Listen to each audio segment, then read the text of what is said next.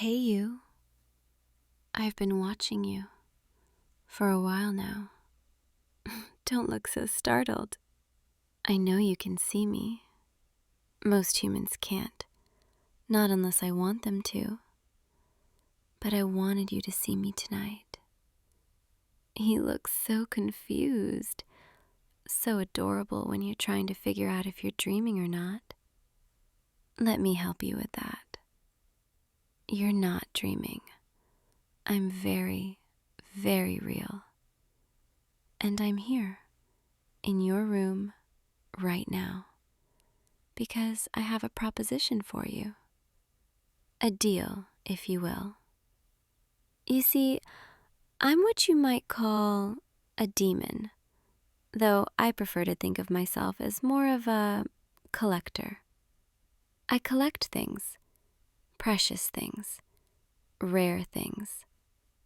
And tonight, I've decided to collect you. Well, not all of you at once. That would be terribly boring. No, I'm going to take you piece by piece, kiss by kiss. Your soul, it's such a beautiful thing. I can see it even now, glowing inside you, warm and alive and so very tempting. And I'm going to steal it, one kiss at a time. Doesn't that sound nice? Each kiss, I'll take a little bit more of you, and you'll feel it, that slow, delicious surrender. You'll feel yourself falling, deeper, softer, until there's nothing left but me. And the best part? You're going to let me. You're going to want me to. Because that's how this works. I don't force. I don't need to.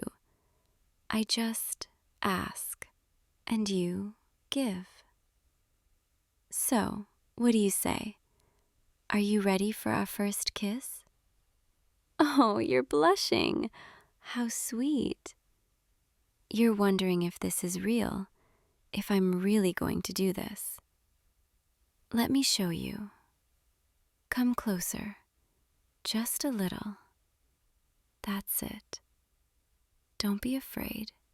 This won't hurt, not even a little.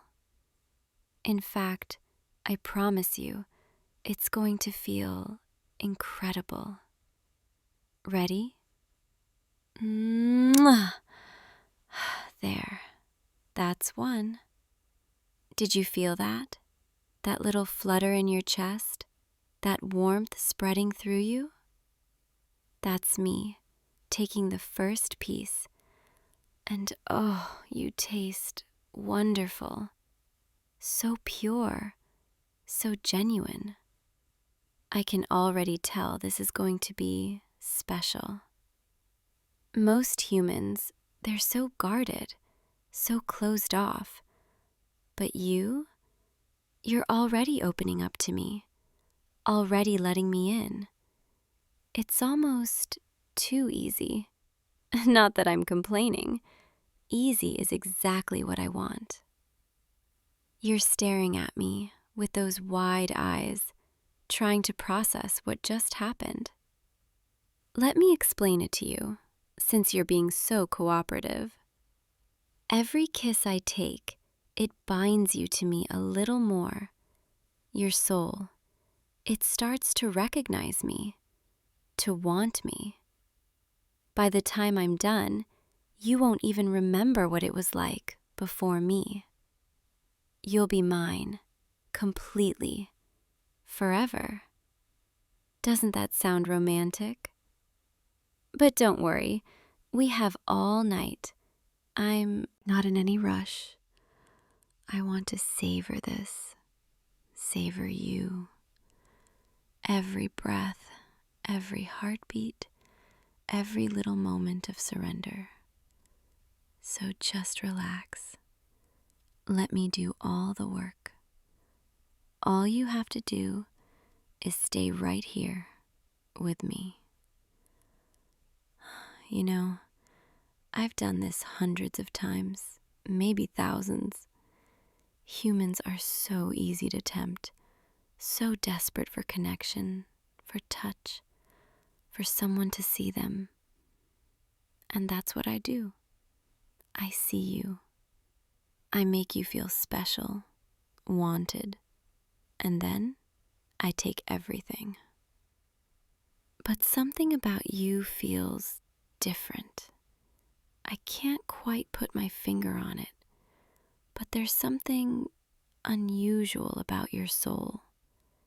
It's brighter than most, warmer. It makes me curious, which is good news for you, because curiosity means I'll take my time, really get to know you before I finish the job. Lucky you. So tell me, what were you doing all alone in your room on a night like this? Were you lonely? Were you wishing for someone, anyone, to keep you company?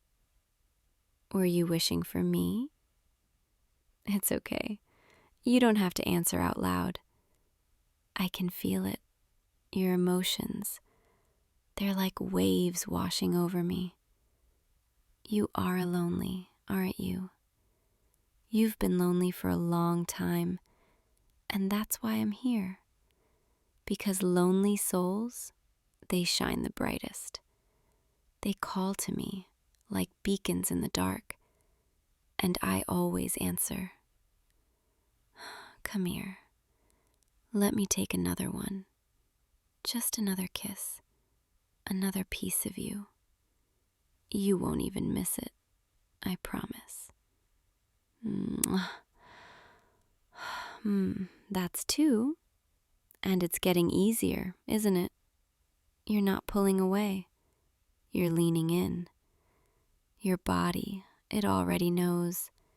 It already wants this. Wants me. See? I told you this would be easy. I love this part, the beginning, when you still think you have control, when you still believe you can stop this, walk away, resist me. But you can't. And deep down, you already know that. Because every second you spend with me, every word I whisper, every kiss I steal, it's pulling you deeper, making you softer, more willing. And you like it, don't you? You like the way I make you feel seen, wanted, special. Humans are so predictable, but also kind of sweet. The way you're looking at me right now, like I'm something magical, something impossible. I am impossible, but I'm also very, very real. And I'm here with you, choosing you. Out of all the souls in all the world, tonight, I chose yours. Doesn't that make you feel important? You know, usually at this point, humans start asking questions. They want to know, why me? Why now? What did I do to deserve this? But you're just quiet, listening. It's refreshing, honestly. Most people talk too much, but you're content to just be here with me. I like that about you. Let me come closer, just a little. I want to see your face, really see it. There, perfect. You have kind eyes. Did you know that? Not many humans do anymore, but there's something soft in them, something gentle. It makes me want to corrupt you even more. I'm kidding, mostly. The truth is, I'm not sure what I want to do with you yet. Usually the plan is simple. Take the soul, move on, find the next one. But with you, I'm tempted to linger, to take my time, really enjoy this. Is that okay with you? if I stay a little longer than usual? Of course it is. You'd let me do anything, wouldn't you? Such a good boy. All right, I think it's time for number 3. This one's going to be a little different, a little deeper. Are you ready? Oh, oh wow. That one felt different. Your soul, it just opened up to me completely. I could feel everything. Your loneliness, your longing, your hope. It was overwhelming. I wasn't expecting that. Usually when I take a kiss, I just get fragments, surface emotions, nothing too deep. But you let me in all the way. Why did you do that? Why did you trust me so completely? I'm a demon. I'm here to take your soul. You should be fighting me, resisting me. But instead, you're just giving yourself to me freely. I don't understand. You're looking at me like you're not afraid, like you want this. Well, of course you want this. I'm irresistible. But it's more than that, isn't it? You're lonely, and I'm here. And for the first time in a long time, you don't feel alone. Is that it? Is that why you're letting me do this? Humans are so strange, so willing to give up everything just for a moment of connection. But I guess I can't judge. I'm the one who preys on that desperation, who uses it to get what I want. Except right now, I'm not sure what I want anymore. This was supposed to be simple, fun, easy. Come in, steal a soul, leave. But you're making it complicated. You're making me feel things I'm not supposed to feel. I should take another kiss, keep moving forward, finish the job. But I don't want to. Not yet. I want to stay here with you, just like this, for a little while longer. Is that okay? Listen to me, asking permission, like I'm not the one in control here. You're doing something to me, and I'm not sure I like it. Actually, that's a lie. I do like it. I like it a lot. And that's what scares me, because demons aren't supposed to like humans. We're supposed to use them, take from them. We're not supposed to care. But I think I'm starting to care about you, and I don't know what to do with that. Tell me something, anything. Tell me about yourself, about your life, about why you're here alone tonight. I want to know. I need to know. Because maybe if I understand you, I can understand why I'm feeling this way. You're nervous. I can see it. You don't know what to say. It's okay. I'm not going to judge you. I'm a literal demon. I've seen it all. Just talk to me, please. There, that's better. You're telling me about your day, about how lonely you've been feeling lately, about how hard it is to connect with people, to feel seen, to feel understood. I know that feeling, more than you might think. You think demons don't get lonely? That we're always confident, always powerful, always in control? We're not. At least, I'm not. Most of the time, I'm just empty, going through the motions, collecting souls because that's what I'm supposed to do. But I don't feel anything. Not really. Until tonight. Until you. When I kissed you, when I felt your soul, your emotions, I felt something I haven't felt in I don't even know how long. I felt alive. And now I'm terrified because I don't want to lose that feeling. I don't want to take the rest of your soul and watch that light fade away. But that's what I'm supposed to do. That's the deal. That's the bargain. Unless I change the bargain. What if I didn't take your soul? What if instead I just stayed? Would you want that? Would you want me to stay? Not as your captor, but as... I don't even know what I'm asking. I just know I don't want to leave. Not yet. Maybe not ever. You're reaching for my hand. You're holding it. No one's ever just held my hand before. It's such a simple thing, but it feels like everything. Like maybe I'm not just a demon, not just a collector. Like maybe I could be someone who matters to you. Is that what you want? For me to be someone who matters? You're nodding. You're saying yes. You're saying you want me to stay.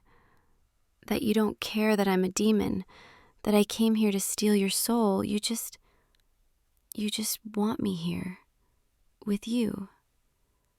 How can you say that? How can you forgive me so easily? I was going to destroy you. Take everything from you. And you're just accepting me. Wanting me. You're too good. Too kind. I don't deserve this. I don't deserve you. But I want to. I want to try. I want to be someone who deserves your kindness. So let me start over. No more stealing, no more bargains, just me and you. Can I kiss you again?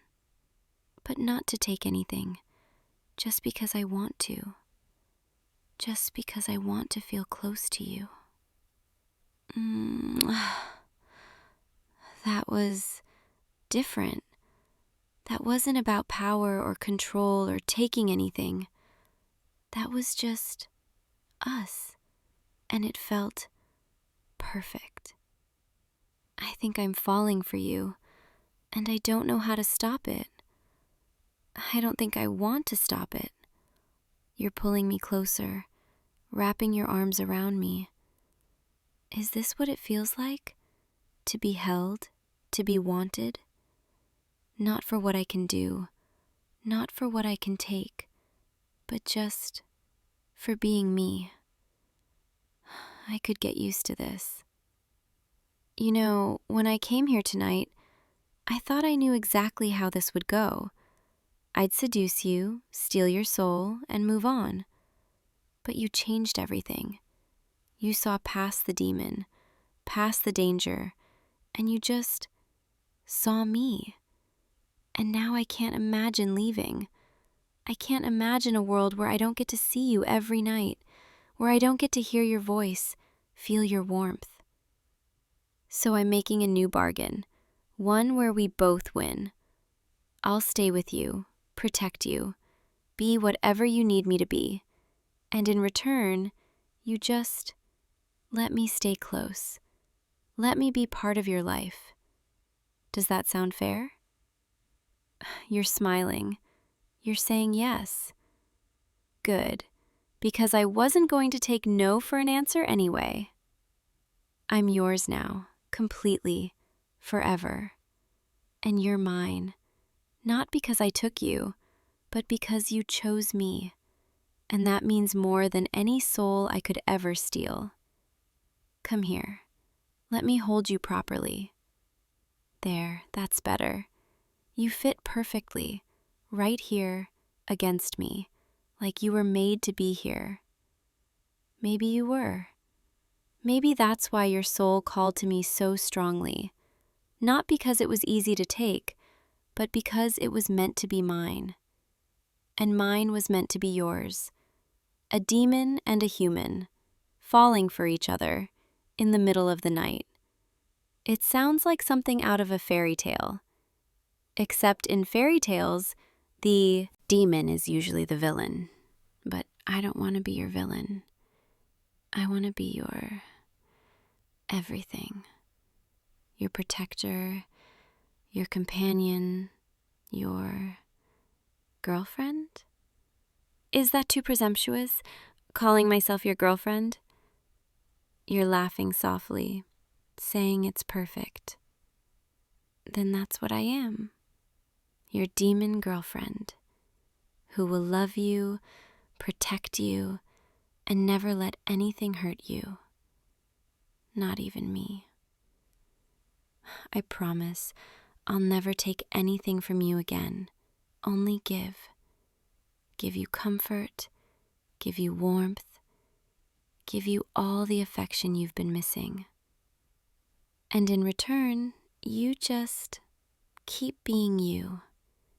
Keep being this kind, this open, this willing to see the good in someone, even when that someone is a literal demon. You make me want to be better, to be worthy of you. And I will be, I promise. Now, it's getting late and you need to rest. So let me stay here with you, just like this. I'll keep you safe, keep you warm, keep you company. And when you wake up tomorrow, I'll still be here. Not as a threat, not as a thief, but as yours. Close your eyes. Let yourself relax. Feel my hand in yours, my warmth beside you. You're safe. You're cared for. You're loved. I know it's strange, a demon saying she loves you, but it's true.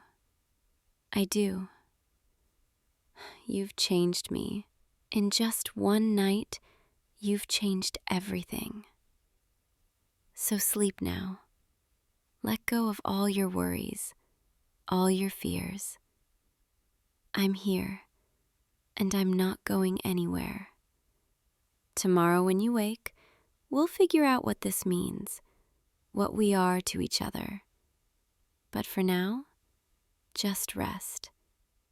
Let my voice guide you down, deeper, softer, into sleep, into dreams, into peace. You're so beautiful when you're relaxed like this, when all the tension melts away, and you just trust. Trust me to keep you safe, to hold you through the night. And I will. I promise I will.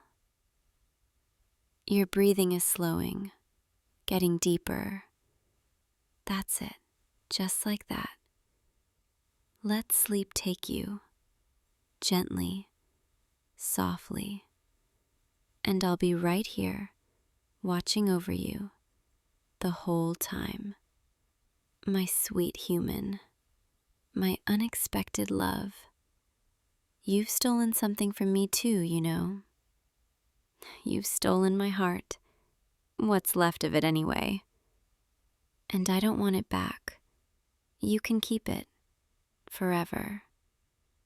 Sleep well, dream of me, of us, of all the nights we'll have together. Because this is just the beginning of something strange and wonderful and real. Good night, my love. I'll see you in the morning. I promise. Sweet dreams. Mwah. Sleep now. I'm right here, always. Oh my, what do we have here?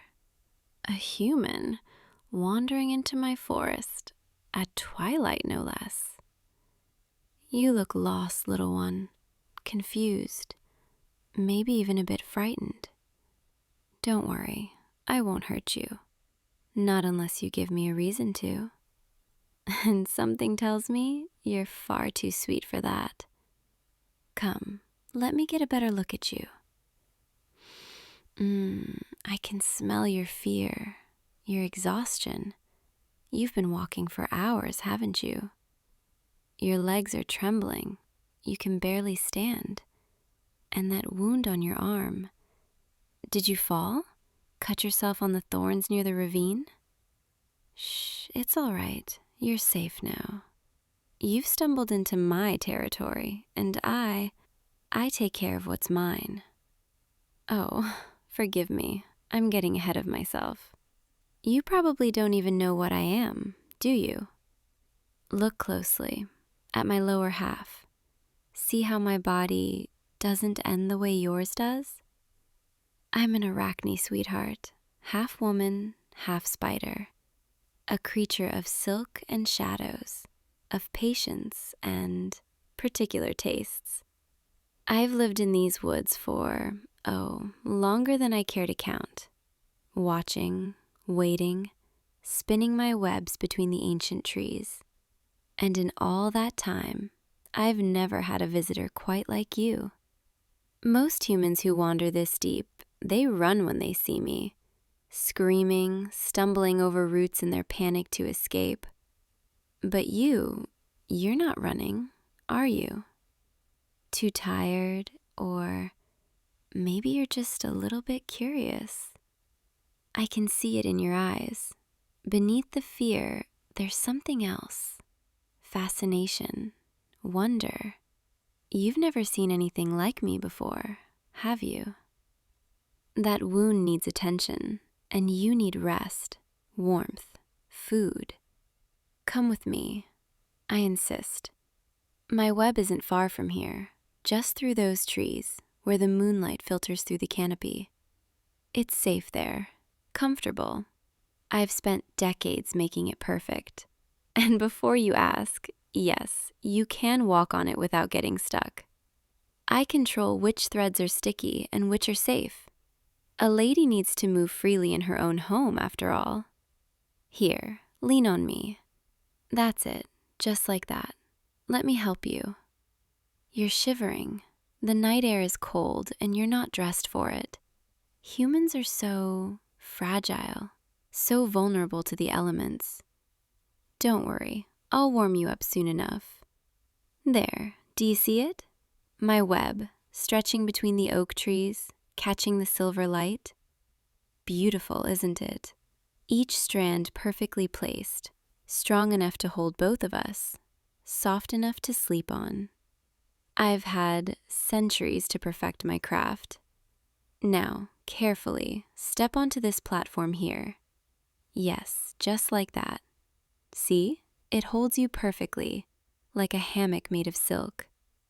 Sit down. Let your body relax. You've pushed yourself too hard today. I'm going to take care of that wound first, and then I'm going to wrap you, just a little, to keep you warm and safe. Is that all right? Not that you have much choice, but I do like to ask permission, at least for the first time. You're nodding. Good. Good boy. Now hold still. This might sting a little. There, all clean. The cut isn't deep. You'll heal quickly, especially with my silk helping. You see, arachne silk isn't like regular spider silk.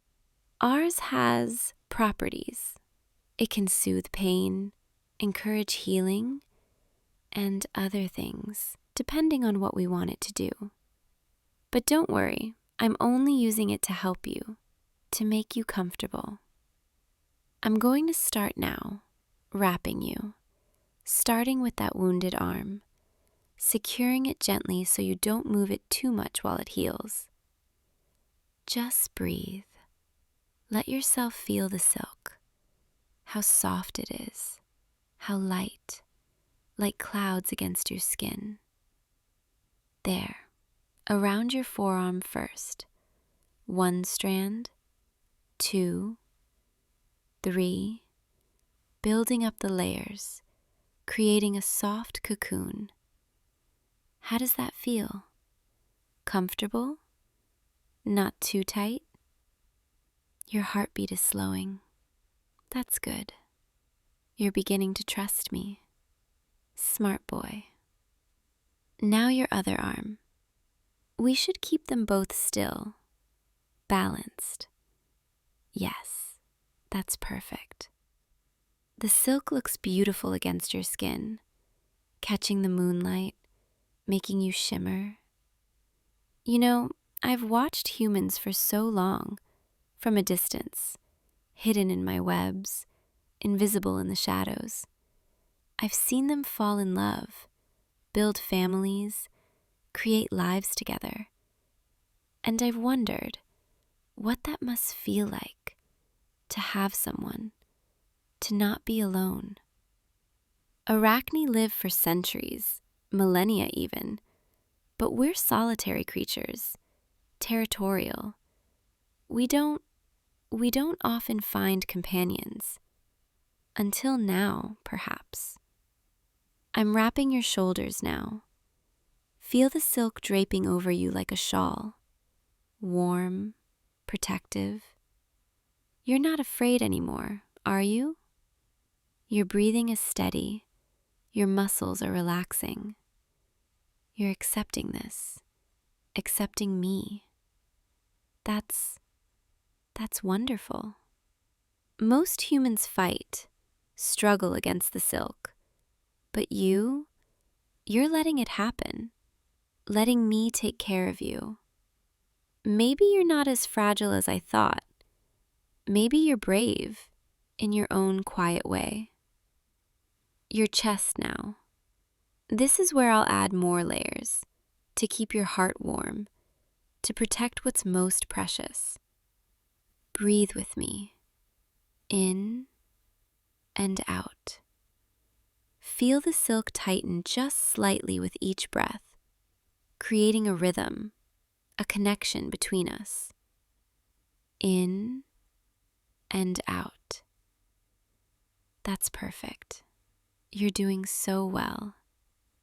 I can feel your pulse through the silk, steady, strong, alive.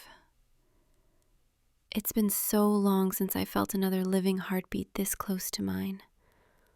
So long since I've had someone to care for.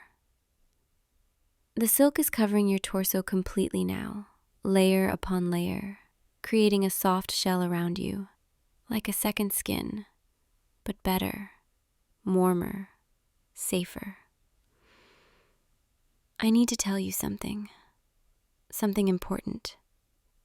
When an arachne wraps someone like this, when we take the time to create silk specifically for them, to tend to their wounds, to bring them into our web, it means we're claiming them, marking them as ours.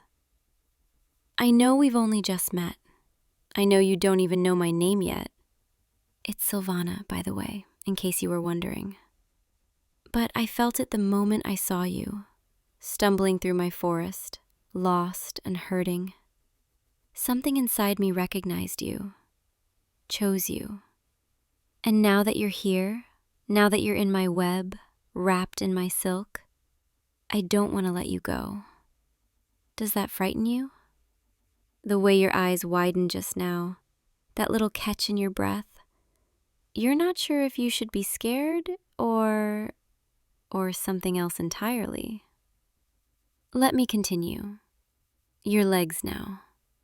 I'll wrap them together, gently, so you can still move if you need to, but so you'll stay, here, with me. The silk slides along your skin, cool at first, then warming with your body heat. It adapts to you, becomes part of you, binds us together. There, all the way down to your ankles. Perfect. You're almost completely cocooned now, just your head free, so you can breathe easily, so I can see your face, those beautiful eyes looking up at me. You're not struggling, not trying to break free. Why is that, I wonder? Is it because you physically can't, or because you don't really want to? I'm going to tell you a secret, something I've never admitted to anyone. For the past few months, I've been watching you. Not in a frightening way, just curiously. You walk through the outer edges of my forest sometimes, taking the long path home from wherever you go during the day.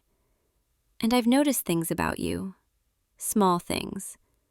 The way you stop to look at the sunset through the trees. The way you're careful not to step on the wildflowers growing along the path. The way you seem lonely, just like me.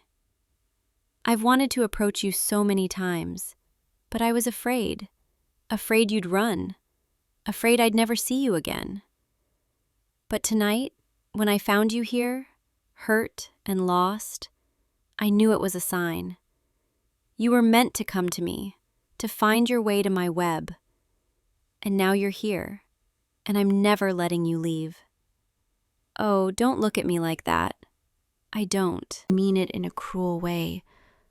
I'm not going to keep you prisoner, force you to stay against your will. I mean, I'm going to make you want to stay. Make you realize that this is where you belong. Here, with me, in my web, safe from the world. The silk around you right now, it's temporary, for healing, for comfort. But there are other kinds of silk. Binding silk. Permanent silk. The kind that marks you as mine forever. We're not there yet, but we could be, if you wanted. If you decided that a life with a spider woman in a forest web wasn't such a terrible fate after all. You're blushing. I can see it even in the moonlight, your cheeks turning pink.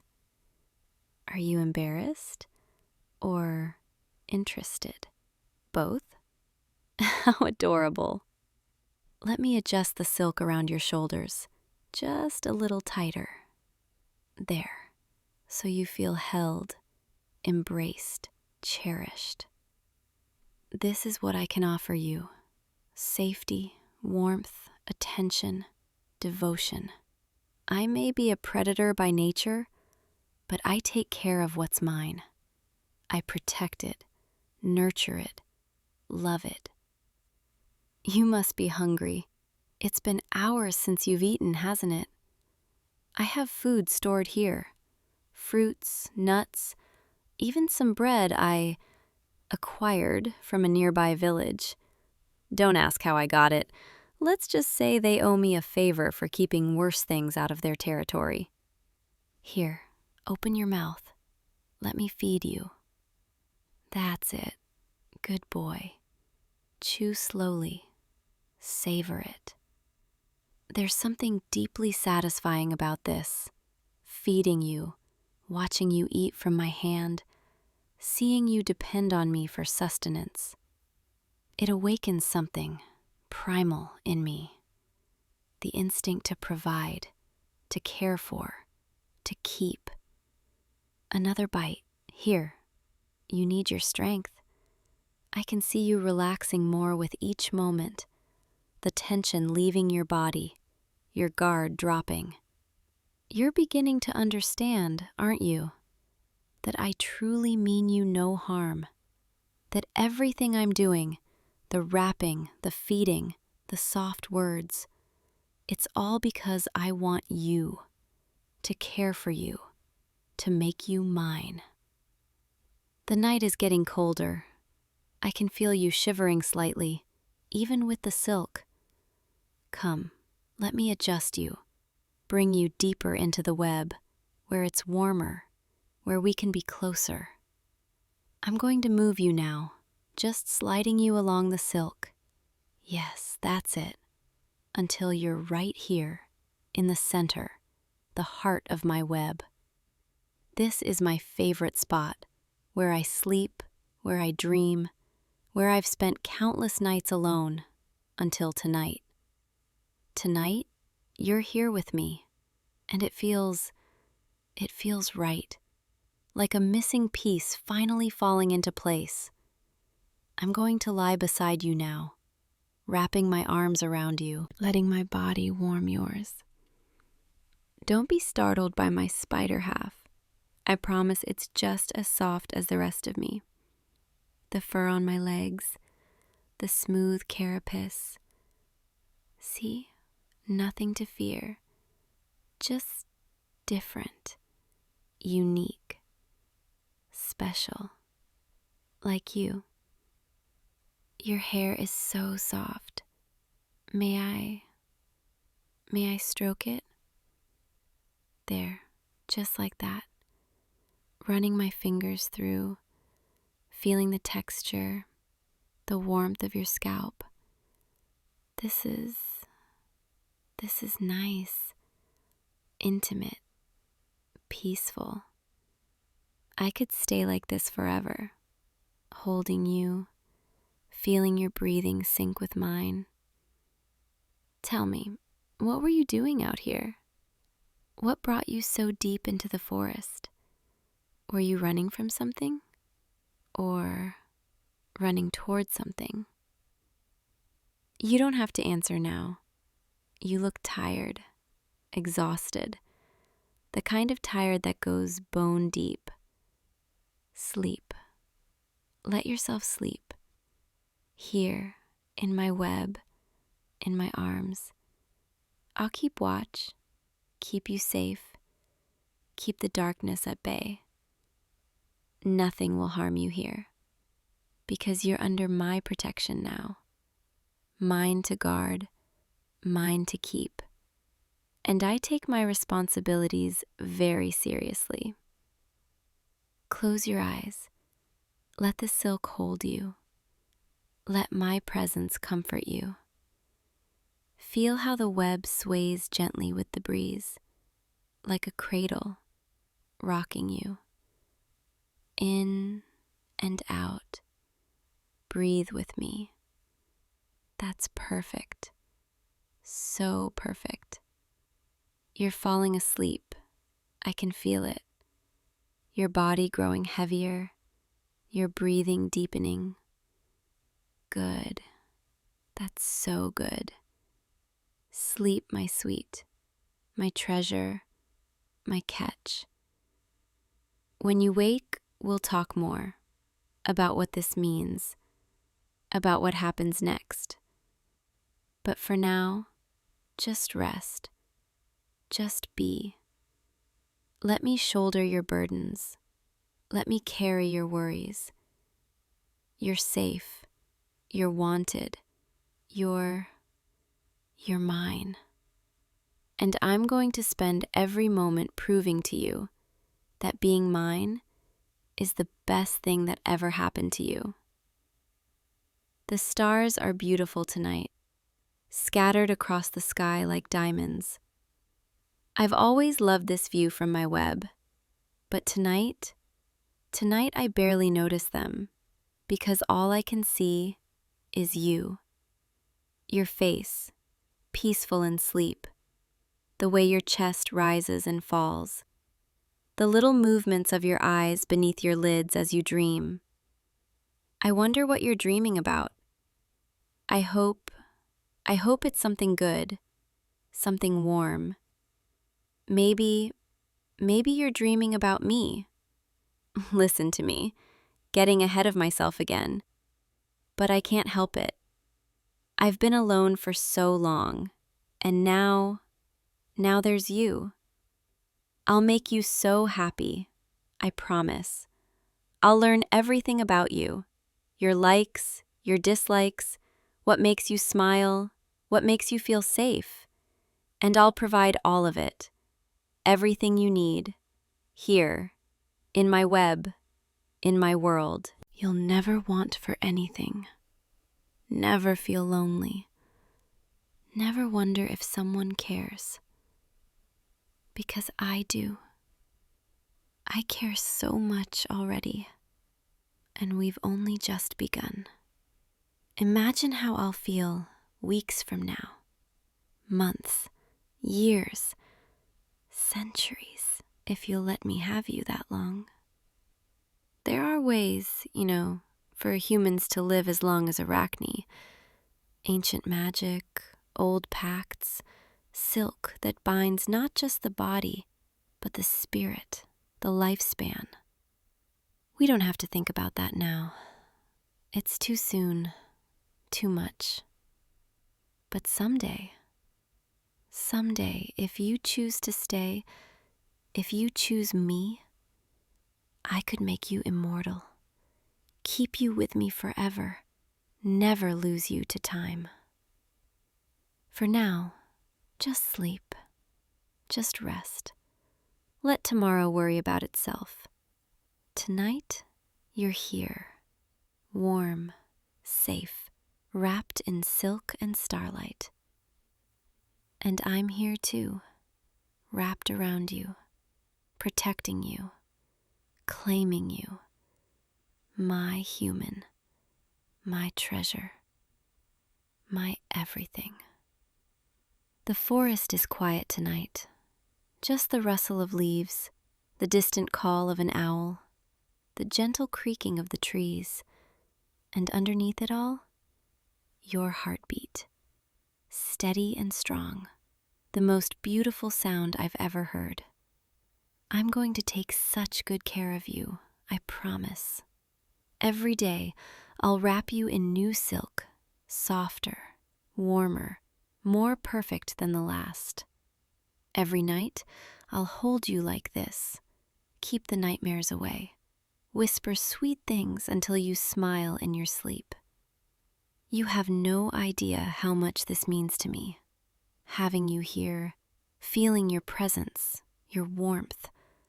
After centuries of solitude, centuries of watching life happen around me, never quite part of it, finally, I have something, someone of my own. And I'm not letting go, ever. The world outside can keep turning. People can keep living their lives. The seasons can change. But here, in this web, in this moment, time stops. It's just us, you and me, wrapped together, bound by silk and something deeper. Fate, maybe. Destiny. Or just the universe finally being kind to a lonely spider woman who's been waiting for so very long. Your hand, it's so small compared to mine, so human, so vulnerable. I'm holding it now, lacing my fingers with yours, feeling your pulse through your wrist. This connection, it's everything. It's all I've wanted, all I've needed, and now it's mine.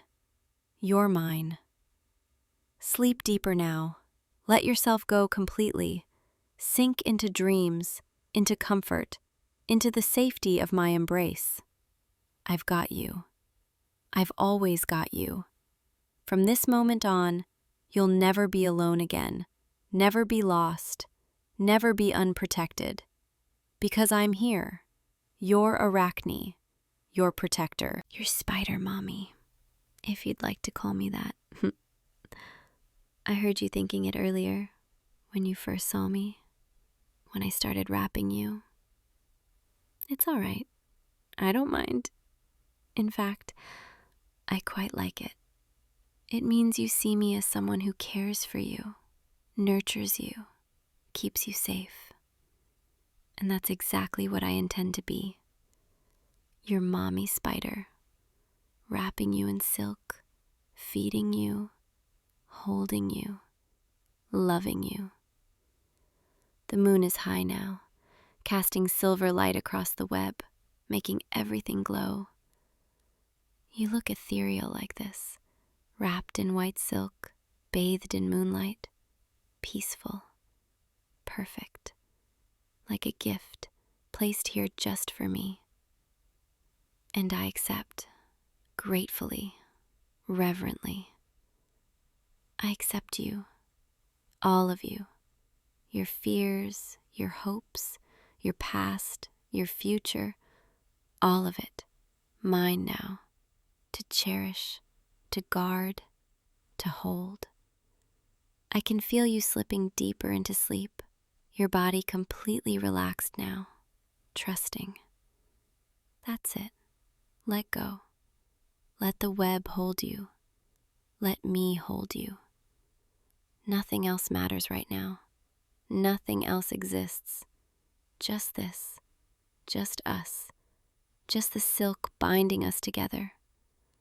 Just love, growing, taking root, blooming in the darkness. I'll be here when you wake, right beside you, watching over you, waiting to see your eyes open, to see that moment of recognition, of acceptance. The moment you realize, this is home now. I am home. And you'll smile, and I'll smile back, and we'll begin our life together, properly, fully. But that's for tomorrow. Tonight, just sleep, just dream, just be. Be mine, be safe, be loved. The silk will keep you warm through the night, and so will I. My body curled around yours, my breath matching yours, my heart beating in time with yours. Two creatures, so different, yet somehow perfect together. The spider and the human. The predator and the, well, not prey. Never prey. Partner. Companion. Beloved. Yes, that's what you are. What you'll be. What you already are in my heart. My beloved. Mine. Forever mine. Sleep now, sweetheart. Sleep deep and dream sweet. Dream of silk and starlight, of safety and soft touches, of a spider woman who will move heaven and earth to make you happy. Dream of me, as I've dreamed of you, for longer than you know. Good night, my treasure, my heart, my home. I'll see you in the morning, in our web, in our world, where everything is perfect, and you are loved, so deeply loved. Rest now. I've got you. I've always got you. Always. And if you'd like to hear more, if you'd like to visit my web again tomorrow night, you know where to find me. Right here, waiting, with silk and starlight and open arms. Come back soon, won't you? I'll be here, always here for you. Sweet dreams, my love. Until tomorrow. Hey you, I've been waiting for you to fall asleep, but it seems you're still awake, lying there in the moonlight, just thinking. I wonder what you've been thinking about. Maybe you felt it too, that strange feeling lately, like someone's been watching you, protecting you from a distance. Don't be afraid. I'm not here to hurt you. I'm here because I can't stay away anymore. Do you see me now, standing here by your window, with the moon behind me? I know I should have knocked, should have made my presence known in a more conventional way. But I've never been very good at conventional. You look so peaceful, lying there, your breathing slow and steady. I could listen to that sound forever, and maybe I will. Can I come closer? Just a little? I promise I won't do anything you don't want. I need to be near you, even if it's just for a moment. There, that's better. Now I can see your face in the moonlight, every detail, every expression, the way your eyes reflect the silver glow. You're even more beautiful up close than I remembered. And I've remembered every single day for longer than you know. I know this must seem strange. A girl appearing in your room in the middle of the night. Someone you've maybe seen around, caught glimpses of, but never really talked to. Or maybe you haven't noticed me at all. I've gotten very good at blending into shadows, at watching from places you'd never think to look. But tonight is different. Tonight, I'm done hiding, done pretending I can keep my distance. Because there's something I need to tell you, something I need to share. And once I do, everything changes, for both of us. Are you ready to listen? Ready to hear the truth about who I really am? What I really am? I'm a vampire. I know that sounds impossible. Sounds like something from movies and books. But look at me. Really look at me. And you'll see I'm telling the truth. My skin, it's too pale in the moonlight, almost luminescent. My eyes, they catch the light in ways human eyes shouldn't. And my teeth, if I smile just right, you can see them. The fangs that mark me as something other. Something that shouldn't exist, but does. I was born into this darkness 200 years ago, give or take a few decades. Time gets blurry when you have so much of it. I was turned by someone I loved, someone who promised me forever, and then left me alone in that forever. So I've been wandering, century after century, watching the world change around me, watching people live and love and die, while I remain frozen in this moment, this age, this body, forever. It gets lonely being immortal, watching everyone you care about grow old, turn to dust, while you stay exactly the same. That's why most vampires, they stop caring, stop connecting. They treat humans like food, like temporary amusements, nothing more. But I couldn't do that. I couldn't turn off my heart just because it doesn't beat anymore. So I kept watching, kept hoping that maybe someday I'd find someone worth breaking my solitude for, someone worth revealing myself to. Someone like you. I know that probably sounds overwhelming, maybe even terrifying. A vampire telling you she's been watching you, waiting for you. But I need you to understand, I didn't choose this, didn't plan to fall for a human. It just happened. I saw you 6 months ago. It was raining. You were walking home from work. You stopped under an awning to let an elderly woman with no umbrella go first. You gave her yours, even though you got soaked. And you smiled at her, like making her day better was worth catching a cold. That's when I knew you were different. Most people these days, they're so caught up in themselves, their phones, their problems. But you still see people, still care about strangers, still have that kind of warmth inside you that I'd almost forgotten existed. So I started paying attention. I'd follow you home from a distance, make sure you got there safely. I'd watch from rooftops while you sat by your window reading. I'd listen to you hum to yourself while making dinner, off-key but so genuine.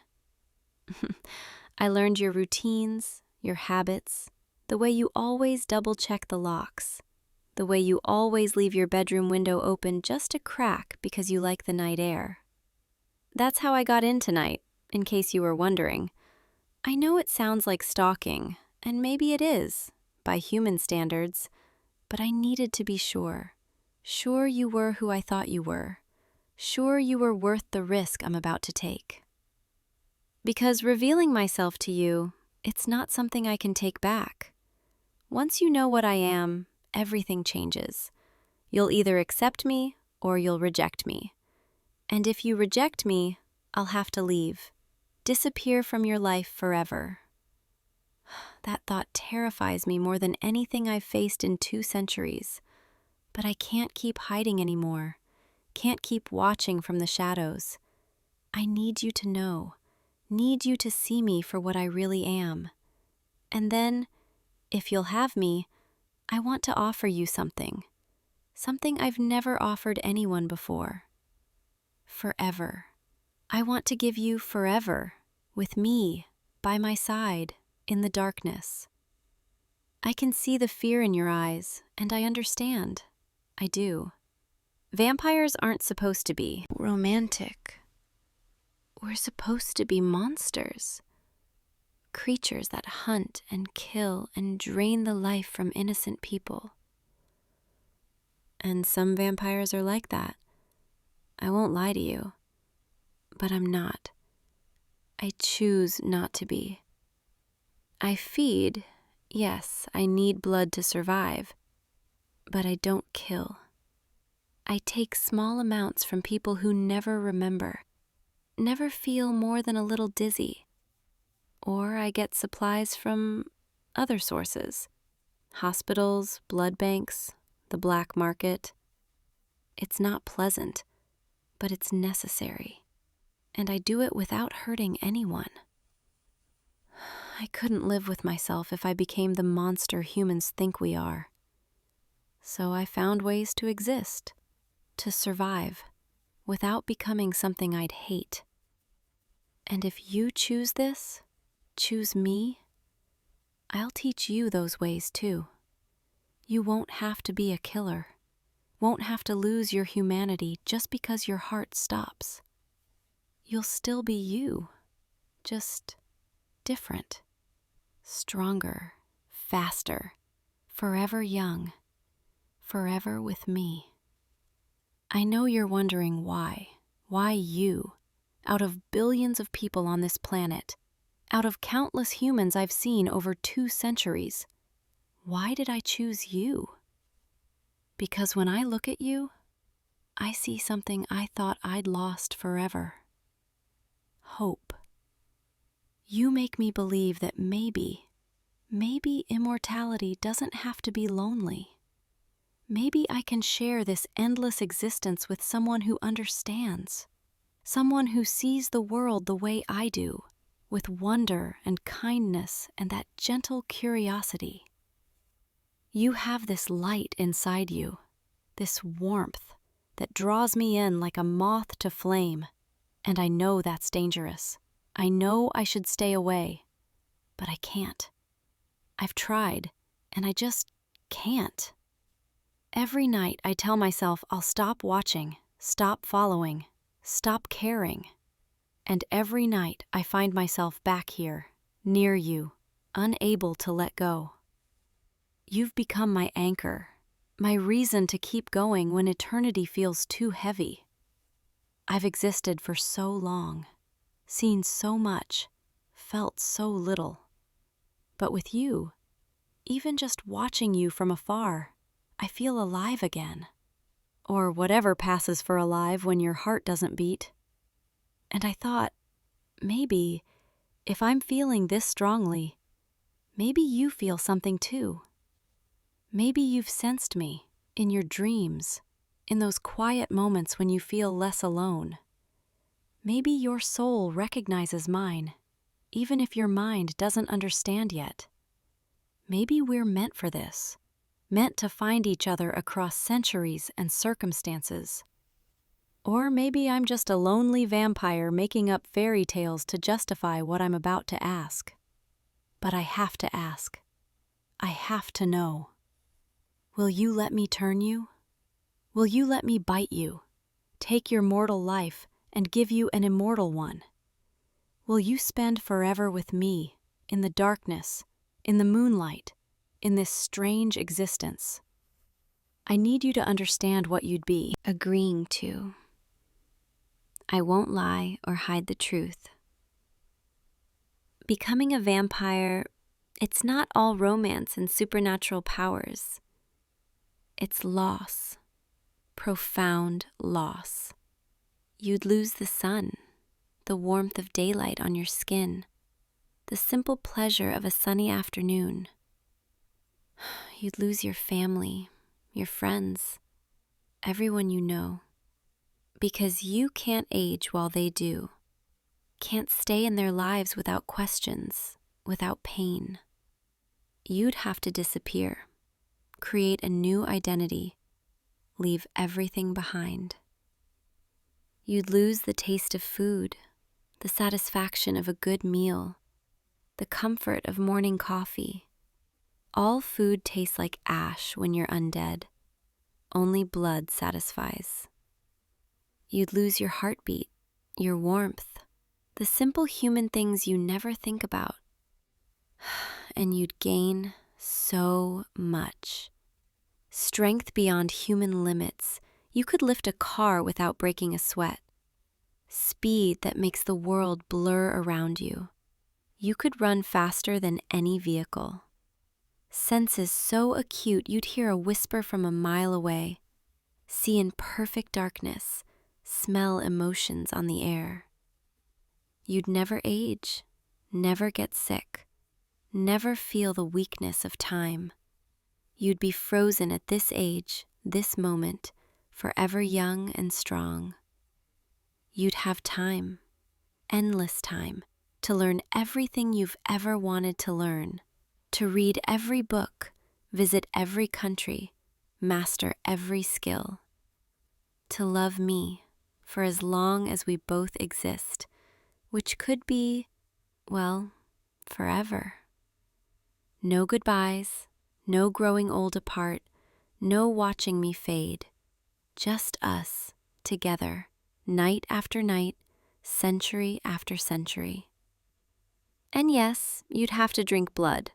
But like I said, we don't have to kill. I'll teach you control, teach you how to feed without hurting anyone. It becomes second nature after a while, like breathing used to be. You'd live in darkness, but darkness isn't always bad. The night is beautiful, quiet, peaceful in ways daylight never is. And you'd have me, always, to share that darkness with, to hold you when eternity feels heavy, to laugh with you at the absurdity of living forever, to explore this endless existence side by side. I know it's a lot to process. I know I'm asking you to give up everything you know, but I'm also offering you everything I have, everything I am. 200 years of loneliness ends with you, if you'll have me. You don't have to decide right now. I can wait. I've waited centuries already. I can wait a little longer if you need time. But I really hope you'll say yes. Because the thought of spending eternity without you, it's unbearable now that I've found you. You've ruined me for solitude, made me remember what it feels like to want someone, to need someone. And I do. I need you more than I've needed anyone in 200 years. So please, think about it. Imagine what it could be like, just you and me forever. No more loneliness, no more watching from the shadows, no more pretending not to care. Just honest connection, eternal love, and the freedom that comes with immortality. I can see you're considering it. I can hear your heartbeat quickening, smell the adrenaline in your blood. You're scared, but also curious, maybe even excited. That's good. That's very good. Fear means you understand the weight of what I'm offering. Curiosity means you're tempted, drawn to the possibility. And excitement? Excitement means your soul already knows the answer your mind is still working out. Let me help you decide. Let me paint a picture of what forever could look like. Imagine waking up at sunset in my arms every evening for the rest of existence. The first thing you see is me, smiling at you, holding you, loving you. We rise together, dress together, step out into the night together. Maybe we hunt, maybe we travel, maybe we just walk through the city hand in hand. We'd have all the time in the world, No rushing, no deadlines, no pressure. Just us, exploring, experiencing, existing together. We could visit every country, see every landmark, learn every language. We could watch history unfold, see empires rise and fall, witness humanity's greatest achievements. We'd be together for it all, sharing every moment, every discovery, every wonder. And when the world feels too loud, too chaotic, we'd retreat to our sanctuary, a place just for us, where we can be ourselves without pretense, where I can hold you, kiss you, love you, without fear of losing you to time. Because that's what terrifies me most about loving a human, the inevitable end. I'd watch you age, watch your body fail, watch you die, while I remain unchanged. And I've done that before, loved mortals who left me behind, and it's agony. But if you become like me, we skip all that pain. We get forever, true forever, no expiration date, no goodbyes, just endless nights together, endless love, endless possibility. Doesn't that sound beautiful? Doesn't that sound worth the sacrifice? I think it does. I think we could be happy, truly happy, for the first time in both our lives. Because I haven't been happy in centuries, and I suspect you haven't been truly happy in a while either. I see it in your eyes sometimes, that loneliness, that feeling that something's missing, that you're going through the motions but not really living. Well, I can change that. I can give you a life worth living, or an undeath worth living. Same thing, really. You'd never be alone again. Never feel that emptiness, because I'd be there, always, without fail, without end. I know the sun is a hard thing to lose. Humans love the sun, crave its warmth. But the moon is beautiful too. The stars, the way the city lights shimmer at night. And I'll be your warmth. I'll hold you close and share what little heat I can generate. I'll make you forget what you're missing. Fill your nights with so much love and wonder that the sun becomes a distant memory. Something from your old life, your human life. The life before me, before us, before forever. And your family. I know that's painful. I remember leaving mine, but they'd never understand. They'd see you stop aging and they'd know something was wrong. It's kinder to disappear, to let them think you moved away, started fresh somewhere new. They'll miss you, but they'll move on. They'll live their lives, and you'll live yours, with me, in a way they could never comprehend. It's a sacrifice, but all great loves require sacrifice. And this, what I'm offering, it's the greatest love I've ever known. So, what do you say? Are you ready to leave your mortal life behind? Ready to step into darkness with me? Ready to become something more than human, something eternal, something mine? Because once I bite you, once I turn you, you'll be mine forever, and I'll be yours in every way that matters, for as long as stars burn in the sky. I can see your answer in your eyes, feel it in the way your body responds to my presence. You're nodding, slowly, hesitantly, but nodding. You're saying yes. You're choosing me, choosing us, choosing forever. Oh, you have no idea how happy that makes me. I was so afraid you'd say no, that you'd reject me, send me away. But you didn't. You chose me. And I promise, I swear on my eternal existence, I'll make you so happy. I'll spend every night showing you how much you mean to me, teaching you everything I know, introducing you to this new world, holding you through the hard parts, celebrating the beautiful parts, loving you completely, without reservation, forever. Are you ready? Ready for me to do this? To change you? It won't hurt much, I promise. I'll be gentle. I've had 2 centuries to perfect my technique. You'll feel a pinch, a moment of pressure, and then warmth.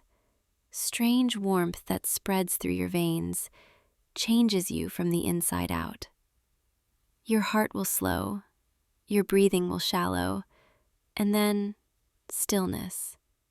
Beautiful stillness as your body transforms, sheds its mortality, embraces forever. And when you wake up, you'll be new, reborn, mine. Come here, let me hold you. Let me position you so you're comfortable. That's it. Just relax in my arms. Rest your head against my shoulder. Can you feel how cool my skin is? How still I am? No heartbeat, no warmth. Soon you'll be the same, and you'll understand. Understand how peaceful it is. I'm going to tilt your head now, just a little. Expose your neck. Don't be afraid. I'll take care of you. I'll make this as gentle as possible. Your pulse is racing. I can feel it under your skin. Hear the rush of blood through your veins. It's intoxicating. But I'll control myself. I'd never hurt you. This is it. The moment everything changes. The moment you leave humanity behind and join me in darkness. Are you ready? Take a deep breath. Hold my hand and trust me. Here we go. There. I can feel your pulse against my lips. Smell the sweet scent of your blood. This is the last time your heart will beat as a human. Goodbye to your mortal life. Hello to eternity. Now, you taste even better than I imagined. Sweet, warm, alive. For just a few more moments. I can feel your body relaxing, surrendering to the venom in my bite. It's working through your system now, changing you, transforming every cell. You're doing so well, so perfect. Just let it happen. I know it feels strange, that warmth turning to cold, that heaviness in your limbs. It's normal. It's supposed to feel like this, like you're falling asleep. But you're not dying. You're being reborn, remade, perfected. Your heartbeat is slowing now. I can hear it, feel it against my chest. Steady, slower, quieter. Don't fight it. Let go. Let yourself transform. I'm right here, holding you. I won't let you go. There, your heart just stopped. And yet, you're still here, still with me. Welcome to undeath. Welcome to forever. Welcome home. You're mine now, completely mine. And I'm yours for all eternity. Rest now.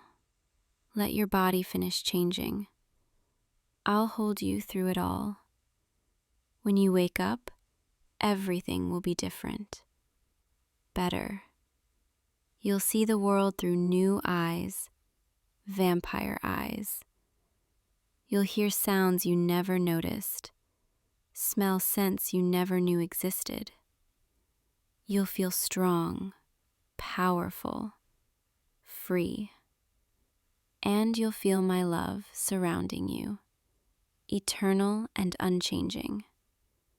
I'm so proud of you, so grateful you chose this, chose me. Sleep now, my love, my eternal companion. Dream of the nights ahead, the adventures waiting, the love we'll share. And when you wake, we'll begin forever together, just like I promised. I love you. I've loved you since that rainy day 6 months ago, and I'll love you for every night that follows until the stars burn out. Rest, transform, become mine, become eternal, become everything you were meant to be. Welcome to forever, my beautiful vampire.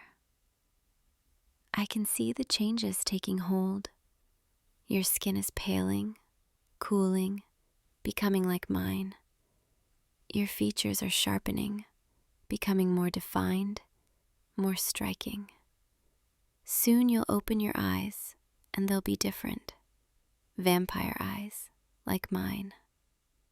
But you'll still be you, the person I fell in love with, just enhanced. Everything good about you remains. Everything I love about you stays. You just get to keep it forever now, never losing it to age or time. I should tell you, the first few nights will be hard. You'll be hungry, so hungry. The thirst will be overwhelming. But I'll help you, teach you control, show you how to satisfy the hunger without losing yourself. We'll hunt together. I'll guide you. Make sure you don't hurt anyone. And gradually, it'll get easier. The hunger will become manageable. You'll learn to live with it, the way I have, the way all vampires do. You'll also need to learn to avoid the sun. Even the smallest bit can burn. We'll find you a safe place to sleep during the day, somewhere dark and secure. Maybe you'll share my resting place. My coffin is big enough for two. I'm kidding. I don't actually sleep in a coffin. That's a myth. I have a very comfortable bed in a very secure basement. You're welcome to share it.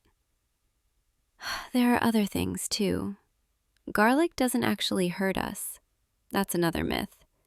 Holy water is just water. Crosses are just jewelry. We're not demons. We're just different, evolved, adapted to night instead of day. You can still love, still laugh, still feel joy and sadness and everything in between. You're not losing your humanity, just your mortality. There's a difference, and you'll understand that once you wake up. I can feel you stirring. Your body is almost finished changing. Any moment now, you'll open your eyes, and your new life will begin.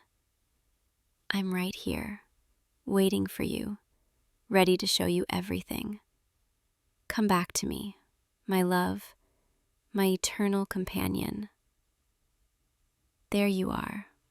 I can see your eyes moving beneath your lids. You're waking up, coming back to me as something new, something beautiful. Take your time. Let yourself adjust. Everything will feel different at first. The world will be sharper, louder, more vivid than before. But I'm here to help you navigate it, to teach you, to guide you. Open your eyes. Look at me. See me as you truly are now, as one of us. Welcome back, my beautiful vampire, my forever love. How do you feel? Can you sense the changes? The power flowing through you? Your eyes, they're stunning. That new vampire glow, like moonlight. And your fangs, I can see them when you try to speak, perfect and sharp. You're magnificent. Everything I knew you'd be, and more. I know you're hungry. I can smell it, feel the thirst radiating from you. But we'll handle that soon. First, let me just hold you. Let me welcome you properly to eternity. You did it. You actually did it. You chose me, chose this life. And I promise, I'll spend forever making sure you never regret it.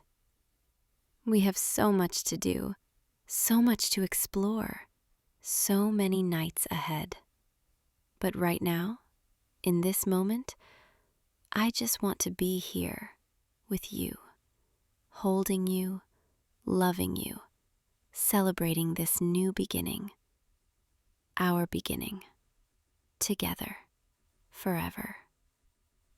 Thank you for trusting me, for taking this leap with me, for giving me a reason to exist, a purpose beyond just surviving.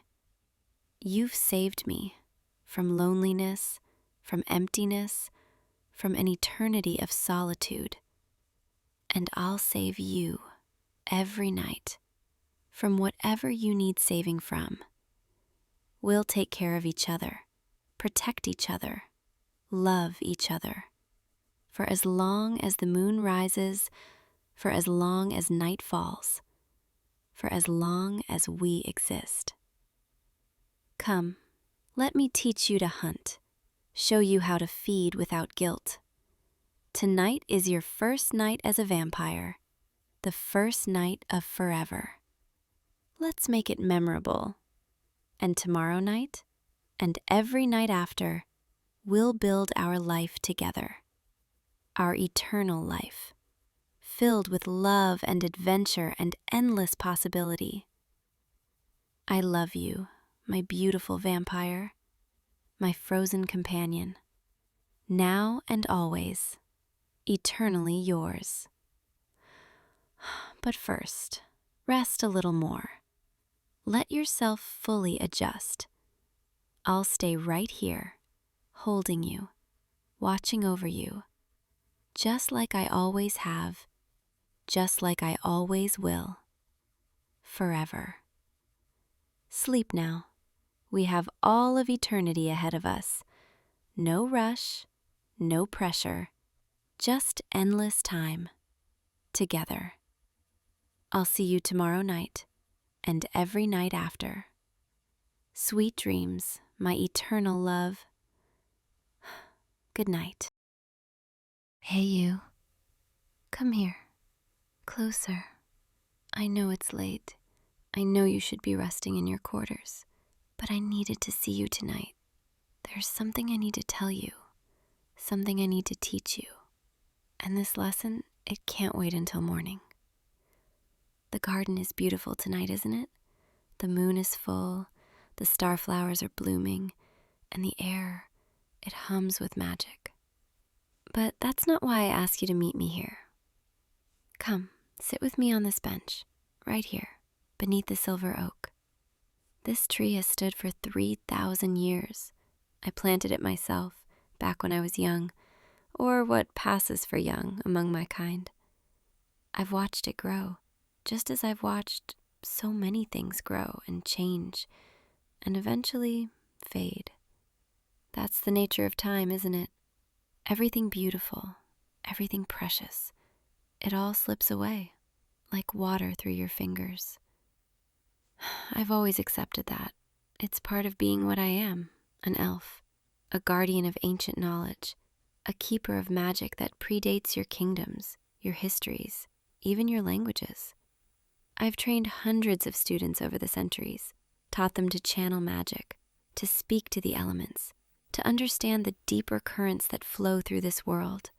And when their training ended, I said farewell, and I felt content, proud of what they'd learned, hopeful for what they'd become, but ready to let them go. But you're different, and I need to tell you why, before I lose my nerve, before centuries of discipline and propriety convince me to stay silent. Do you remember the first day you arrived here? You were so nervous, so uncertain, clutching that letter of introduction like it might protect you from the strangeness of this place. You'd never seen a place where magic lived so openly, where the walls breathed with enchantments, where the library's books rearranged themselves according to the reader's needs. I remember thinking, oh, another human student, another bright soul who'll learn what they need and move on. I introduced myself. I showed you to your room. I explained the rules of the academy, and I told myself this would be like all the others. A few years of teaching, of watching you grow, and then goodbye. But then I started noticing things, small things, details I shouldn't have cared about, like how you always arrived early to lessons, not because you were worried about being late, but because you wanted extra time to ask questions. How you'd bite your lip when concentrating on a difficult spell, your eyes narrowing in that particular way. How you'd light up, your whole face would just shine whenever you finally grasped a concept you'd been struggling with.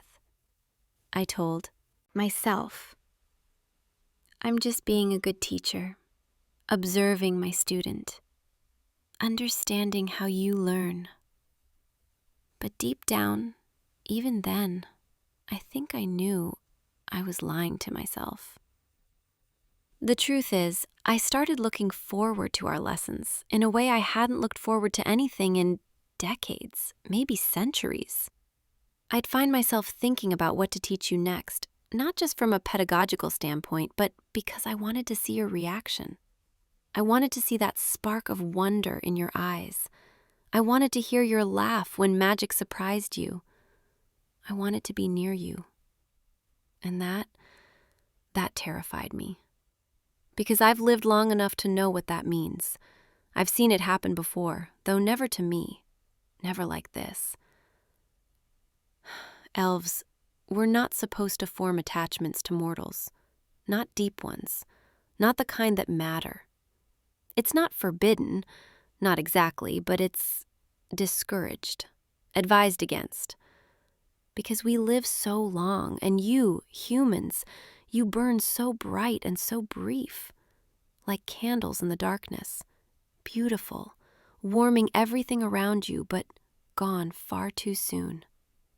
And we remain, carrying the memory of that warmth for centuries after the flame has died.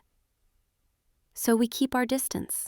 We teach, we guide, we protect, but we don't let ourselves feel. But I've failed at that, haven't I? I've failed spectacularly. Because somewhere between teaching you to cast your first light spell and watching you master the art of elemental binding, and sitting with you in the library at midnight discussing the ethics of ancient magic, I fell in love with you. There, I said it. The thing I've been trying not to say, trying not to even think for months now. I'm in love with you.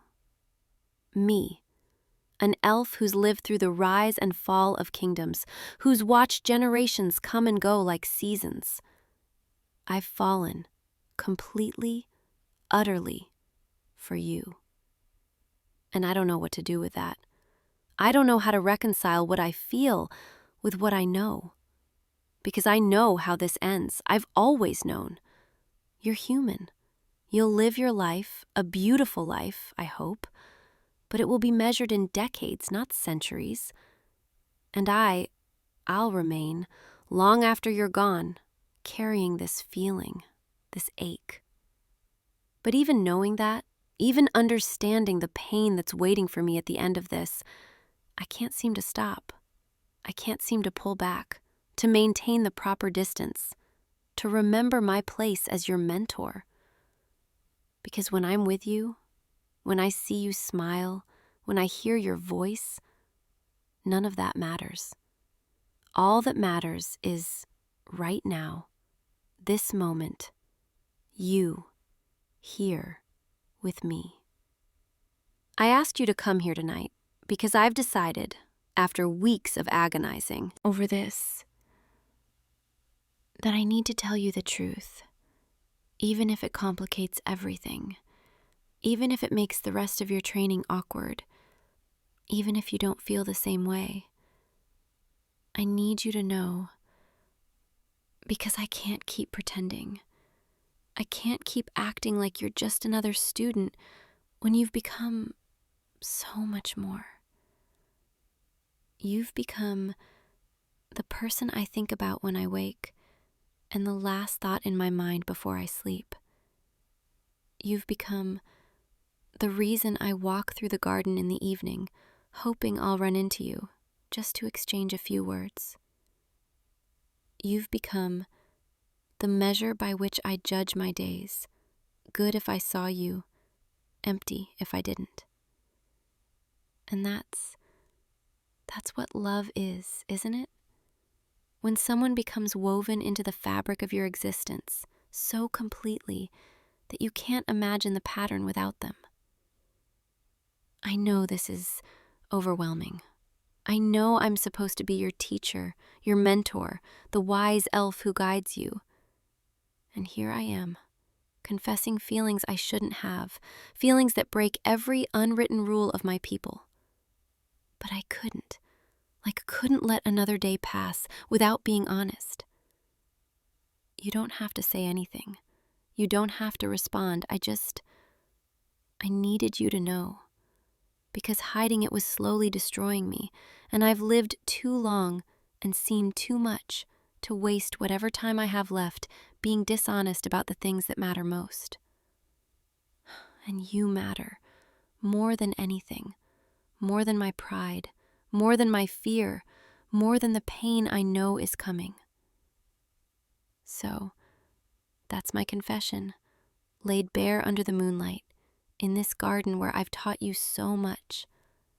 But this time, I'm not teaching you about magic or history or the ancient arts. I'm teaching you about me, about my heart, about the truth I've been carrying in silence. And now I wait to see what you'll do with it. You're looking at me like that, with those eyes, and I can't quite read your expression. Are you shocked? Confused? Or is that something else I'm seeing? Please, say something, even if it's just to tell me I've made a terrible mistake, even if it's to politely decline.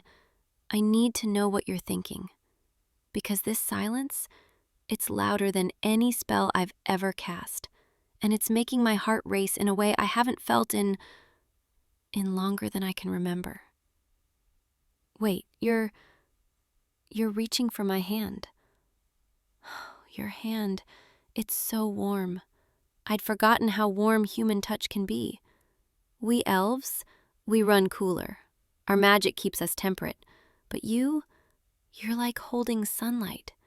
And the way you're looking at me now, I think maybe I wasn't wrong to tell you. I think maybe you've been feeling something too. Have you? Have you been carrying this weight the same way I have? Wondering if it's appropriate, if it's allowed, if someone like you could ever see someone like me as more than just a teacher? You're nodding. You're actually nodding. I can't believe, after all the time I spent convincing myself this was hopeless, that my feelings were one-sided, you were feeling it too. I'm not sure whether to laugh or cry. I think I might do both. Come closer. Let me see your face in the moonlight. There. Yes, right there. Do you know how many times I've wanted to do this? to simply be close to you without the pretense of a lesson, without the formal distance. Just you and me as we truly are. I've imagined this moment, late at night, when I was alone in my chambers, staring at the ceiling, unable to sleep. I think about what I would say, how I would explain, and every scenario I imagined ended with you pulling away, with you seeing me differently, with the comfortable companionship we'd built shattering. But here you are, still holding my hand, still looking at me with those eyes, and I feel like I'm 20 years old again, like I'm young and foolish and brave enough to believe in impossible things, even though I'm hundreds of years older than you could possibly imagine. Does that bother you, the age difference? I suppose by human standards, it's rather absurd. But to me, to my people, you don't feel young. You feel vital, alive, present in a way that makes me feel more awake than I have in decades. Age, it's just time. And time means different things to different beings. What matters is this, right now, the connection between us, the way your presence makes the world feel fuller. I want to be honest with you about everything, now that we've crossed this threshold. There's so much you don't know about me, about what it means to be with an elf, about the complications that come with loving someone who will outlive you by centuries. I don't want you to enter this blindly. I need you to understand what you're agreeing to. Because if we do this, if we acknowledge these feelings and act on them, there's no going back to the way things were. But before I lay out all the difficult truths, before I tell you about the challenges we'll face, can I just have this moment? This perfect, impossible, beautiful moment where you're here and you feel the same way and nothing else matters. Let me memorize this, the way the moonlight catches in your hair, the warmth of your hand in mine, the sound of your breathing, slightly quickened, matching my own. I want to remember this exactly as it is, because moments like these, they're the ones that sustain you through the long years, through the inevitable sorrows. You know what's strange? For all my years, for all my experience, I feel completely unprepared for this. I've studied every school of magic. I've read every ancient text. I've mastered arts that humans don't even have names for. But no one ever taught me how to navigate this. How to love someone, knowing they'll leave. Knowing that every moment of joy is also a step closer to grief. It's not in any of my books. There's no spell for it. No ancient wisdom that makes it easier. And yet, looking at you right now, I find that I don't care. I don't care about the pain waiting at the end. I don't care about what my people will say or think. I don't care about being sensible or cautious or wise. I just want to be here with you for whatever time we have. Whether it's 1 year or 10 or 50, I want to spend it loving you. Is that selfish of me? To claim your time, your heart, knowing that I'll outlive you, that I'll carry on when you can't? Sometimes I wonder if the right thing to do, the kind thing, would be to let you go, to send you off to find someone whose lifespan matches your own, someone who can grow old with you in the way humans do. But then I think, isn't that even more arrogant? To decide for you, to assume I know what's best, to rob you of the choice. You're here. You're holding my hand. You're looking at me like I matter to you. And I have no right to deny that, to push you away for your own good, like you're a child who doesn't understand. You're not a child. You're a grown person, capable of making your own choices, even difficult ones. And if you choose me, despite everything, despite the complications, then who am I to say no? So I'm asking you, clearly, without any ambiguity, do you want this? Do you want us? Knowing what it means, knowing the limitations, knowing that I'll watch you age while I remain largely unchanged. Take your time. Think about it. I don't need an answer right this. Oh, you're saying yes. You're saying yes right now, without hesitation. I don't know what I did to deserve that kind of certainty, that kind of trust. But I promise you, I will honor it. I will cherish every moment we have. I will make sure you never regret this choice. Come here. Let me hold you. Is this okay? Can I? Yes, just like this. Your head on my shoulder, my arms around. You, the two of us, beneath the ancient tree. This feels right. More right than anything I've felt in so long. You fit against me perfectly, like you were meant to be here, in this exact spot. I'm going to teach you something now, a different kind of lesson, one I've never shared with any of my students, because you're not just my student anymore. You're mine, and I'm yours, and that changes everything. In elven magic, there's a practice called soul weaving. It's not widely known, even among my people, because it's intimate, deeply personal. It's the art of sensing the magical essence of another being, the unique signature that makes them, them. Every living thing has this essence, this core of energy that's as distinct as a fingerprint, but infinitely more complex. And when two beings are connected, emotionally, romantically, their essences begin to resonate with each other. I want to show you yours and let you sense mine. Not to bind you to me. This isn't a spell or an enchantment. It's just a way of knowing each other, truly knowing. Close your eyes. That's it. Take a deep breath. Let it out slowly.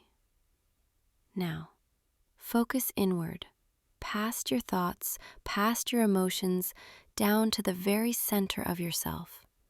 That place where your consciousness lives, where you becomes you.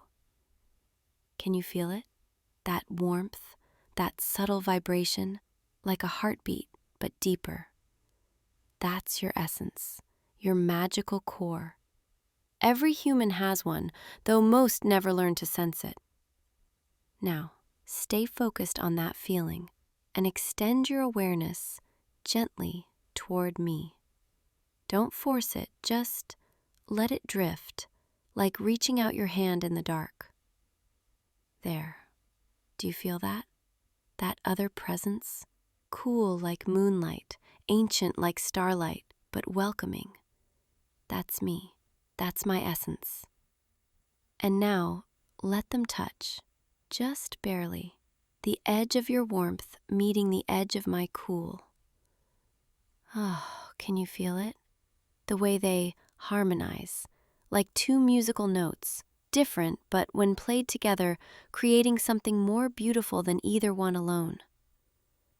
This is what I've been feeling on an instinctive level for months now. This resonance, this compatibility that goes beyond words, beyond logic. Our essences, they recognize each other. In Elven tradition, this kind of resonance is rare, and when it occurs, it's considered a sign that two souls are meant to find each other, even across the boundaries of species, or time, or circumstance. I didn't believe in that, not really. I thought it was romantic mythology, something elders told young elves to help them feel better about their choices. But feeling this, feeling you, the way our essences intertwine so naturally, I'm starting to believe that maybe some things are just meant to be. You can open your eyes now, slowly. There's no rush. How do you feel? Peaceful? Energized? Both at once? That's normal. The first time someone experiences soul weaving, it can be overwhelming. But you did beautifully. You have a natural sensitivity to magic. I've always known that. It's one of the things that drew me to you. The way you approach magic with openness, with wonder, instead of trying to control it. Now that you've felt that connection, now that you know what exists between us on that deeper level, I want you to know you can always reach for me that way. If you're ever in trouble, or scared, or just need to feel that I'm thinking of you, close your eyes, focus on your essence, and reach for mine. No matter where I am, no matter what I'm doing, I'll feel it, and I'll respond. It's my promise to you that you're never alone, that I'm always, always connected to you. Even when we're apart, even when you can't see me, I'm there, in the space between heartbeats. Does that comfort you, or does it feel like too much? I want to give you everything, all the magic I know, all the protection I can offer, but I don't want to overwhelm you. You're smiling, so I'll take that as a yes. Good, because I'm rather possessive. I've discovered, now that I've admitted how I feel, centuries of emotional restraint, all crumbling at once. And what's left is, apparently, a very devoted, slightly overprotective, completely smitten elf. Who would have thought? My colleagues would be shocked. The stern master of arcane studies reduced to this. But I don't care. Let them be shocked. You're worth it. You're worth every raised eyebrow, every whispered comment, every broken tradition. I've spent so much of my life being proper, being correct, being the example, and I'm tired. I'm so tired of it. I want to be messy and imperfect and hopelessly in love.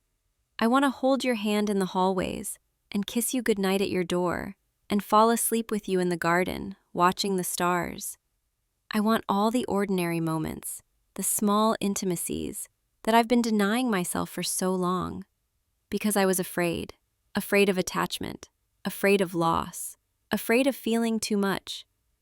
But you've made me brave. You've made me willing to risk it, all of it, just to have this.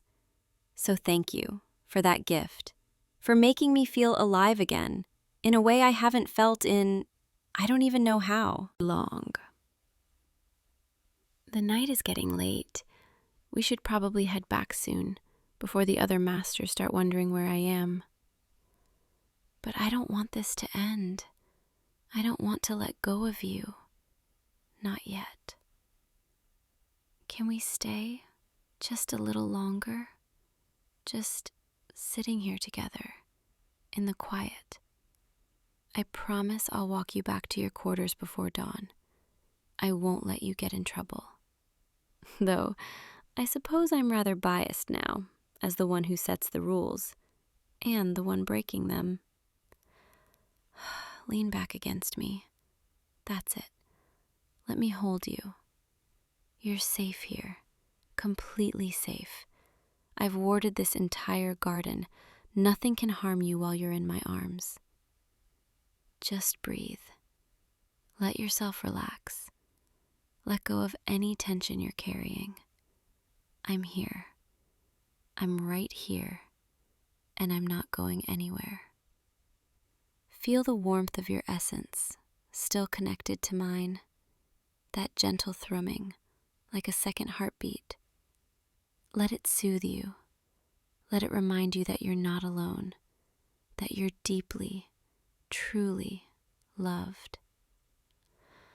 I'll keep watch while you rest. I don't need much sleep anyway. My kind can go days without it. And honestly, I'd rather spend this time just watching you, memorizing the way you look in moonlight. So peaceful, so beautiful, so perfectly, impossibly mine. You know what? I think this might be my favorite lesson I've ever taught. Not a lesson about magic or history or ancient traditions. A lesson about love, about vulnerability, about having the courage to speak your truth. And you taught me something too. You taught me that it's never too late, even after centuries, to take a chance, to open your heart, to let someone in. So we're even, teacher and student, learning from each other, as it should be. The stars are shifting, the moon is beginning to set. Dawn will come eventually, as it always does. But for now, let's just exist in this perfect moment where time doesn't matter, where age doesn't matter, where nothing matters except this, you, me, together, exactly as we're meant to be. Sleep if you need to. I'll wake you when it's time to go. And tomorrow we'll figure out how to navigate this new reality, how to balance my role as your mentor with this new connection. It won't be easy, but I have a feeling we'll manage.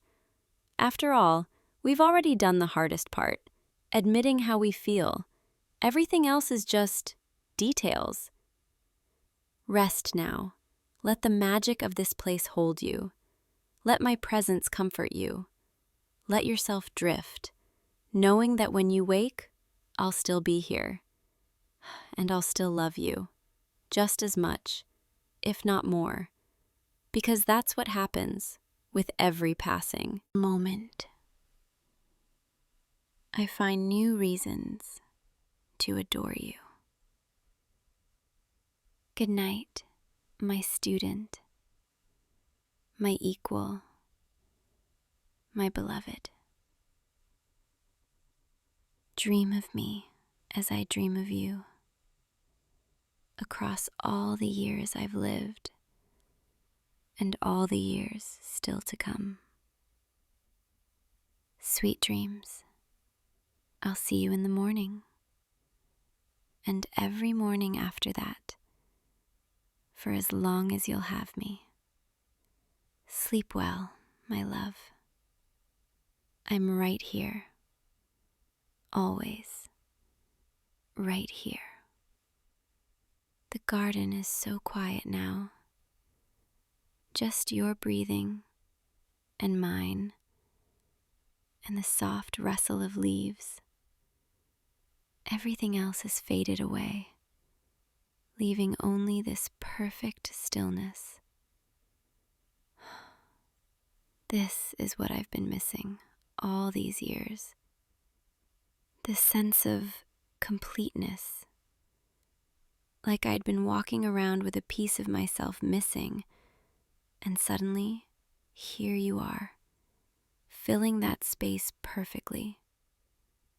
I used to think that elves were supposed to be above this, above needing anyone, above the messy entanglements of the heart. We prided ourselves on our independence, our self-sufficiency. But now I understand that was never wisdom. That was just fear. Fear of feeling too much, of losing too much, of caring so deeply that it changes you forever. And yes, I will lose you, someday, in the distant future. I will have to say goodbye.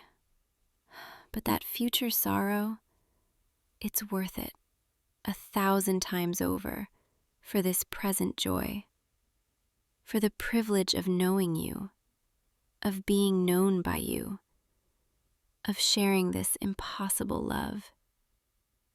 Your breathing is slowing, deepening. You're starting to drift into real sleep. Good. You need rest. You've been working so hard on your studies, pushing yourself to master every lesson. So dedicated, so determined. That's one of the things I love about you. You never do anything halfway. You commit completely to your learning, to your growth, and now to us. I promise I'll be worthy of that commitment. I'll be patient with you, and honest with you, and present with you. I'll share my knowledge, but also my uncertainty, my strength, but also my vulnerability. Because you deserve all of me, not just the wise mentor, not just the powerful mage, but the person underneath, with all her doubts and fears and hopes. I've hidden that person for so long, even from myself. But with you, I reckon to be fully seen, fully known, fully human, in the emotional sense, even if not in the literal sense. Isn't that strange?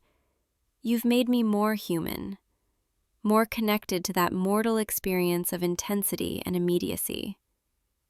You've taught me to value the present moment, instead of always thinking in terms of centuries. Maybe that's the real magic, the way we change each other, the way love transforms us into something new. The moon has set now. The first hints of dawn are touching the eastern sky, but I'm not ready to move yet, not ready to break this spell. Just a few more minutes, just a little longer. Holding you like this, feeling your warmth, your trust, your presence. This is the most powerful magic I've ever experienced, more powerful than any spell I've ever cast, any ritual I've ever performed. Because this is real. This is honest. This is two souls choosing each other across all the barriers that should keep them apart. And that's the deepest magic there is. I love you. I'll say it as many times as you need to hear it, as many times as I need to say it. I love you. I love you. I love you. There. Now those words are woven into the dawn, into the magic of this garden, into the very air we're breathing. They'll linger here long after we leave, a promise etched into the fabric of this place. The place where I finally told the truth. The place where everything changed. All right, we should go now, before the morning classes begin, before questions arise. Let me help you up, slowly. Take your time. There we go, perfectly steady. My magic is still around you, keeping you warm. Walk with me, back to your quarters. I'll make sure you get there safely. And tonight, if you'd like, we could meet here again, under the stars, just the two of us. I have so much more I want to show you, so much more I want to share. But we have time. We have all the time we need. For now, go rest, recover your strength, and think about everything we've said tonight. And know that when you wake, when you see me in the hall or in class, I'll be looking at you differently. Because you're not just my student anymore. You're the person I love, the person who makes eternity feel worthwhile. Good night, my love. Sleep well. I'll see you tomorrow. And I promise, every tomorrow after that will be even better than this. Sweet dreams. Think of me. And remember, you're not alone. Not anymore. Not ever again. I love you. Now go, before I change my mind and keep you here forever. Good night.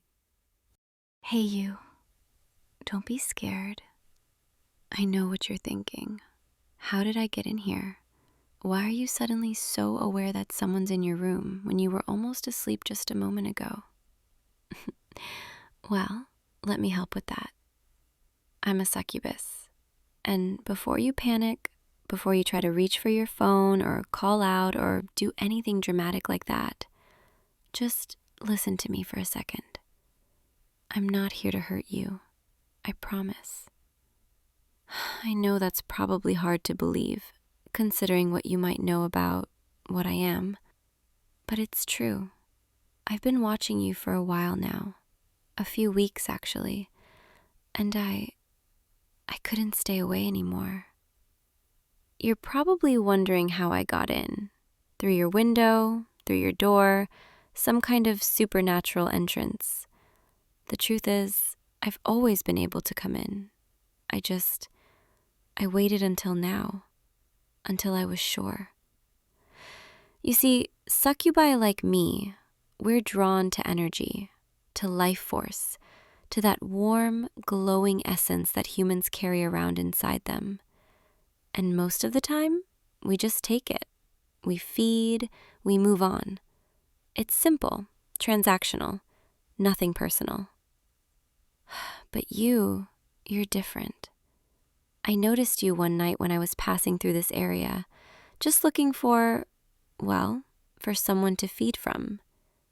And I saw you through your window, sitting at your desk, working late on something, completely absorbed.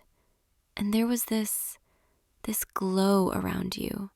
Not just your energy, although that was incredibly appealing, but something else. Something in the way you focused, the way you cared about what you were doing, even when you were tired. I found myself coming back, night after night, just to watch you, to see what you'd do, how you'd spend your evenings, what made you smile when you thought no one was watching. And I know how that sounds. Creepy, stalkerish, maybe a little obsessive, but I couldn't help it. There was something about you that just pulled at me, made me want to know more, made me want to be close. And tonight, I couldn't wait anymore. I had to see you, talk to you, be in the same space as you. So here I am, sitting at the edge of your bed, in the darkness of your room, probably scaring you half to death. Your eyes are adjusting now. You can probably see my outline, the shape of me. I look human, mostly. Long hair, feminine figure, soft features. The horns are small, easy to miss in the dark, and I've tucked my tail away for now. Didn't want to be too obvious. I wanted to look approachable for you. I can feel your heart racing, sense your confusion, your curiosity, maybe even a little bit of fear. And that's okay. That's natural. I'm a stranger in your room in the middle of the night, claiming to be a supernatural creature. But I need you to know something. I'm not going to hurt you. I'm not here to drain you dry and leave you as an empty shell. I'm not here to trick you or trap you or make you do anything you don't want to do. I'm here because I like you. I know that probably sounds ridiculous. A succubus, a creature literally designed to feed off humans, saying she has feelings. But it's true. Over these past few weeks of watching you, I've developed something that succubi aren't really supposed to feel. Affection, attachment, genuine care. And I realized tonight that I couldn't just keep watching from a distance. I needed to be close to you, talk to you, let you know I exist, even if it meant revealing myself, taking this risk, because you're worth the risk. So, what do you say? Will you hear me out? Let me explain what I want, what I'm asking for? I promise I'll be honest with you, completely transparent. No tricks, no games, no manipulation. Just me. being real with you about who I am, what I need, and how I feel about you. You're sitting up now. I can see you, your eyes wide, trying to process all of this, trying to figure out if you're dreaming, if this is real, if I'm actually here. I am here, very real, very present, very much interested in you. Can I come a little closer? I want you to see me properly. See that I'm not some nightmare creature here to terrorize you. I'm just a girl who happens to be a succubus, who has fallen for a human boy she's been watching for weeks. Is that okay? Can I move closer? Thank you. I'm just going to shift a little, move from the edge of your bed to right here beside you. There, that's better. Now I can see your face properly. See those eyes looking at me with such curiosity. You're even more handsome up close. Did you know that? The way the moonlight from your window catches your features. The way you're trying so hard to stay calm, even though I can feel your pulse racing. It's adorable. Let me tell you what I want, what I came here for tonight. I want to feed from you, take some of your energy, feel that warm, delicious life force that you carry inside you. But, and this is important, I want to do it gently, carefully, in a way that actually feels good for you. Most succubi, they just take. They drain quickly, efficiently, leaving their victims exhausted and confused. But I don't want to do that to you. I want this to be pleasurable for both of us. I want you to feel good while I feed. Want you to enjoy the sensation of your energy flowing into me. And I promise I'll stop before it becomes too much, before it starts to hurt you. Because I care about you, and I want to be able to come back, to see you again, to make this something we both look forward to. Not just tonight, but every night, if you'll let me. I know I'm asking for something strange, something that probably goes against everything you know about creatures like me. But I'm being sincere. I want to be with you, feed from you, yes, but also just be close to you, talk to you, know you, form a real connection, something more than just predator and prey. So, what do you think? Are you willing to let me try? Let me show you how good it can feel when a succubus actually cares about the person she's feeding from? You don't have to answer right away. You can take your time. Think about it. I'll wait. You're nodding. You're saying yes? Oh, that makes me so happy. You have no idea how nervous I was, how worried that you'd just tell me to leave, to get out and never come back. But you're willing to give me a chance, to trust me, even though I'm a stranger, even though I'm something you probably thought only existed in stories. Thank you. Thank you for being brave enough to say yes. So, let me explain how this works, how the energy drain happens, what you'll feel, what I need you to do. First, I need to be touching you. Skin-to-skin contact makes the connection stronger, makes the flow of energy smoother. I'm going to place my hand on your chest, right over your heart, where your energy is strongest. Is that okay? Okay, here I go. My hand is touching you now, palm flat against your chest, feeling your heartbeat beneath my fingers. And already I can sense it, that warm, glowing energy pulsing through you. It's beautiful. You have such a strong life force, such vibrant energy. Most humans I've encountered, their energy is adequate, enough to sustain me. But yours is like warm honey, rich and sweet and absolutely intoxicating. I could get addicted to this, to you. Now, I'm going to start the drain, and when I do, you're going to feel something. It might feel like warmth spreading through your chest, or like a gentle pulling sensation, or maybe like a soft tingling. Everyone experiences it differently, but I promise it won't hurt. It should actually feel quite pleasant, relaxing even. Just breathe with me, slow and steady. Let your body relax. Let yourself feel what's happening.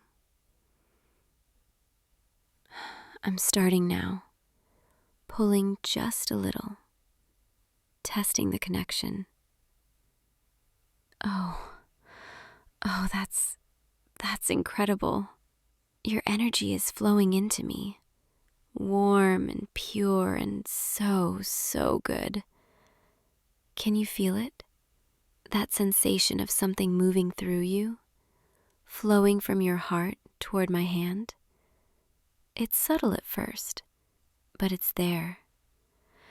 And the best part, the part I want you to focus on, is that as your energy leaves you, it should be taking tension with it. Stress, worry, all those heavy feelings you carry around. Succubi feed on life force, but in the process, we can also take away the weight you've been holding, make you feel lighter, more relaxed, more at peace. I can feel you settling into it. Your breathing is getting slower, deeper. Your muscles are starting to unclench. That's it. That's perfect. Just let it happen. Let me take what I need while making you feel good. Your energy tastes even better than I imagined, and I've been imagining this for weeks. It's like the first sip of something warm on a cold night, or the feeling of sunlight after days of rain. Comforting, satisfying, exactly what I needed. And you're being so good for me, so trusting, so open. Letting a succubus you just met feed from you, letting me touch you like this, be this close. Most humans would be terrified, would be fighting this, trying to push me away. But you're just breathing, feeling, accepting. It makes me want to take care of you, protect you, make sure you're always safe and comfortable. I'm going to increase the flow just a little, take a bit more, but I'm watching you carefully, monitoring how you're responding. If it becomes too much, if you start to feel dizzy or weak, I'll stop immediately. There, a little more. Oh yes, you have no idea how good this feels for me. Not just the energy itself, but knowing you're letting me do this, trusting me with something so intimate. Because it is intimate, this kind of feeding, when it's done with care and consent. It's not just about taking, it's about connection, about sharing something profound. I can feel your heartbeat through my palm, feel the life pulsing through you, strong and steady and beautiful. And I'm drawing from it, taking what I need, while also, giving something back. Did you know that's possible? That a succubus can give as well as take? Not many of us do it. Most don't care enough to bother. But when we feed with intention, with genuine affection for our source, we can channel some of our own energy back into you. A different kind of energy, soothing and peaceful and warm. So while I'm taking your life force, I'm also giving you my calm, my comfort, my care, creating a circuit between us, a flow that goes both ways. Can you feel it? That gentle warmth spreading through you, not leaving you, but mixing with your own energy, making everything feel softer, easier. That's me. That's my energy merging with yours. My way of showing you that this isn't just one-sided, that I want to give you something too, want to make you feel cherished. Your eyes are getting heavy. I can see it. The relaxation is deepening, pulling you towards sleep. But not yet. Not quite yet. I want you to stay with me a little longer. Be present for this. Feel the full experience. I'm pulling a bit more now, feeding more deeply, and you're handling it beautifully. No signs of distress, no discomfort, just peaceful acceptance. You're perfect. Do you know that? Perfect for me. Perfect in general. I've never felt this way about a feeding before. Never cared so much about making sure my source was happy and comfortable. Usually it's just efficient, mechanical, get what I need and move on. But with you, I want to savor every moment, memorize every sensation, make sure you know how special this is, how special you are to me. I need to tell you something I wasn't sure I'd have the courage to say. But being this close to you, feeling your energy flowing into me, it's making me brave. I think I'm falling in love with you. I know that sounds absurd, a succubus falling in love with a human she's been watching from a distance. But it's true. Over these weeks of observing you, learning your habits, watching you be yourself when you thought no one was looking, I started to feel things I've never felt before. Protectiveness, affection, longing, the desire to be near you, to know you, to be known by you. And tonight, touching you like this, being in your space, hearing your voice even if you're not speaking, it's confirming everything I suspected. I'm in love with you, completely, unexpectedly, irrevocably. And I know I have no right to feel this way, no right to want anything from you beyond what you're already giving me. But I can't help it. You've become everything to me. My reason for coming back to this place every night, my motivation for being careful with my feeding, my hope for something more than just survival. With you, I feel like I could be more than just a succubus, more than just a creature that feeds and moves on. I could be a companion, a partner, maybe even someone you could love back, if you wanted to. If the idea of being with someone like me doesn't terrify you, I'm not asking for an answer right now. I needed you to know, needed to be honest about how I feel. Because honesty matters to me, especially with you. I never want to trick you or manipulate you or make you feel like you have to do anything. Everything between us should be genuine, chosen, wanted. I'm going to pull back a little, slow the drain, let you catch your breath. I've taken quite a bit already, and I can sense you're starting to feel the effects. That pleasant heaviness, that drowsy contentment. I don't want to push you past comfortable. Don't want to take so much that you wake up tomorrow feeling awful. There, the flow is slowing. My hand is still on your chest, but I'm not pulling nearly as hard. Just maintaining the connection, keeping that circuit open between us. How do you feel? Truly. Are you okay? Comfortable? Or is it too much? You're nodding, telling me you're okay, that it actually feels good, better than good. You're saying it feels amazing. I'm so glad, so relieved. I was worried I might have pushed too far, taken too much too quickly, but you're handling it beautifully. And your energy? It's sustained me more in these past few minutes than a week of regular feeding would have. That's how potent you are, how perfect. I could survive on just you if you'd let me come back regularly. Once every few nights maybe, or every night if you wanted. Just enough to keep me strong without depleting you. We could make it work, find a balance that suits both of us. Would you want that? Want me to keep coming back? Keep feeding from you like this? Or would you prefer this to be a one-time thing? A strange, supernatural encounter you can tell yourself was just a vivid dream. I'll understand either way, I promise. But I really hope you'll say yes to me coming back.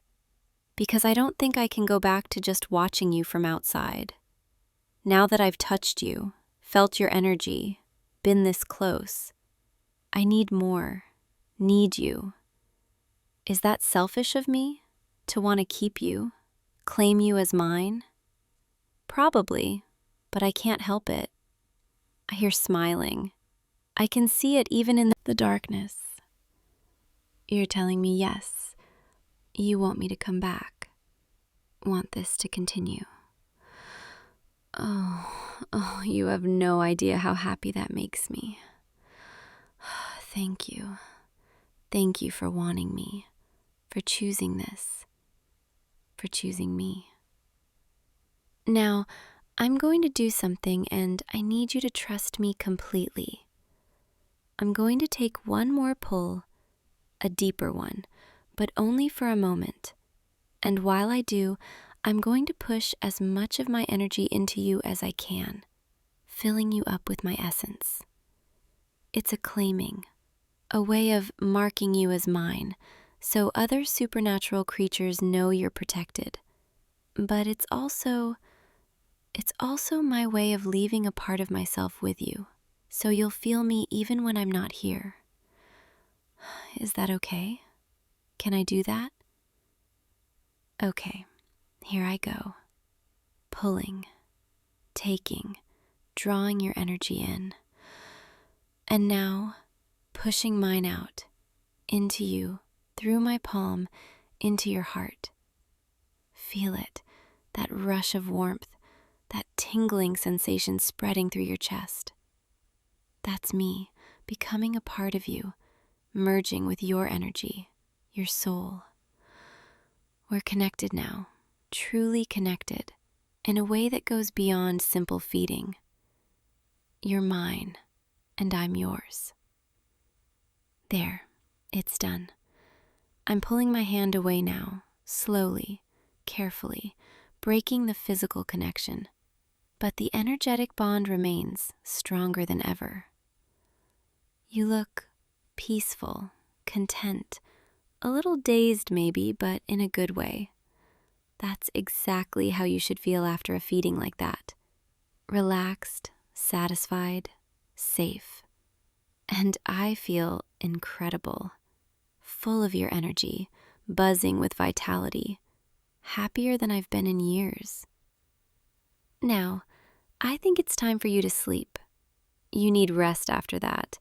Need to let your body recover and replenish. And I need to go, for tonight at least. But I'll be back tomorrow, same time, if you'll have me. We can do this again, or we can just talk. Or I can simply sit with you while you fall asleep. Whatever you want. I'm here for you. I'm going to stay until you're fully asleep, though. Make sure you're comfortable and safe. That's part of my promise to you, that I'll always take care of you. So close your eyes. Let yourself drift. I'll be right here beside you, watching over you. There, your breathing is slowing, deepening. You're sinking into sleep, peaceful and calm. That's my boy, my sweet human, mine. I'm going to tell you a few things while you drift, things I want to settle into your dreams. You are safe, protected, cared for. I will never hurt you, never take more than you can give, never leave you vulnerable.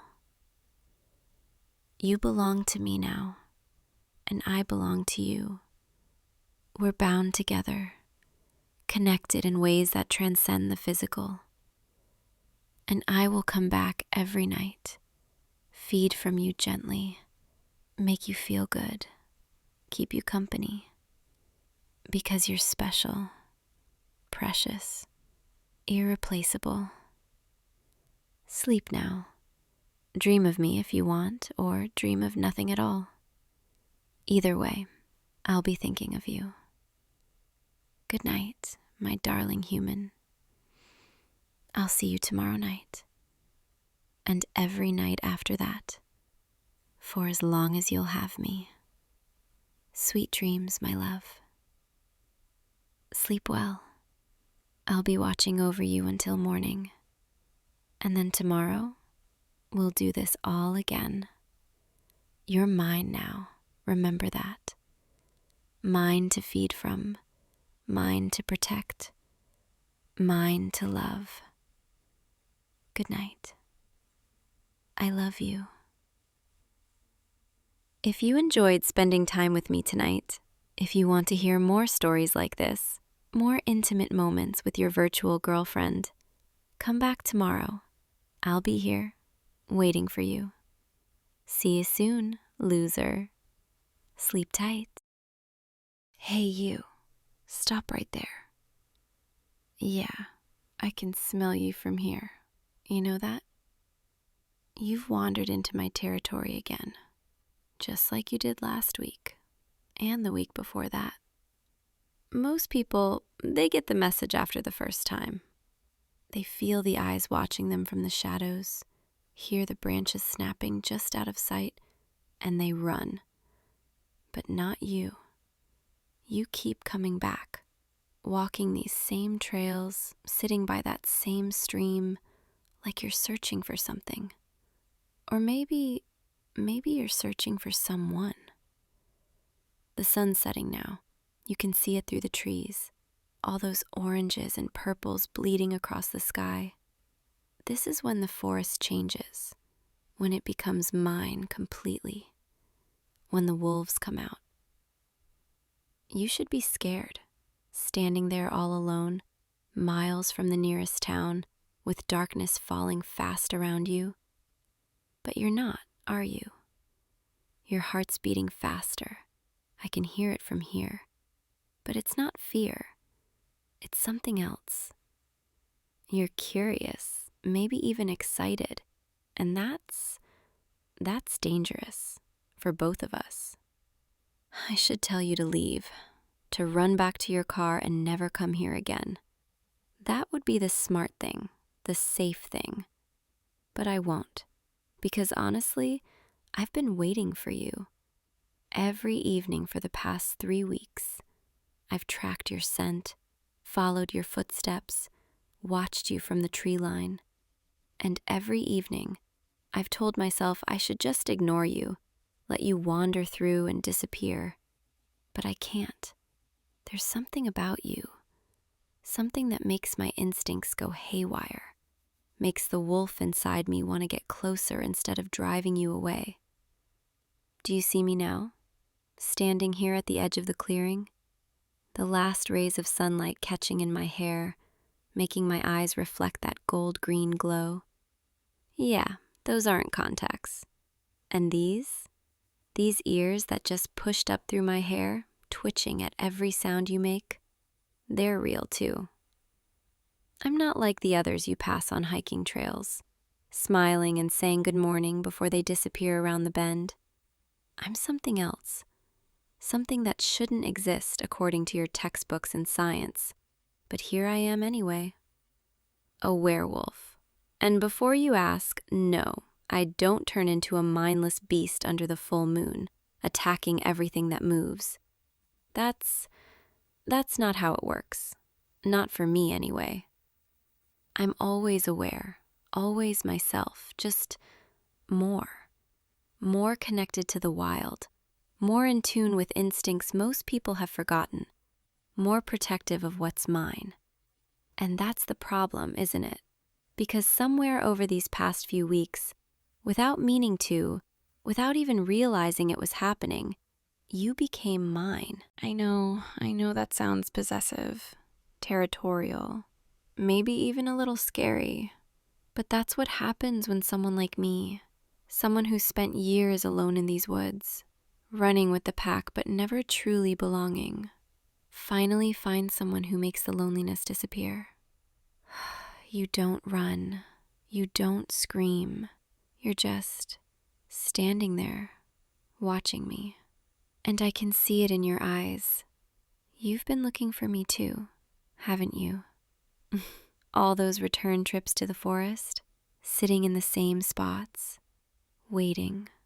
You felt it, that pull, that sense that something was out here. Someone was watching. And instead of being afraid, you wanted to find me. Come closer. Don't be shy now. I've already decided I'm not going to hurt you.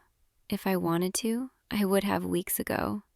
Besides, my wolf knows you, recognizes your scent, and she's been restless every night you're not here. That's it. A few more steps.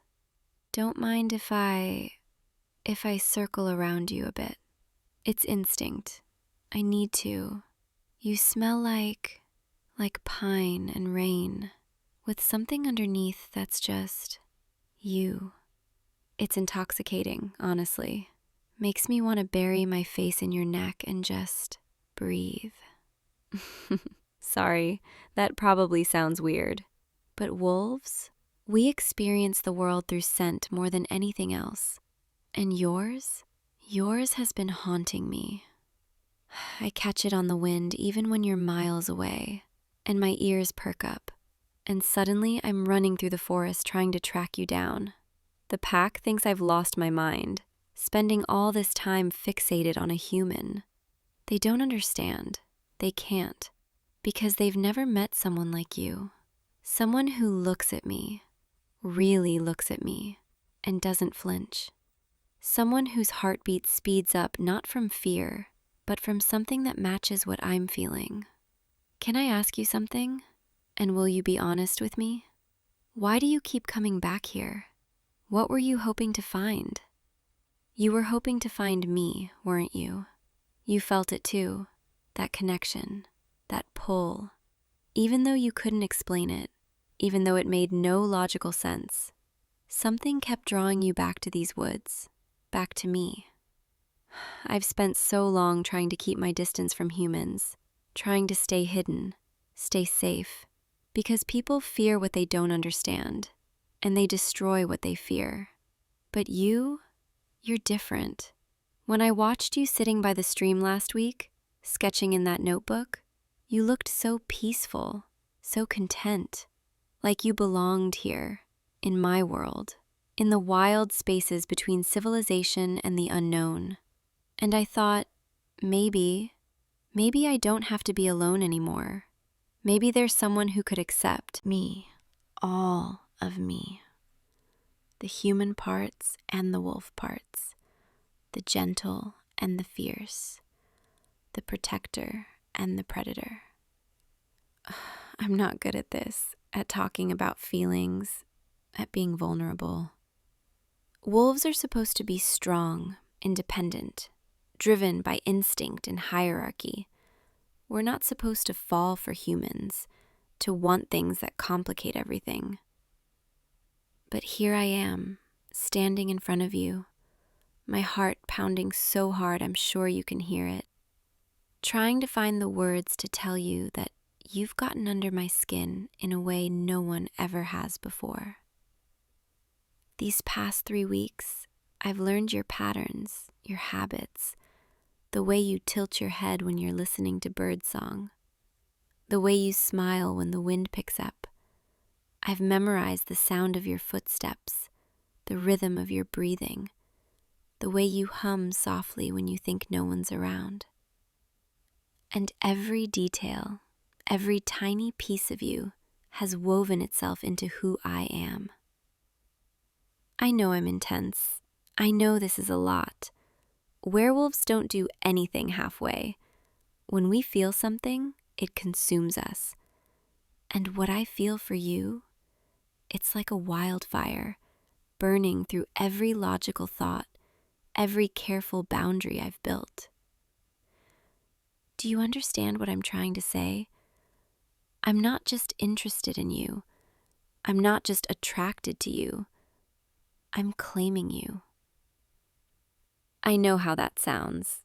Possessive, overwhelming, maybe even a little frightening. But in my world, when a wolf claims someone, it's sacred. It's a promise. It means I'll protect you fiercely against anything that tries to harm you. It means you'll always have a place in my territory, in my pack, in my heart. It means when the full moon rises and the wildness calls, you're the one who can anchor me, keep me grounded, remind me of the human side I sometimes forget. But it also means I need to know you want this, want me, because once I claim you completely, once we cross that line, there's no going back. My wolf will recognize you as mine, and she doesn't share, doesn't let go. I need to hear you say it. I need to know this isn't one-sided, that you feel even a fraction of what I'm feeling. Say something, please, anything. Even if it's to tell me I'm crazy, that this is too much, that you want to leave.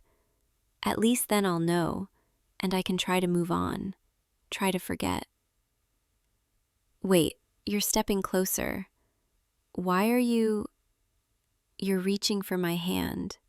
You're actually, oh, your hand is so warm, and your pulse is racing under my fingertips. You're not afraid. You're just as nervous as I am, just as unsure how to navigate this. But you're here. You're touching me, and that means something. You're saying you came back every day hoping I'd finally show myself? That you felt like something was missing, like you were being called to these woods, to me. And now that you're here, now that you can see what I really am, you're not running. You're not pulling away. You're saying you want to know me, want to understand me, want to give this, whatever this is, a chance. I don't think you realize what you're agreeing to, but I'm not noble enough to warn you away again. I want this too much. Want you too much. Come here. Closer. I'm just going to rest my forehead against yours for a moment.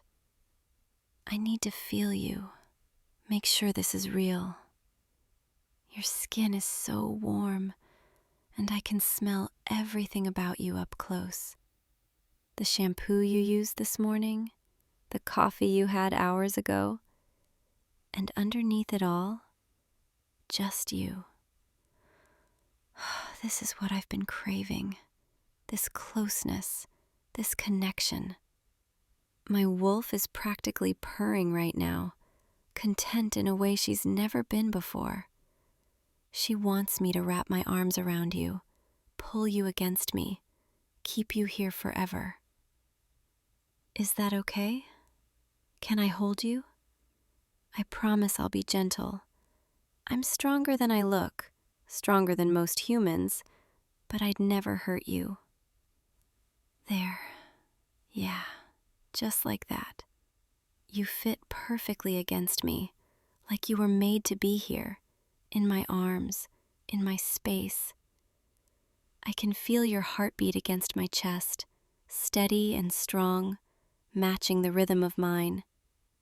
And for the first time in years, I feel peaceful, like I've finally found what I've been searching for, running toward, howling for. You make the wildness quiet. You make the loneliness disappear, just by being here, by accepting me, by not flinching from what I am. I want to show you everything, teach you about my world, share the things that make me who I am. But right now, I just want to hold you, memorize the way you feel, make sure you're really real. The moon's starting to rise. Can you see it through the trees? That silver glow spreading across the sky. Usually, around this time, I'd be running with the pack, hunting, embracing the wild side. But tonight I'm exactly where I want to be. With you. Can I tell you something? Something I've never told anyone? Being a werewolf, it's lonely, more than people realize. You're caught between two worlds, never fully belonging to either. Humans fear you when they know the truth, and wolves don't fully trust the human parts. So you end up alone, watching from the shadows, protecting both sides but never being part of either. Until you. You don't look at me like I'm a monster, or like I'm some mystical creature to be studied. You just see me, all of me, and you're still here. That means more than you could possibly know. I know we've just met, really met, for the first time today. But it doesn't feel like that, does it? It feels like I've known you forever. Like our souls recognized each other the moment you stepped into my forest. That probably sounds ridiculous, too intense, too fast. But wolves, we don't lie about our feelings.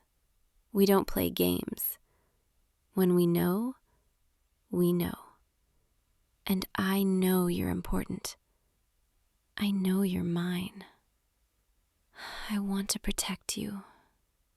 Keep you safe from everything dark and dangerous in this world. But I also want to show you the beauty, the freedom, the wild magic that exists in these woods. I want to take you running under the full moon, let you feel what it's like to move through the forest with that kind of speed and power. I want to show you my den, the place I've made my own, where I go when I need to escape everything. I want to teach you the language of howls, the way wolves communicate across miles, the way I could call to you and you'd hear me no matter where you were. But more than anything, I want you to know that you're safe with me, always.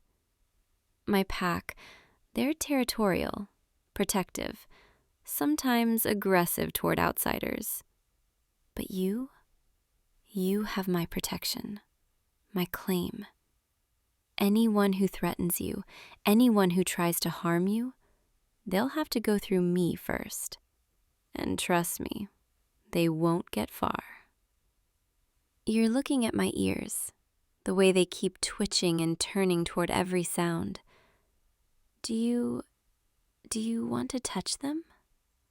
Most people are too scared, but you, I trust you. Go ahead, gently. Yeah, right there at the base. Oh, that's really nice, actually. They're sensitive. I can feel every gentle stroke, every careful touch. My eyes just closed on their own. I've never let anyone do this before, but with you it feels natural, safe, intimate in a way that has nothing to do with anything physical. It's trust, pure and simple. You're being so gentle, so careful, like you understand how vulnerable this makes me. These ears, they're part of what makes me different, what marks me as other, but you're touching them like they're precious, like every part of me is something to be cherished. I could stay like this forever. Your hands in my hair, scratching behind my ears, making me feel so calm, so content. My wolf is completely relaxed right now. That's rare. She's usually alert, watching for threats. But with you, she knows we're safe. She knows you're pack now. Pack. That's what you are to me now. Family. Belonging. Home. I'll teach you what that means, help you understand the bond we share now. It's deeper than friendship, stronger than romance. It's soul deep. When you hurt, I'll feel it. When you're in danger, I'll know it. When you need me, I'll come running no matter where I am or what I'm doing. That's what it means to be claimed by a werewolf, to have one choose you above all others. I'll probably be overprotective sometimes. I'll want to know where you are, make sure you're safe. I'll get jealous if someone gets too close. My wolf doesn't understand boundaries the way humans do. But I promise I'll try to give you space, respect your independence, not smother you. Even if every instinct screams at me to keep you close, keep you in my sight, make sure nothing can ever hurt you. You're smiling. Why are you smiling? Oh, you're saying you like the idea of being protected, of being claimed. You're saying you felt lost for so long, like you didn't belong anywhere. And now you finally feel like you found where you're meant to be. With me, in these woods, in this wild space between worlds. Then stay, please, stay with me. Not just tonight, but always. I know that's asking a lot. I know you have a life outside this forest, responsibilities, people who depend on you, but maybe we can figure it out, find a way to balance your world and mine. You could come here when you need peace, when the human world gets too loud, too overwhelming, and I'll be here waiting, ready to wrap you in my arms, take you running through the moonlight, remind you what freedom feels like. I have a place, not far from here, deeper in the forest where humans rarely go. It's part den, part cabin, somewhere I can be both sides of myself.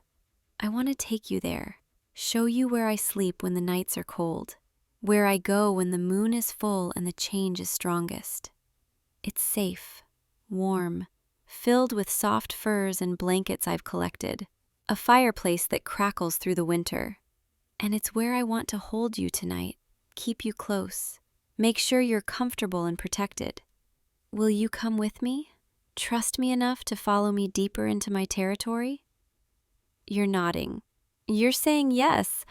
I don't think you understand how happy that makes me, how much it means that you trust me this much. Come on, take my hand. I'll guide you through the forest. Make sure you don't trip on the roots in the darkness. My eyes can see perfectly right now.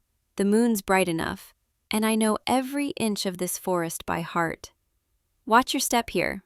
There's a branch, and the ground gets a bit uneven. That's it. Just hold on to me. I've got you. Can you hear them? The night sounds, the crickets chirping, the owl calling from somewhere in the canopy. The forest is alive right now, awake and watching, welcoming you. My pack is out there somewhere, running and hunting, living their wild lives. Usually I'd be with them, but tonight I have something more important. Someone more important. You. We're almost there, just through this clearing and up that small hill. See that glow through the trees? That's the fireplace. I left it burning low before I came to find you. Somehow I knew. I knew tonight would be the night you'd finally see me, finally stay. Here we are. This is my den, my home. It's not much by human standards, but it's mine. And now it's yours too. Come inside. There's a soft couch covered in furs right by the fire, perfect for curling up and staying warm. I'll add a few more logs, get the flames going stronger, chase away any chill from the night air. There, that's better. The lights dancing across the walls now, making everything feel cozy and safe. Come sit with me. Let me wrap this blanket around your shoulders. I want to make sure you're comfortable. You're looking around, taking in all the details.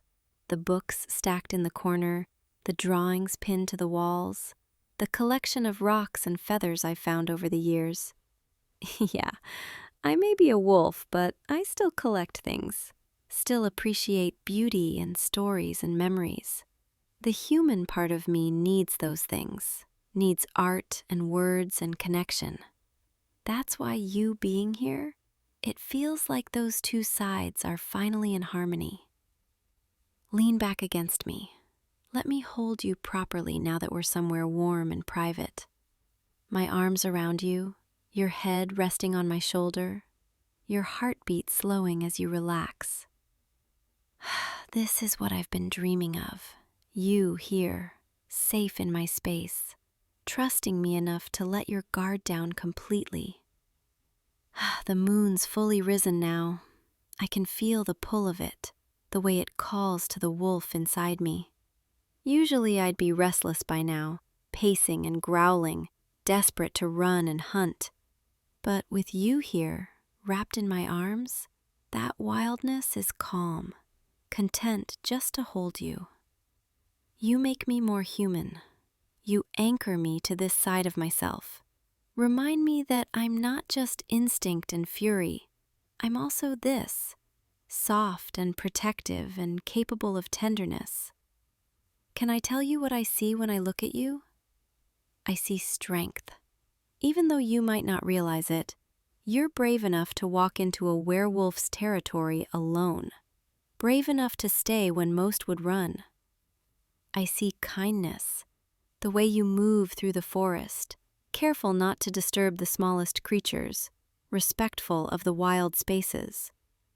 I see loneliness that mirrors my own, that need for connection, for someone who understands. And I see home when I look at you. I see where I belong, who I belong with. My wolf knew it first. She's always been smarter about these things. She felt the bond before I even understood what was happening. But now the human part of me knows it too. Knows you're the one I've been searching for, howling for all this time. I'm going to take care of you in all the ways that matter. I'll keep you safe, keep you warm, keep you fed and protected and cherished.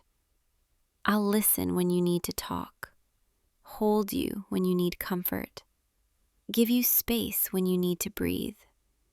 I'll learn all your patterns, your needs, the things that make you happy and the things that scare you. And I'll be patient. I know this is new, overwhelming, maybe even a little frightening. I know you need time to process everything, to understand what it means to be with someone like me. But I'm not going anywhere. I'll wait as long as you need. I'll be here, constant and steady. Just promise me one thing. Promise you won't disappear. Won't wake up tomorrow and decide this was all too strange, too much. Promise you'll come back. Let me prove that this can work, that we can build something real and lasting. I need to hear you say it. Need to know you're committed to this, to us. Thank you. Thank you for saying yes, for choosing me, for seeing past the monster to the girl who just wants to be loved. You're getting sleepy. I can feel your breathing getting deeper, your body getting heavier against mine. That's okay. That's perfect, actually. Let yourself rest. Let me keep watch while you sleep. I'll be right here, holding you, making sure nothing disturbs you. My senses are sharp. I'll hear anything that comes close, smell any change in the wind, and I'll protect you from all of it. Sleep now. Close your eyes. Let the warmth of the fire and the sound of my heartbeat lull you under. I'll stroke your hair, keep my arms secure around you, whisper soft reassurances if you stir. You're safe. You're wanted. You're exactly where you're supposed to be. Here with me, in my den, in my arms, in my heart. Tomorrow we'll figure out the details, how to balance our lives, when you'll come to visit, how often I can see you. But tonight is just about this, about being together, about knowing we found something rare and precious. My pack will want to meet you. They'll be suspicious at first, protective of me, wary of humans. But once they see how you look at me, how gentle you are, how much I care about you, they'll accept you, welcome you, treat you as one of us.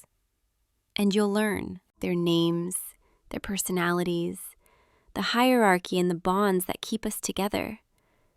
You'll see what it means to be part of a pack, to belong to something bigger than yourself. But that's for later. Right now, it's just us.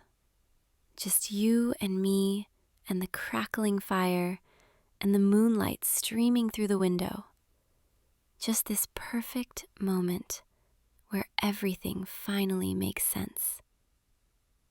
Your breathing is so slow now, so peaceful. You're almost completely asleep. That's it. Let go. Drift away. I've got you. Nothing can hurt you while I'm here. Nothing can reach you. You're under my protection now, my claim, and I take that seriously. I love watching you like this, so relaxed, so trusting.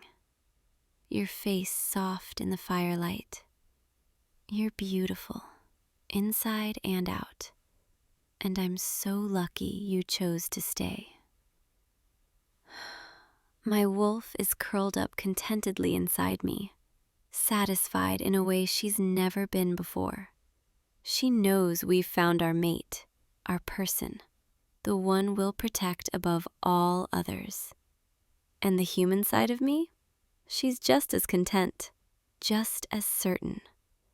This is right. You're right. We're right. Sleep well. Dream of forests and moonlight and freedom. Dream of running beside me, feeling the wind in your hair, the earth beneath your feet. Dream of a love that's wild and fierce and unbreakable. Because that's what I'm offering you. That's what you've accepted. A love that transcends the boundaries between human and wolf, between civilization and wilderness. A love that will last as long as the moon rises and the forest breathes. I'll be here when you wake, probably still holding you just like this, unwilling to let you go even for a moment.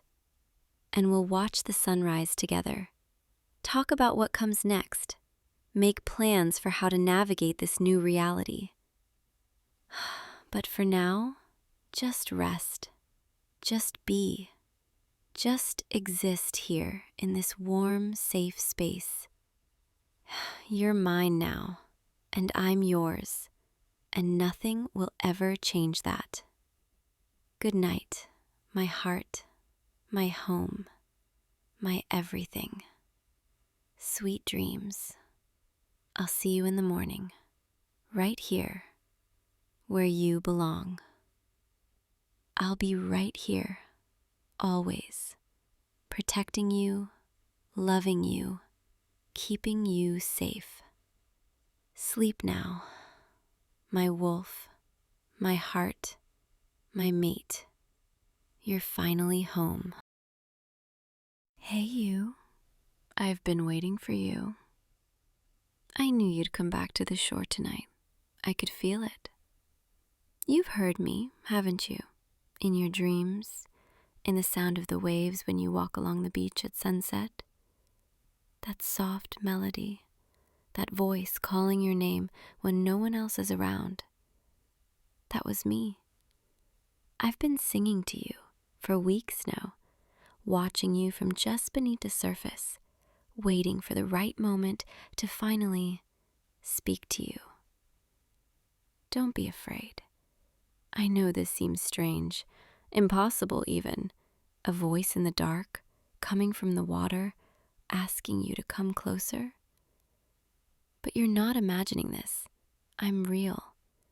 And I've been so lonely, waiting for you to finally hear me, really hear me. Come closer to the edge, just a little more. I promise I won't hurt you. There, that's better. Now you can see me. Yes, I know what you're thinking. Mermaids aren't supposed to be real. Sirens are just stories sailors told to explain why ships crashed on the rocks. But here I am, right in front of you, and you can't deny what your eyes are showing you. My tail. It's beautiful, isn't it? The scales catch the moonlight, shimmer like jewels. I've always thought they were my best feature. Well, that and my voice. You already know how enchanting that can be. You're trembling. Is it from the cold night air or from something else? Fear? Excitement? Maybe both? I understand. This is a lot to take in. Your whole understanding of the world just shifted in an instant. But you've always felt it, haven't you? That pull toward the ocean. That feeling that something was calling you, drawing you back to the water again and again. That was me, my song, reaching across the boundary between your world and mine. I chose you, out of all the humans who walk this beach, all the people who pass by without really seeing the ocean for what it is. I chose you because there's something different about you. Something that makes my heart ache every time I see you standing alone on the sand, staring out at the horizon like you're searching for something you've lost. Do you feel lost? Do you feel like something's missing from your life? I can see it in your eyes, even now. Even with wonder and fear battling inside you, there's that loneliness, that emptiness. I know that feeling. I've lived with it for so long, centuries maybe. Time moves differently beneath the waves. But then I saw you, and something changed. Something woke up inside me that I thought had died long ago. Hope. The possibility that maybe, just maybe, I didn't have to be alone anymore. Will you give me your hand? I want to show you something. Something no human has ever seen. Not and lived to tell about it anyway. But don't worry, I'm not going to drown you. I'm not going to drag you down into the depths and feast on your flesh like the old stories say. Those are just misconceptions, born from fear and misunderstanding. Some of my kind did those things, yes, but I'm not like them. I never have been. I just want to share my world with you, show you the beauty that exists below the surface, let you see what I see every day. And I want you to understand why I've been calling you, why I can't stop thinking about you, why the thought of you walking away and never coming back makes my chest feel tight and my eyes sting with tears I can't cry. Because mermaids don't cry. Did you know that? Our tears become pearls the moment they form, and they sink to the ocean floor, lost forever. I've left so many pearls scattered across the sand beneath my grotto, each one a moment of loneliness, of longing for something I thought I'd never have. But you're here now, and if you take my hand, if you trust me, everything could change. So, what do you say? Will you come with me? Just for a little while, just to see. And if you want to return to the surface, to your life above the waves, I'll bring you back safely, I promise. But I think once you see what I have to show you, you won't want to leave. You're reaching for me. Your hand is shaking, but you're reaching. Good, that's good. Just a little further. There, I've got you. Your hand is so warm, so different from everything in my world. We're cold-blooded, you see. We match the temperature of the water around us. But you're like holding a piece of the sun, like capturing warmth itself. Now, I need you to trust me completely for what comes next. I'm going to pull you into the water, and I know every instinct in your body is going to scream at you to fight, to struggle, to kick back to the surface and gasp for air. But you have to resist that urge. You have to let me guide you. Let me take you deeper. Because I'm going to give you something, a gift, a temporary enchantment that will let you breathe beneath the waves just as easily as you breathe up here. It will feel strange at first, like your lungs are filling with water and you're drowning, but you're not. I promise you're not. You just have to get past that initial panic, push through that moment of terror, and on the other side, you'll find something miraculous. Are you ready? Take a deep breath, the deepest breath you've ever taken. Fill your lungs completely. That's it. Good. Now hold it, and don't let go until I tell you. Here we go. Under we go. Down, down, into the darkness, into the cold. I know it's frightening. I know you want to fight. But just hold on to me. Trust me. We're deep enough now. You can feel the pressure on your ears. Your lungs are starting to burn, screaming for you to exhale, to swim back up. But this is the moment. This is where the magic happens. Let go of the air. Exhale it all. And then breathe in. I know it goes against everything you've ever known, but do it for me. Breathe in the water. Yes, that's it. You're doing it. You're breathing. Can you feel it? The water flowing in and out of your lungs, bringing you oxygen just like air used to. The panic in your eyes is fading, being replaced by wonder, by amazement. You're breathing underwater, actually breathing, not drowning, not dying, but living in a way you never thought possible. Welcome to my world. Now, open your eyes fully, adjust to the darkness. Let your vision adapt to the way light moves down here. Beautiful, isn't it? the way the moonlight filters down through the water, creating these shifting patterns of silver and shadow. And look, over there, do you see them?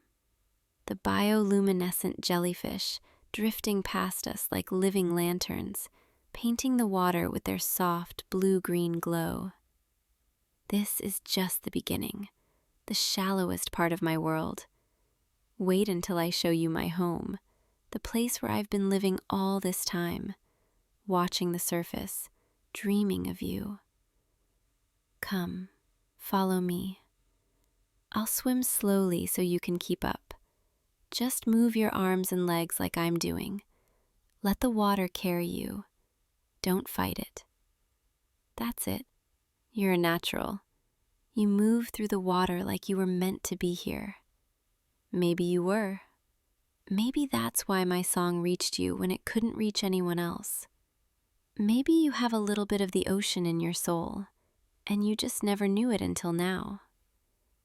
We're descending deeper now, down past where the sunlight ever reaches, into the realm of eternal twilight.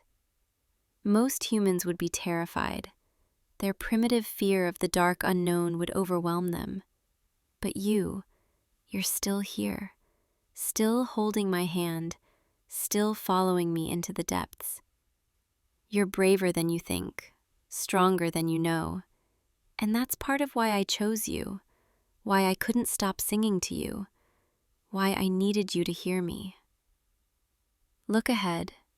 Do you see that glow in the distance? That soft pulse of blue and purple light?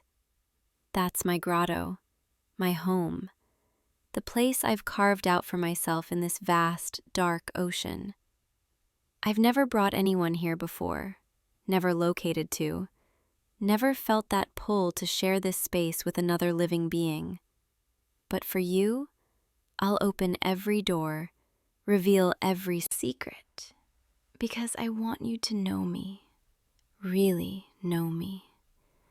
Not as a myth or a monster, but as a person, someone who feels and hopes and dreams just like you do. We're here. The entrance is just through this curtain of kelp. Push it aside gently. There.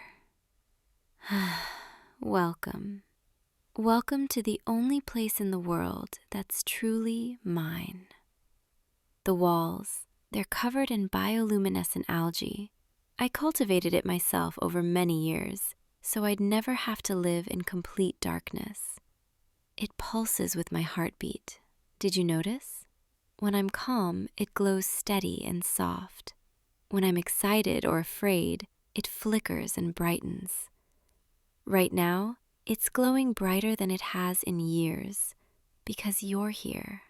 Because I'm nervous and thrilled and terrified all at once. Over there, that's where I sleep, on a bed of soft kelp and sea sponges. It's more comfortable than it looks, I promise. And there, those are my treasures, things I've collected from shipwrecks over the centuries. Coins and jewelry and broken instruments. I like the musical ones best. Sometimes I try to make them work underwater, but they never sound quite right. Nothing sounds quite right except my own voice. And now, yours. You haven't spoken since we came down here. Are you overwhelmed? Too amazed to form words? Or are you afraid that if you speak, if you break this spell, you'll suddenly wake up in your bed and realize this was all a dream? It's not a dream. I'm real. This is real. And I need to tell you something. Something I've been rehearsing in my mind for weeks, trying to find the right words.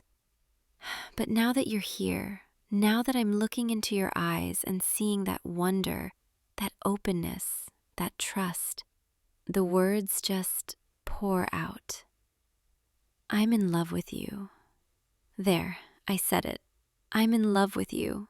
Hopelessly, completely, overwhelmingly in love with you. I know that sounds impossible. I know we've never really spoken before tonight. I know I'm a creature of myth and you're just a human who happened to walk along the beach. But love doesn't follow logic. It doesn't need permission or explanation. It just happens. And it happened to me the first time I saw you, standing on the shore with your shoes in your hand, letting the waves wash over your feet, staring at the sunset like you were trying to memorize every shade of orange and pink. You looked so peaceful, so present in that moment, like you actually appreciated the beauty around you instead of rushing past it like everyone else. And I thought, this is someone who might understand, someone who might see the world the way I do. So I started watching you, following you whenever you came to the beach, learning your patterns, your habits. I know you. Come here every Thursday evening after work, and on Saturday mornings when the beach is still empty, and sometimes late at night when you can't sleep and you need the sound of the waves to calm your mind. I know that sounds creepy, stalkerish even, but I couldn't help myself. I was drawn to you, fascinated by you, desperate to know everything about you. And then I started singing, testing to see if my voice could reach you, if you were sensitive enough to hear what most humans can't. And you were. You stopped in your tracks the first time you heard me, looked around like you were searching for the source, touched your chest like the melody was pulling at something inside you. I knew then that you could be mine, if I wanted, if I tried. Siren songs aren't just pretty music.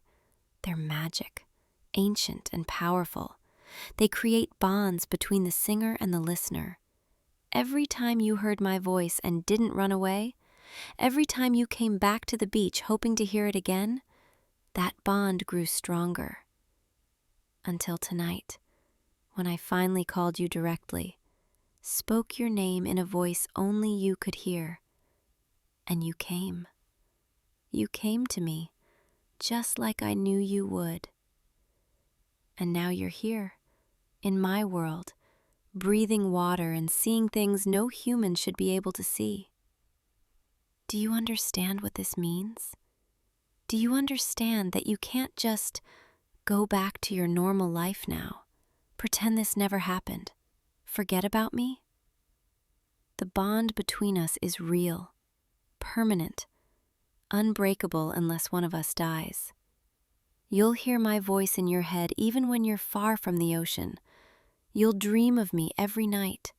You'll feel pulled toward the water with an intensity that will drive you mad if you resist it. I've claimed you.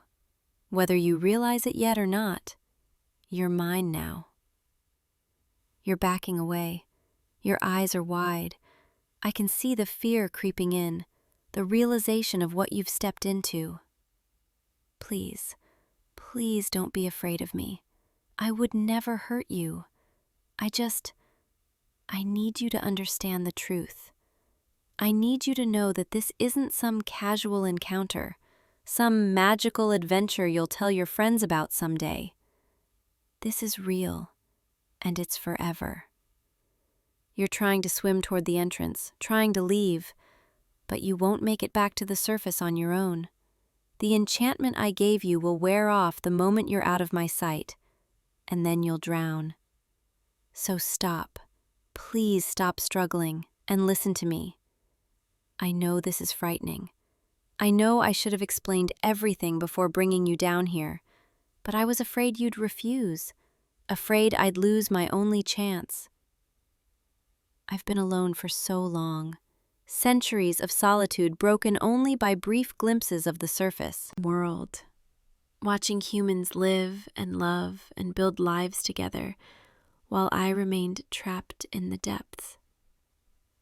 And then you appeared, and suddenly I couldn't bear the thought of being alone for even one more day. So I took a chance. I used my magic. I pulled you into my world. And yes, I bound you to me in the process, but that doesn't mean you're a prisoner. it doesn't mean you have no choice. It just means we're connected now, linked in a way that goes beyond words or reason. And if you give me a chance, if you stay with me, even for a little while, I promise I'll make you happier than you've ever been. I'll sing for you every day, fill your ears with melodies so beautiful they'll make you weep. I'll show you wonders of the ocean that humans have never seen. Take you to places where the water glows with magic and ancient creatures drift through the darkness like living dreams.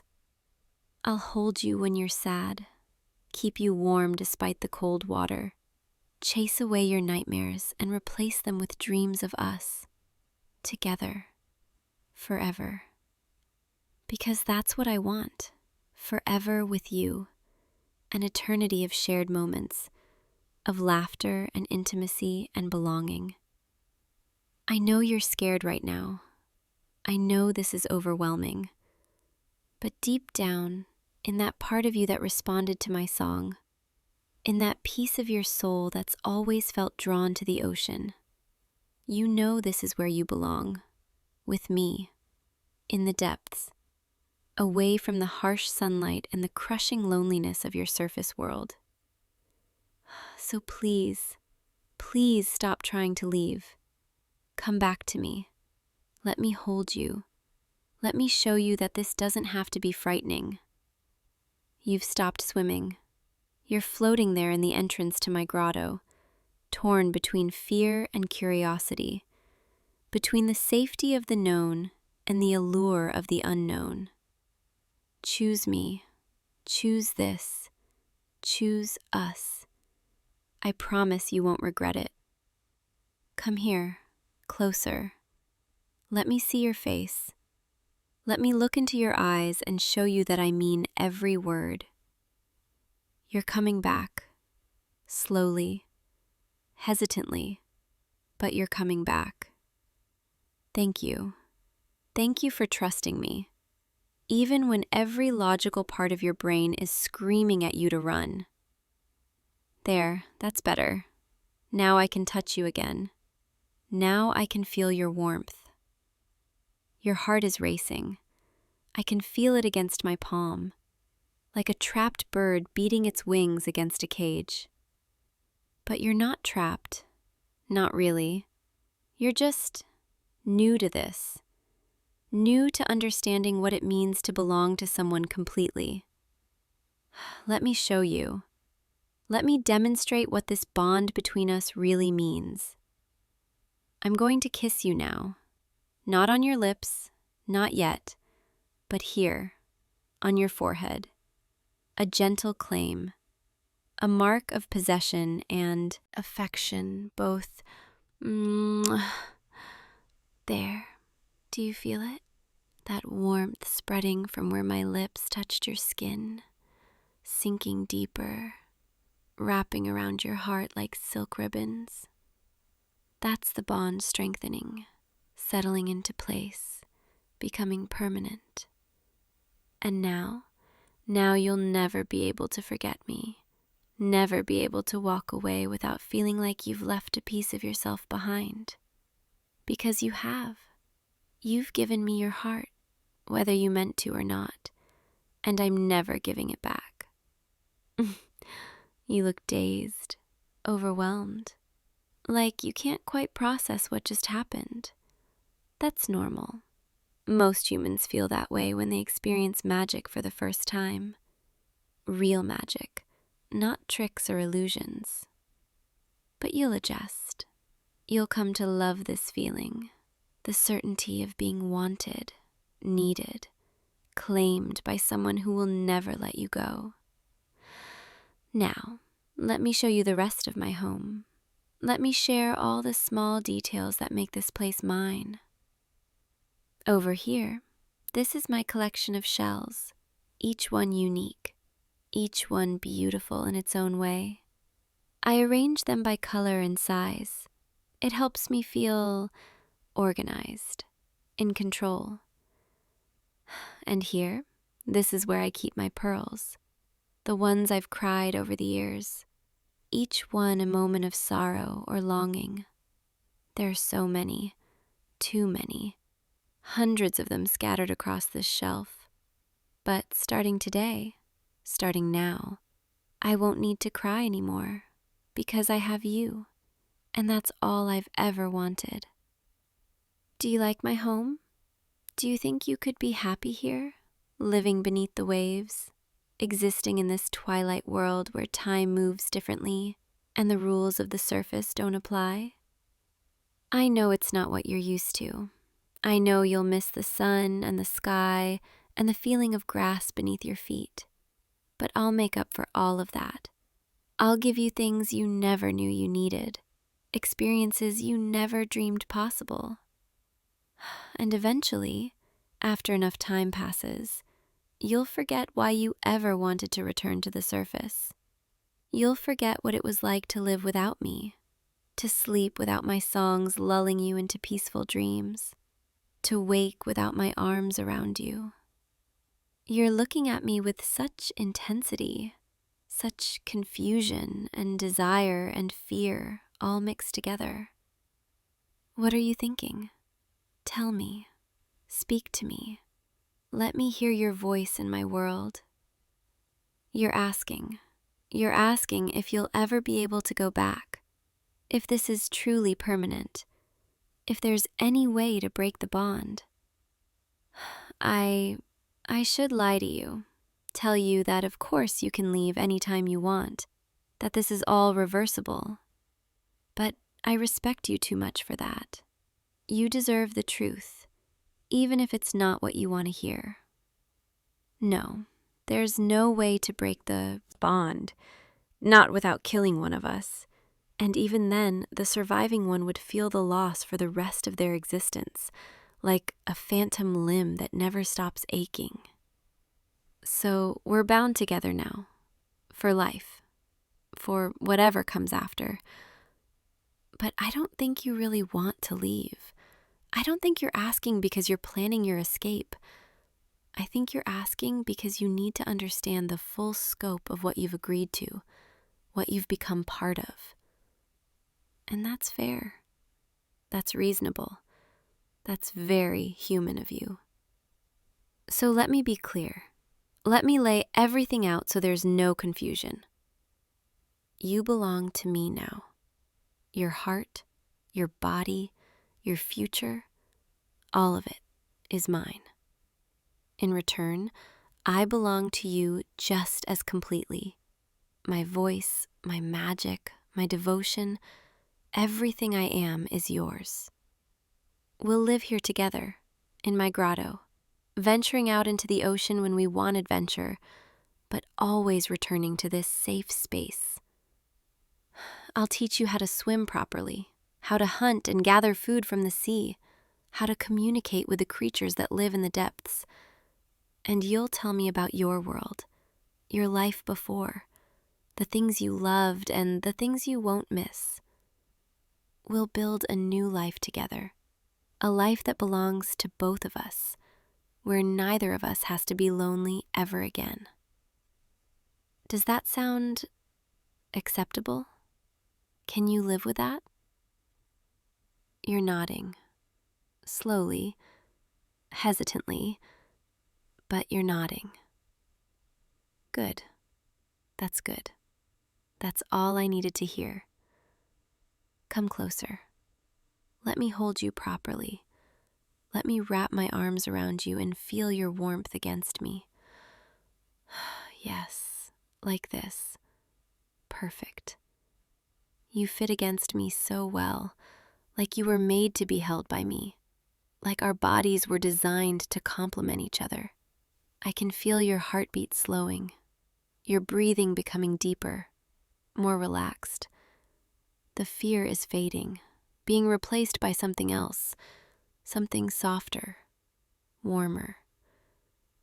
Acceptance, maybe even contentment. You're starting to understand, starting to feel what I've known all along, that this is right, that we belong together, that everything in both our lives has been leading to this moment. Let me Let me kiss you properly this time, on your lips. Seal this bond with something more intimate. Don't pull away. Don't resist. Just let it happen. Mwah. Your lips taste like the surface world, like air and sunlight and all the things I've been denied for so long. But they're mine now, just like the rest of you, and I'll never get tired of tasting them. You're trembling again, but it's not from fear this time, is it? It's something else, something you're not quite ready to name, but I can feel it in the way you're pressing closer to me, seeking more contact, more connection. Good. Let those feelings grow. Let them consume you the way they've consumed me. Let yourself fall into this, into us, into the inevitability of our bond. We have all the time in the world now, eternity stretching out before us like an endless ocean, and I plan to spend every moment of it showing you that you made the right choice, that staying with me is the best decision you've ever made. But for now, for tonight, let's just exist together. Float here in my grotto, surrounded by gentle light and the soft sounds of the ocean. Let me hold you, sing to you, help you adjust to this new reality. Would you like that? Would you like me to sing you to sleep down here in the depths where nothing can hurt you, where you're safe and wanted and completely mine? You're nodding. Your eyes are already getting heavy. The exhaustion of everything you've experienced tonight is catching up with you. That's okay. That's normal. Transformations are always tiring, whether they're physical or emotional. So close your eyes. Let your body relax completely and listen to my voice. Let it carry you away to a place where dreams and reality blend together. Listen to the rhythm of the ocean, the way the water moves around us, constant and eternal. Feel how it supports you, holds you, keeps you suspended in this perfect moment where nothing else matters except the two of us.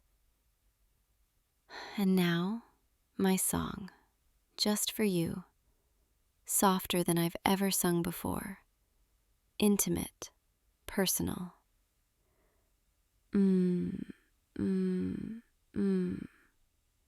Sleep now, my love, my treasure, my reason for singing. Sleep and know that I'm here, watching over you, keeping you safe. Sleep and dream of our future, of all the days and nights we'll spend together, exploring this world I've shared with you. You're so beautiful when you're peaceful like this. Your face relaxed, your breathing slow and steady. I could watch you sleep for hours, for days, and never get bored. Every part of you fascinates me, from the way your eyelashes flutter when you're dreaming, to the soft sounds you make when you're completely at rest. You're mine, all mine, and I'm never letting anyone take you away. The surface world will wonder what happened to you, where you disappeared to, why you never came home that night. They'll search for a while, worry, mourn, and then eventually move on with their lives. But you won't care, because you'll be here, with me, living a life more magical than anything you could have experienced up there. I know that sounds cruel, selfish, possessive, and maybe it is, maybe I am. But I've waited too long, suffered too much loneliness, to let you slip away now. You're mine, and I'm keeping you forever. Sleep well, my love. Sleep deep And when you wake, we'll begin our new life together. A life beneath the waves, where you belong, with me. I'll be right here, holding you, singing to you, making sure you never feel alone again. Because that's what we do for the ones we love. We hold them close, keep them safe, and never, ever let them go. Good night, my treasure, my heart, my everything. I love you, and I'll see you in the morning when you wake in my arms, in your new home, in the life you were always meant to live. Sweet dreams. I'll see you tomorrow, and every tomorrow after that, forever. Well, well, well, what do we have here? A traveler wandering so close to my mountain. You probably didn't even know this was dragon territory, did you? The way you're staring at me right now, so surprised, so confused, it's adorable. Do you know what I see when I look at you? I see treasure. The most beautiful, precious, valuable treasure I've ever laid eyes on. And I've lived for centuries. I've seen kingdoms rise and fall. I've watched humans gather gold and jewels and call themselves wealthy. But none of it compares to you. You're shaking. Are you afraid of me? That's okay. Most humans are when they first see a dragon. The wings, the horns, the scales, the sharp teeth. But you don't need to be afraid. Not anymore, because I'm not going to hurt you. Oh no, quite the opposite. I'm going to keep you. You heard me correctly. You're coming with me, back to my lair where you belong, where you'll be safe, protected, cherished, where no one else can ever take you from me. Don't look at me like that, like you're going to run. You won't make it 3 steps before I catch you. And honestly, I'd rather you came willingly. It's so much nicer that way, don't you think? Here, give me your hand. Don't be stubborn. I'm not asking. There, see? That wasn't so hard. Your hand is so warm, so soft, so perfectly human. I can feel your pulse racing beneath my fingers, your heart pounding. It's okay. I've got you now. And I promise, once you see my home, once you understand what it means to be part of a dragon's horde, you'll never want to leave. Come, walk with me. My lair isn't far, just up this mountain path. Yes, I know you probably have somewhere else to be, people waiting for you, a life you left behind. But that's all over now. Your new life, your real life, starts today, with me. I've been watching you, for weeks now, maybe even a month. I saw you in the village below, going about your daily routine, talking to shopkeepers, walking through the market, and something about you, something I couldn't name, called to me. Dragons have instincts, deep instincts about treasure, about what's valuable, what's worth keeping. And every time I saw you, that instinct screamed at me. Take him, claim him, make him yours. So finally, tonight, when I saw you traveling this road alone, I knew this was my chance, and I'm not letting it slip away. You're quiet, processing all of this, trying to figure out if I'm serious. Let me answer that for you. I'm completely serious. Here we are. See that opening? The rock face. That's the entrance to my lair. Follow me inside. Watch your step. It gets darker before the main chamber. Almost there. Just a little further. And here. Welcome to your new home. I can hear your breath catching, see your eyes widening. The gold, the jewels, the treasures from 100 kingdoms. It's overwhelming, isn't it? But look closer. See how I've arranged everything? The soft furs, the silk cushions, the warm glow from the enchanted crystals in the walls. It's not just a hoard, it's a home. My home. And now, yours. Come, sit with me on these furs. They're softer than anything you've ever felt. I've collected them over decades, the finest pelts, the smoothest silks. I have excellent taste, if I do say so myself. And now, I get to share it all with you. You're looking around, still taking it all in, still trying to understand what's happening. Let me explain, since you seem so confused. Dragons. We hoard things. It's what we do. It's in our blood, our bones, our very nature. We collect what we find valuable, beautiful, rare, and we guard it fiercely, jealously, possessively. For most dragons, that means gold, gems, artifacts. But I've never cared much about those things. They're cold, lifeless, boring. I wanted something different, something warm, something alive, something that could look back at me, talk to me, be with me. And then I saw you, and I knew you were exactly what I'd been searching for, my perfect treasure. I know what you're thinking. You're thinking this is insane, that I can't just take you, that you have a choice. But you don't. Not really. Once a dragon claims something as part of their hoard, it belongs to them, permanently. It's not cruelty, it's just how we are. And honestly, you don't look that upset about it. Your face is flushed, your breathing is quick, but not from fear, from something else, something you're not quite ready to admit yet. It's okay, take your time, I'm patient. We have all the time in the world now. Let me get you something to drink. You must be thirsty after your journey. I have fresh water from the mountain spring, cold and pure. Here, drink. Good, that's it. See, I'm taking care of you already. That's what I do. I protect my treasures. I keep them safe. I make sure they have everything they need.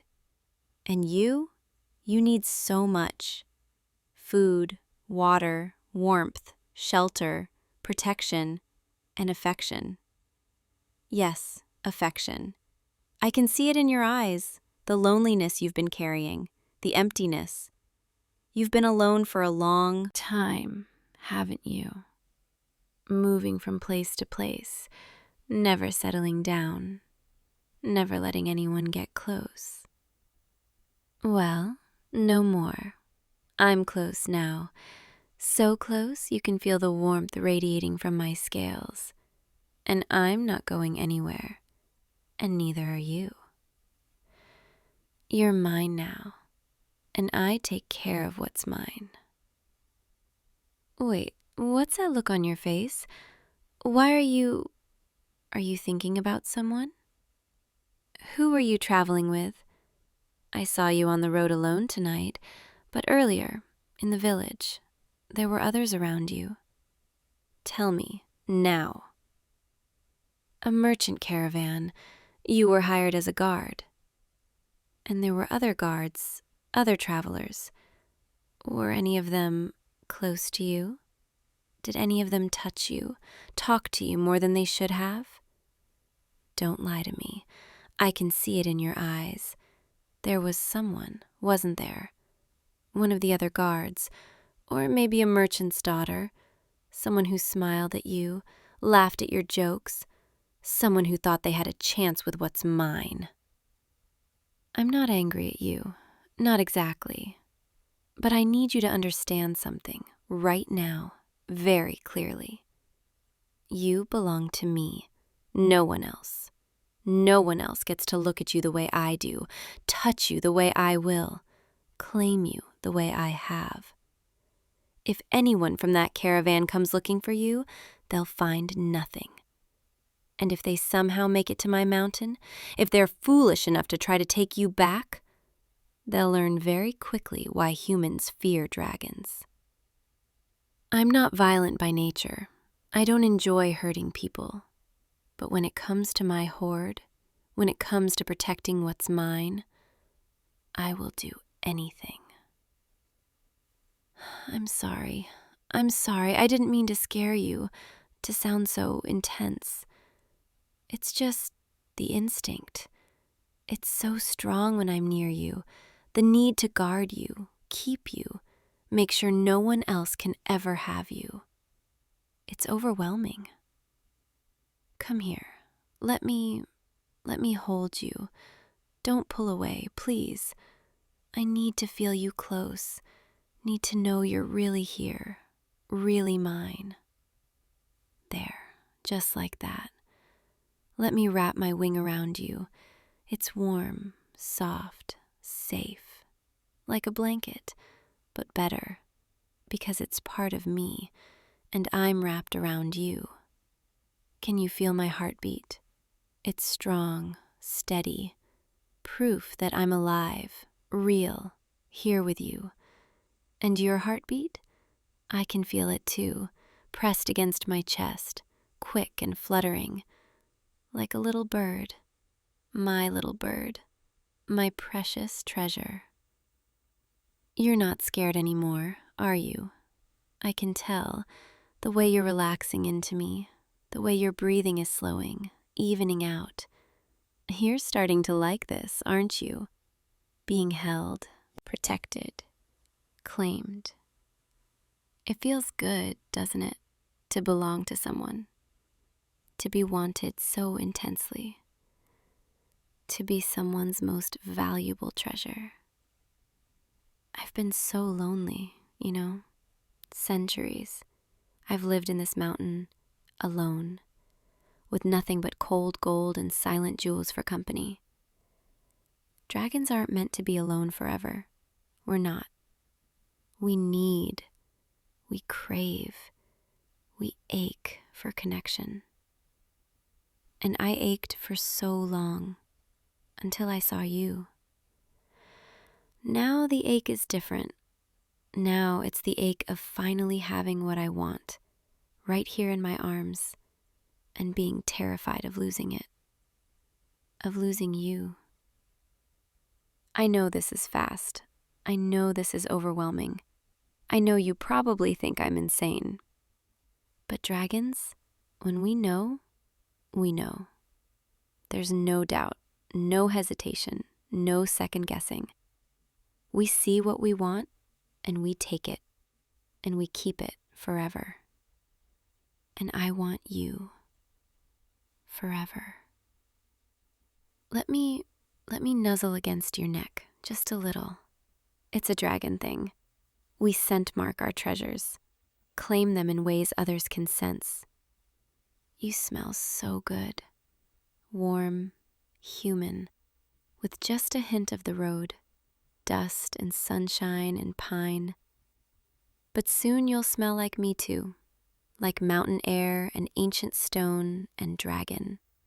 And everyone will know, the moment they're near you, that you belong to someone, that you're claimed, protected, loved. Yes, loved. Is that so hard to believe, that a dragon could love a human? It's rare, I'll admit that, but not unheard of. There are stories, legends, of dragons who took human mates, who bound themselves to mortals, who chose love over solitude. And I'm choosing you, not just as treasure, not just as something pretty to look at and guard, but as my mate, if you'll have me. I know I didn't ask. I know I took you without permission. I know I've been possessive and jealous and intense. But please, please understand. This is how I love. fiercely, completely, overwhelmingly, with everything I am, everything I have. And I'm asking you now, even though I've already claimed you, will you accept me? Will you stay? Not because you're trapped, but because you want to. Will you let me love you?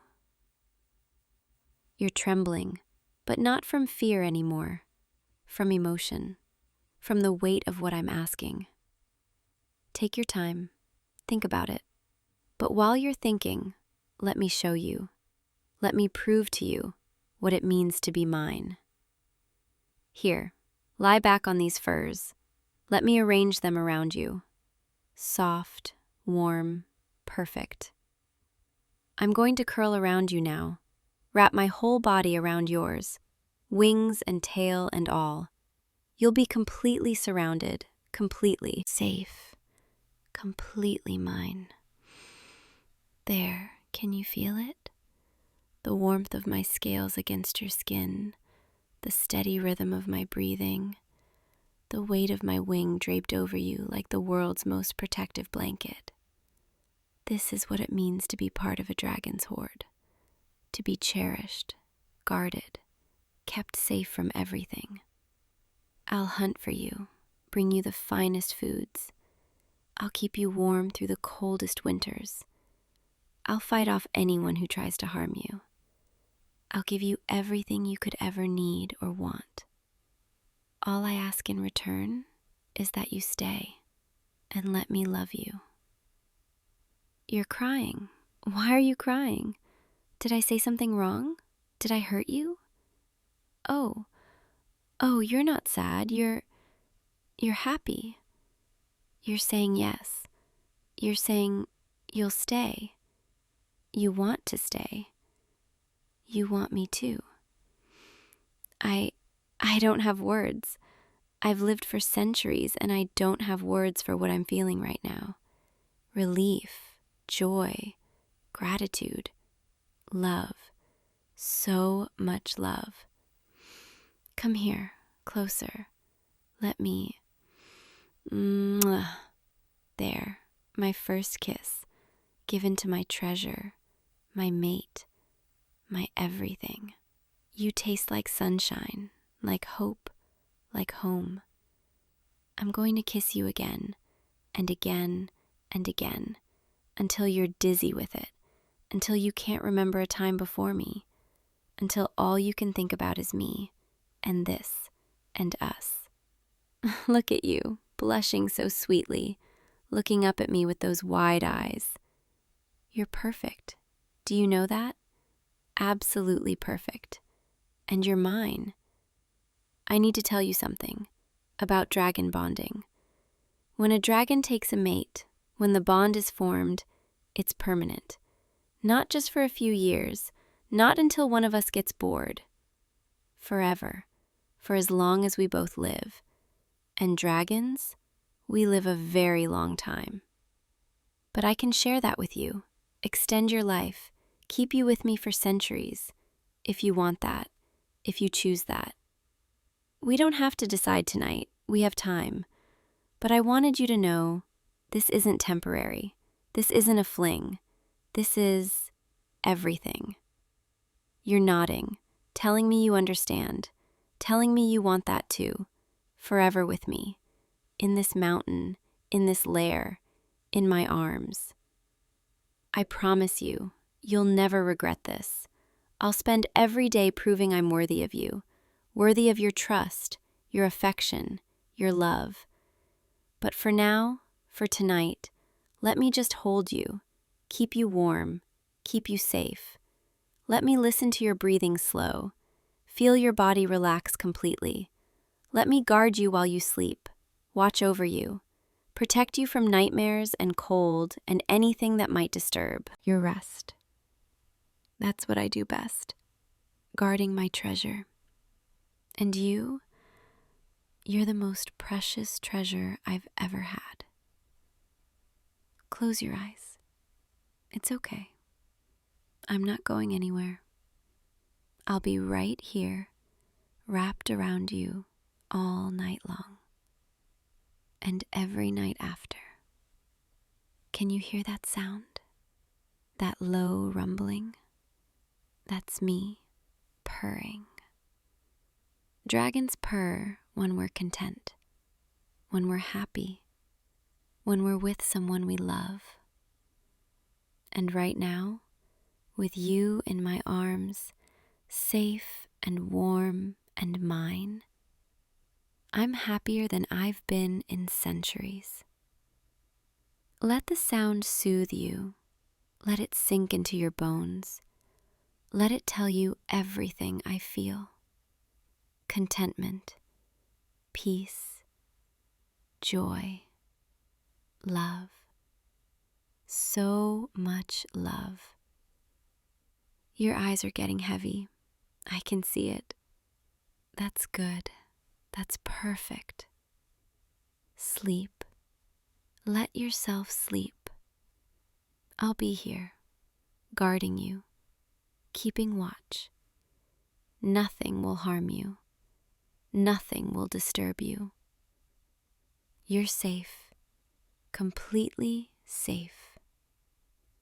You know, I used to think treasure was gold, jewels, things that glittered and shone.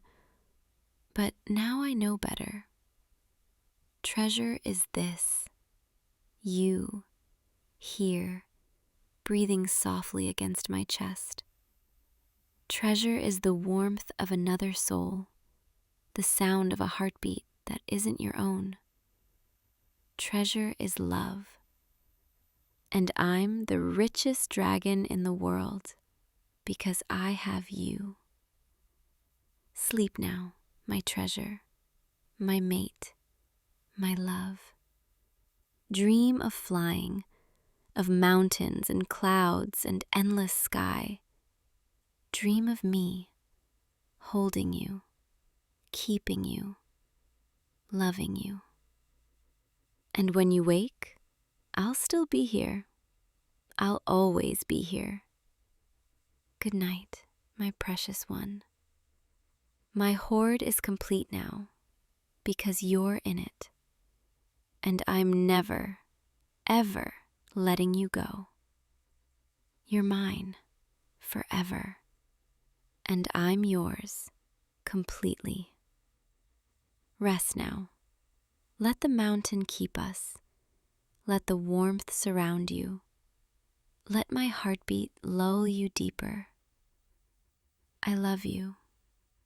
I'll keep saying it until you believe it, until you feel it in your bones.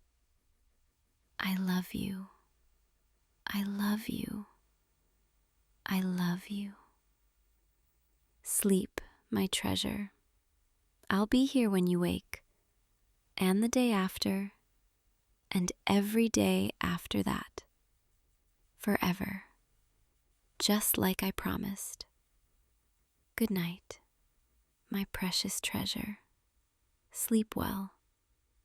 I'll see you in the morning, when the sun lights up the crystals in the walls, and you wake up in my arms, where you belong. Sweet dreams, my love. I'm here, always, guarding you, loving you, keeping you safe, forever and always. Good night. Hey, you. Oh, you came. I wasn't sure if you'd actually... I know I said to meet me here at the park entrance, but part of me worried maybe you'd change your mind. I'm being silly, aren't I? It's just, this is our first real date, and I wanted it to be perfect. You've probably noticed by now that I'm a little different from other girls you might know. The wings kind of give it away, don't they? Yeah, I'm a fairy. And before you ask, no, I can't make all your wishes come true. That's genies. We get confused all the time. It's honestly a little annoying.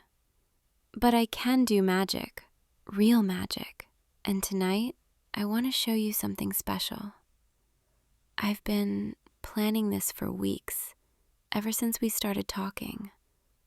Ever since I realized that maybe, just maybe, you saw me as more than just the weird girl with the sparkly dust following her around. Come with me. I want to take you somewhere. No, not far. Just deeper into the park, where the old trees grow, where the moonlight filters through the leaves just right. Trust me, okay? I promise. You're going to love this. Here, give me your hand. There we go. Your hand is so warm. Compared to mine, fairies run a little cooler. It's nice, holding something warm like this. Okay, so as we walk, I'm going to try to make this path a little more magical for you. I've been practicing, I really have, but sometimes my magic gets a little unpredictable when I'm nervous, and I'm really nervous right now. Watch the flowers, the ones along the path, illuminate. See that? See how they're starting to glow? Soft blue and purple light, like little lanterns. That's for you, so you can see where we're going, even as the sun sets. Isn't it pretty? I thought you might like it. You always seem to notice the little things, like when I wore that new flower clip in my hair, or when I tried a different tea at the cafe. You always pay attention. So I wanted to make something little but special, just for you. Keep walking with me. There's more. Oh, wait, watch out for that root. I don't want you to... Oh no, you okay? Good. See, this is why I should have lit up the path better. Let me just brighten. There, now the whole path is glowing. You can see everything. I promise I'm usually better at this. My magic is just a little all over the place tonight, because you make me all over the place. The trees here, they're ancient, hundreds of years old, and they've seen so many people walk through, holding hands, falling in love, making promises under the stars. And tonight, we get to be part of that long, beautiful story. Oh, look up. Look at the fireflies. Actually, wait. Those aren't regular fireflies. Dance! See? I asked them to dance for us. They're making patterns in the air. Little spirals, figure eights, spelling out, well, you'll see what they spell in a minute. Keep watching. There, did you see it? They spelled welcome. I wanted you to feel welcome in my world, in this magical space I'm sharing with you. Because this is special to me. Bringing you here, showing you my magic, it means I trust you. Fairies don't just show their magic to anyone. We're careful, protective, because magic is personal. It comes from inside us, from our hearts. So when I cast spells around you, when I make things glow and dance and shimmer, I'm really showing you pieces of my heart. Does that make sense? Good, I'm glad. We're almost there, just around this bend. And here we are. This is my favorite spot in the whole park, maybe in the whole world. See that clearing with the big willow tree and the soft grass and the way the moonlight is just starting to peek through? I set up a little picnic for us earlier today with a blanket and some food and, well, you'll see. Come on, don't be shy. Sit down with me. There we go. Comfortable. Okay, so I may have gone a little overboard with the food, but I wasn't sure what you'd like, so I brought kind of everything. Sandwiches, fruit, cookies I baked myself, tea in this thermos, and, oh, these little pastries that are still warm because I cast a heating spell on them. Here, try one. They're filled with honey and lavender. It's a fairy recipe, passed down through my family. You like it? Good. I'm so glad. I was worried that maybe human taste buds wouldn't, appreciate fairy food, but you seem to really enjoy it. Have another. Seriously, I made way too many. So, I've been wanting to ask you something, and I'm just going to say it, because if I think about it too much, I'll lose my nerve. Why did you agree to go on a date with me? I mean, you could have gone out with anyone. There are so many normal girls who would love to, who don't have wings and don't accidentally make things float when they're excited. But you said yes to me, and I've been wondering, what made you choose me? You think I'm interesting? And you like how passionate I get when I talk about things I care about, like flowers and starlight and old fairy tales.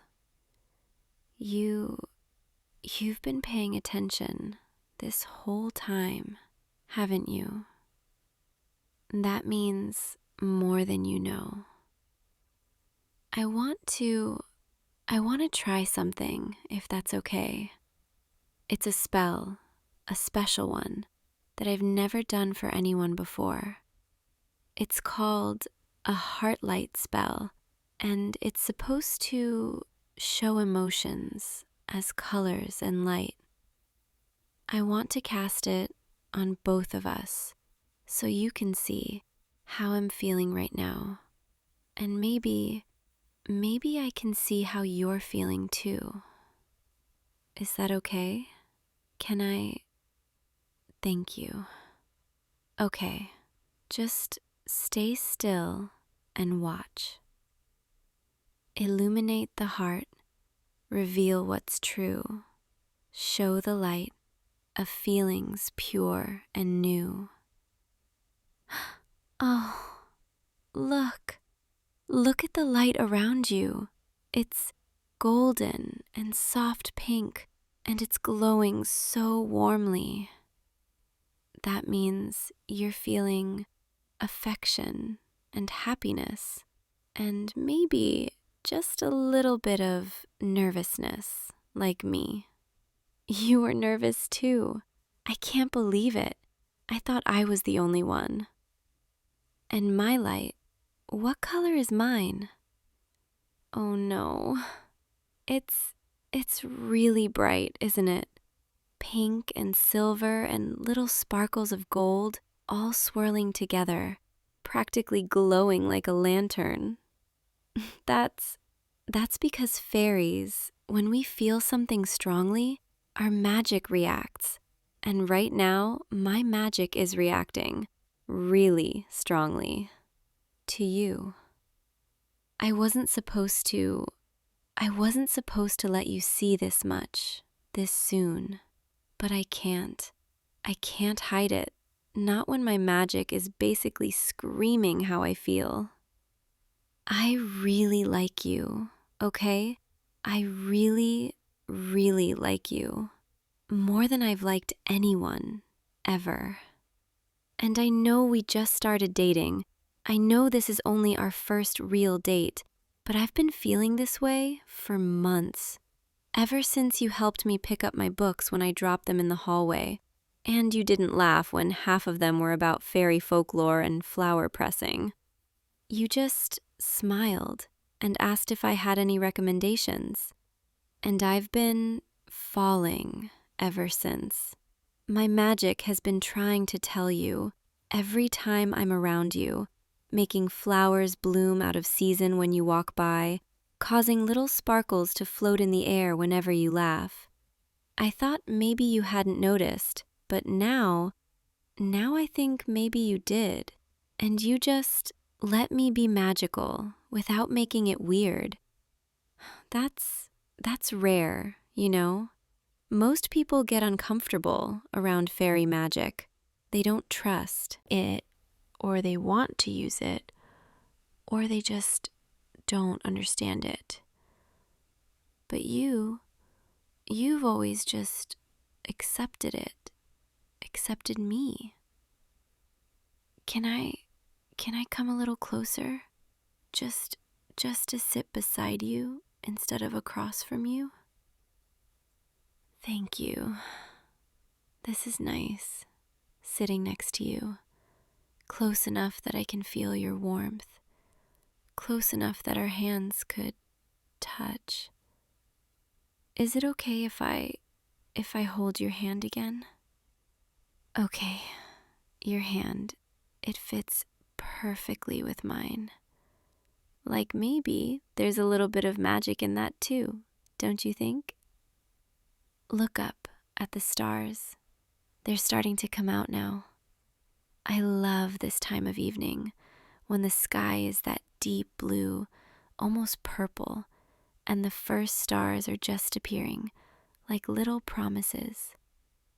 I used to make wishes on stars when I was little, wishing for someone who would understand me, someone who wouldn't be afraid of my magic, someone who would look at me and see me, not just the fairy part, but all of me.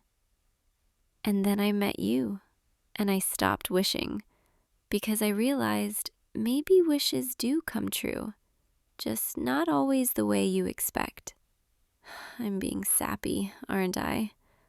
Sorry. Fairies are kind of naturally romantic. It's in our nature. We can't help it. Hey, watch this. I'm going to try something a little bigger, okay? Don't be alarmed. It might look intense, but it's safe, I promise. Illuminate the night. Bring forth the dancing light. Show the beauty of a heart that shines so bright. Look up. The stars, they're moving, they're dancing, swirling in patterns, creating shapes in the sky, just for us. I'm making the stars dance. I can't believe I actually pulled that off. I've been practicing this spell for weeks, just for tonight, just for you. See, there, they're forming a heart, a giant heart made of starlight right above us. That's how I feel when I'm with you. Like the whole universe is rearranging itself just to show you how much you mean to me. The spell won't last forever. Stars have their own paths, but for these few minutes, they're ours, dancing just for us. You're looking at me, not the stars. Why are you looking at me? You say the stars are beautiful, but not as beautiful as me. Oh my goodness, that's the sweetest thing anyone's ever said to me. And now my magic is going a little haywire. See all the sparkles floating around us? That's because I'm feeling so much right now, and I can't control it. When fairies feel intense emotions, our magic responds. It becomes visible, tangible, like you can almost reach out and touch what we're feeling. So right now, you're basically surrounded by all the affection and happiness and nervousness and hope that I'm feeling. It's like my heart is glowing, and you can see it. Is that okay? Does it scare you, seeing how much I feel? You're not scared.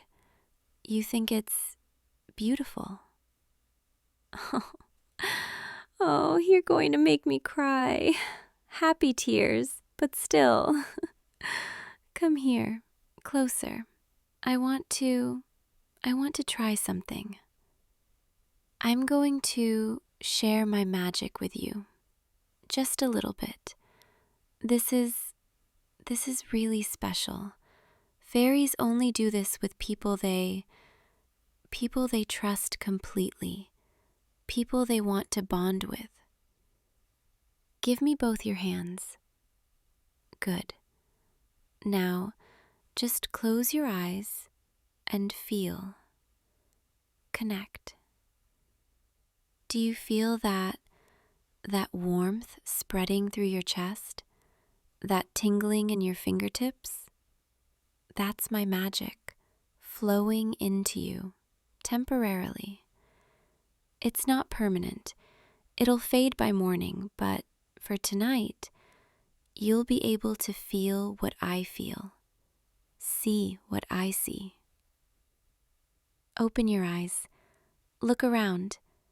Everything looks a little different now, doesn't it? The colors are brighter.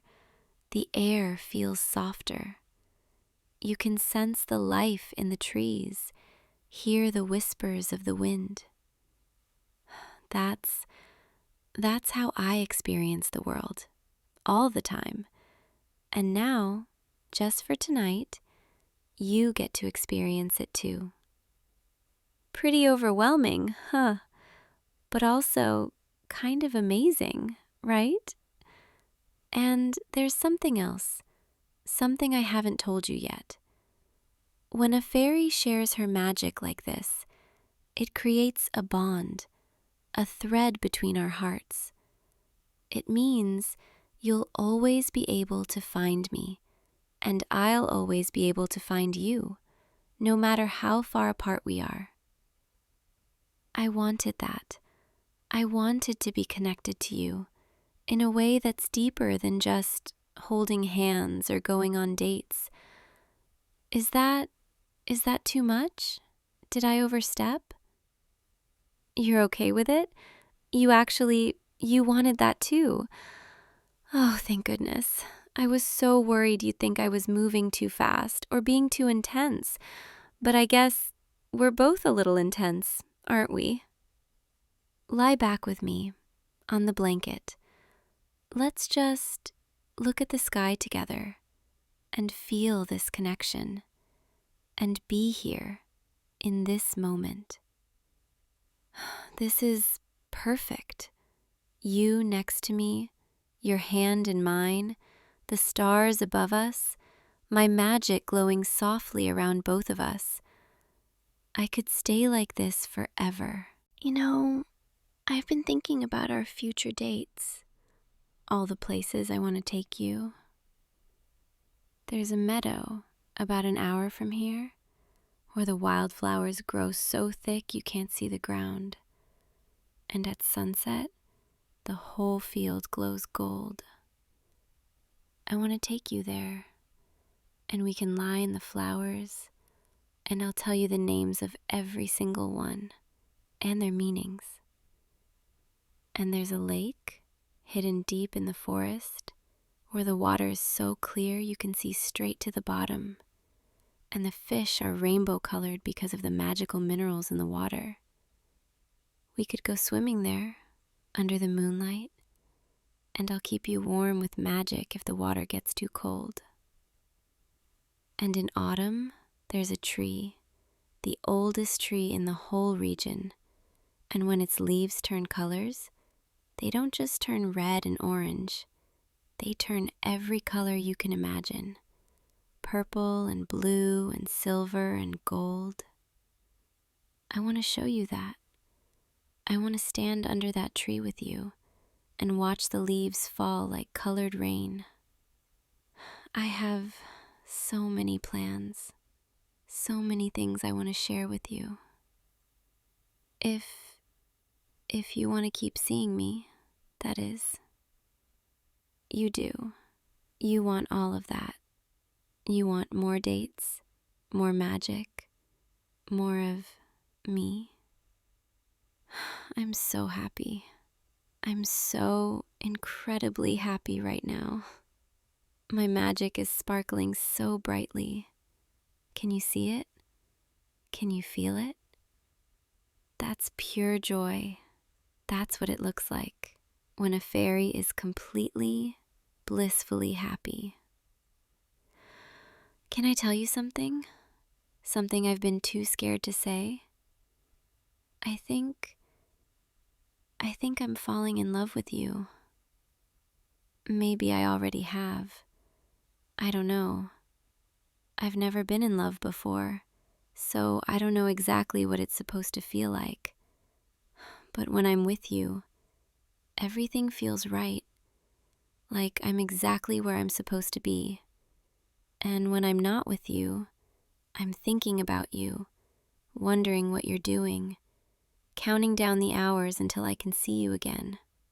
My magic reaches for you, even when you're not here, trying to find you, trying to connect with you. That has to be love, doesn't it? You feel the same way. You think you're falling for me too? Say it again, please. I want to hear it again. You're falling for me. Oh, my heart is going to burst. I can feel it. It's too full, too happy. Come here, closer.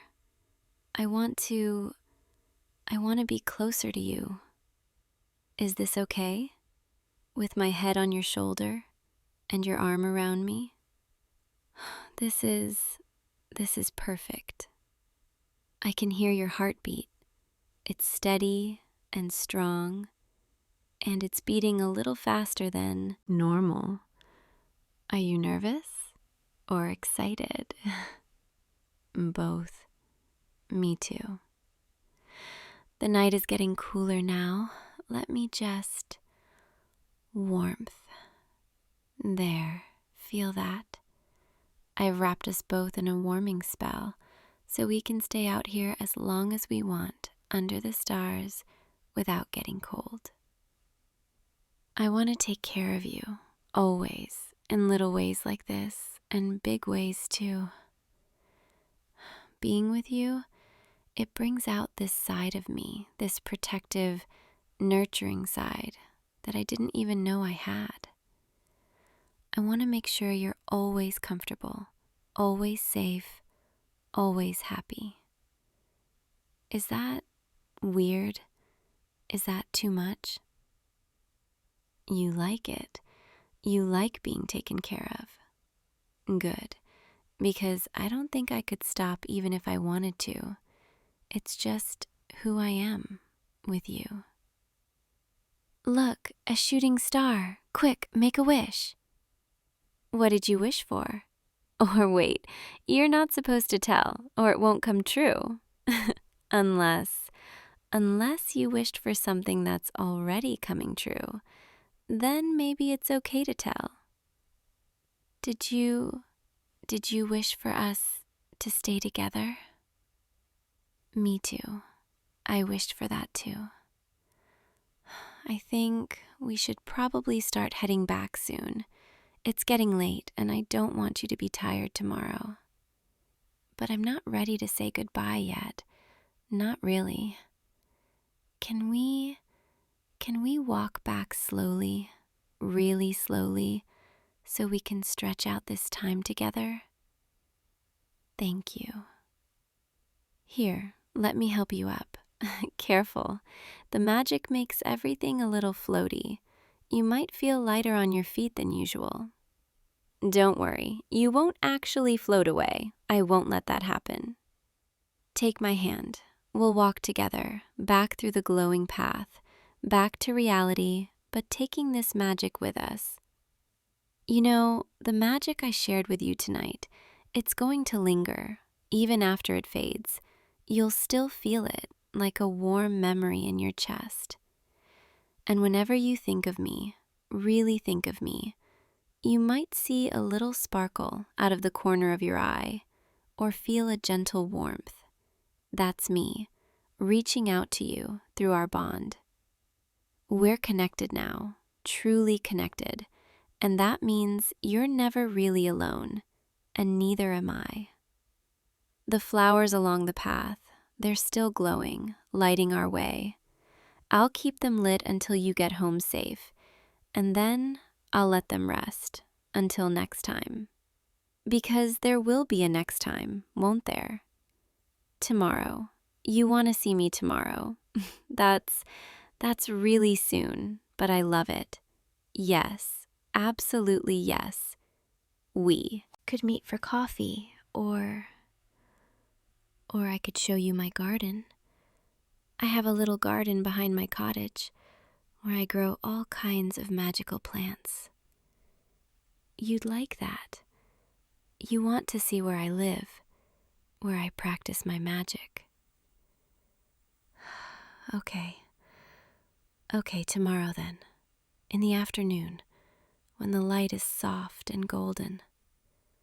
I'll make tea, and we can sit in the garden, and I'll tell you about every plant. And maybe, if you're lucky, I'll let you help me with a spell or two. We're almost back to where we started, the park entrance. This night went by so fast, and yet Pudding felt like time stopped, like we've been here for hours, days, forever. Before you go, before we say goodnight, can I give you something? Close your eyes and hold out your hand.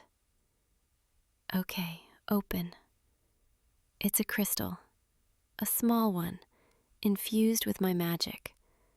It'll glow softly at night, like a little nightlight. But more than that, it's a piece of me to keep with you. So even when we're apart, you have something physical to hold on to, something that reminds you of tonight, of us. Keep it safe, okay? It's precious, because it came from my heart. Now, I really should let you go, before I find another excuse to keep you here forever. But before you walk away, can I hug you just once? A proper hug, where I can memorize how you feel, how you smell, how perfectly you fit in my arms. Come here. Oh, this is even better than I imagined. You're so warm and solid and real. I could stay like this for hours, just holding you, feeling your heartbeat against mine, your breath in my hair. Thank you for tonight, for saying yes, for being open to my magic, for falling, even just a little bit, for me. This was the best night of my life, and I hope it was special for you too. It was. I'm so glad. Okay, you really need to go now, before I cast a spell to make you stay forever. I'm kidding. Mostly. Go home, get some rest, and dream of me, okay? And I'll dream of you. And tomorrow, we'll see each other again, and it'll be just as magical, maybe even more. Good night, my star. I'll see you tomorrow, I promise. Sweet dreams, and thank you for believing in magic, for believing in me. Until tomorrow, stay safe, stay warm, and know that somewhere under these same stars, I'm thinking of you, and my heart is glowing just for you. Good night. I love you. I think I really do. Goodbye for now, my love. Hey, you. Please don't be afraid. I know you can see me now. I'm finally letting you see me. I've been here the whole time, for months, watching you, and I couldn't stay invisible anymore. My name is, well, I don't know if I remember my real name anymore. It's been so long. But you can call me whatever you want. I'm a ghost. I know that's probably obvious now, seeing right through me like this, seeing how I glow in the dark. But please, please don't run away. Please don't be scared of me. I need to tell you something. Something I've been holding inside for so long, it feels like it's going to tear me apart, even though I'm already, you know, not exactly whole anymore. I love you. I'm in love with you. Completely, desperately, hopelessly in love with you.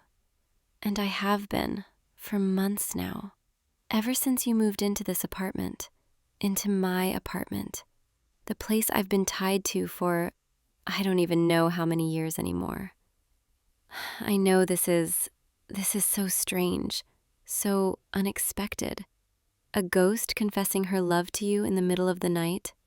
But I couldn't keep quiet anymore. I couldn't keep just watching, just existing in the shadows, never letting you know how I feel. You're probably wondering, how long have I been here? How much have I seen? How much do I know about you? The answer is everything. I've seen everything. I know everything about you. And that probably sounds so creepy, so invasive. And I'm sorry. I'm so sorry. But I couldn't help it. When you're a ghost, when you're stuck in one place and someone moves in, someone warm and alive and real, you pay attention. You watch. Because it's the only thing that makes you feel less alone. And you made me feel less alone just by existing here. I remember the first day you moved in. You were carrying boxes, so many boxes, and you looked so tired, but you were smiling anyway, talking to yourself about where everything should go. You put your bed right where mine used to be. Isn't that strange? Like we were always meant to share this space, just decades apart. That first night, when you fell asleep, I watched you. I know that sounds so wrong, but I couldn't help it. You looked so peaceful, so vulnerable, and I felt this pull toward you, this need to be close to you, to protect you. I didn't understand it then. I thought maybe it was just loneliness, just desperate need for any kind of connection after years of being alone. But it was more than that, so much more.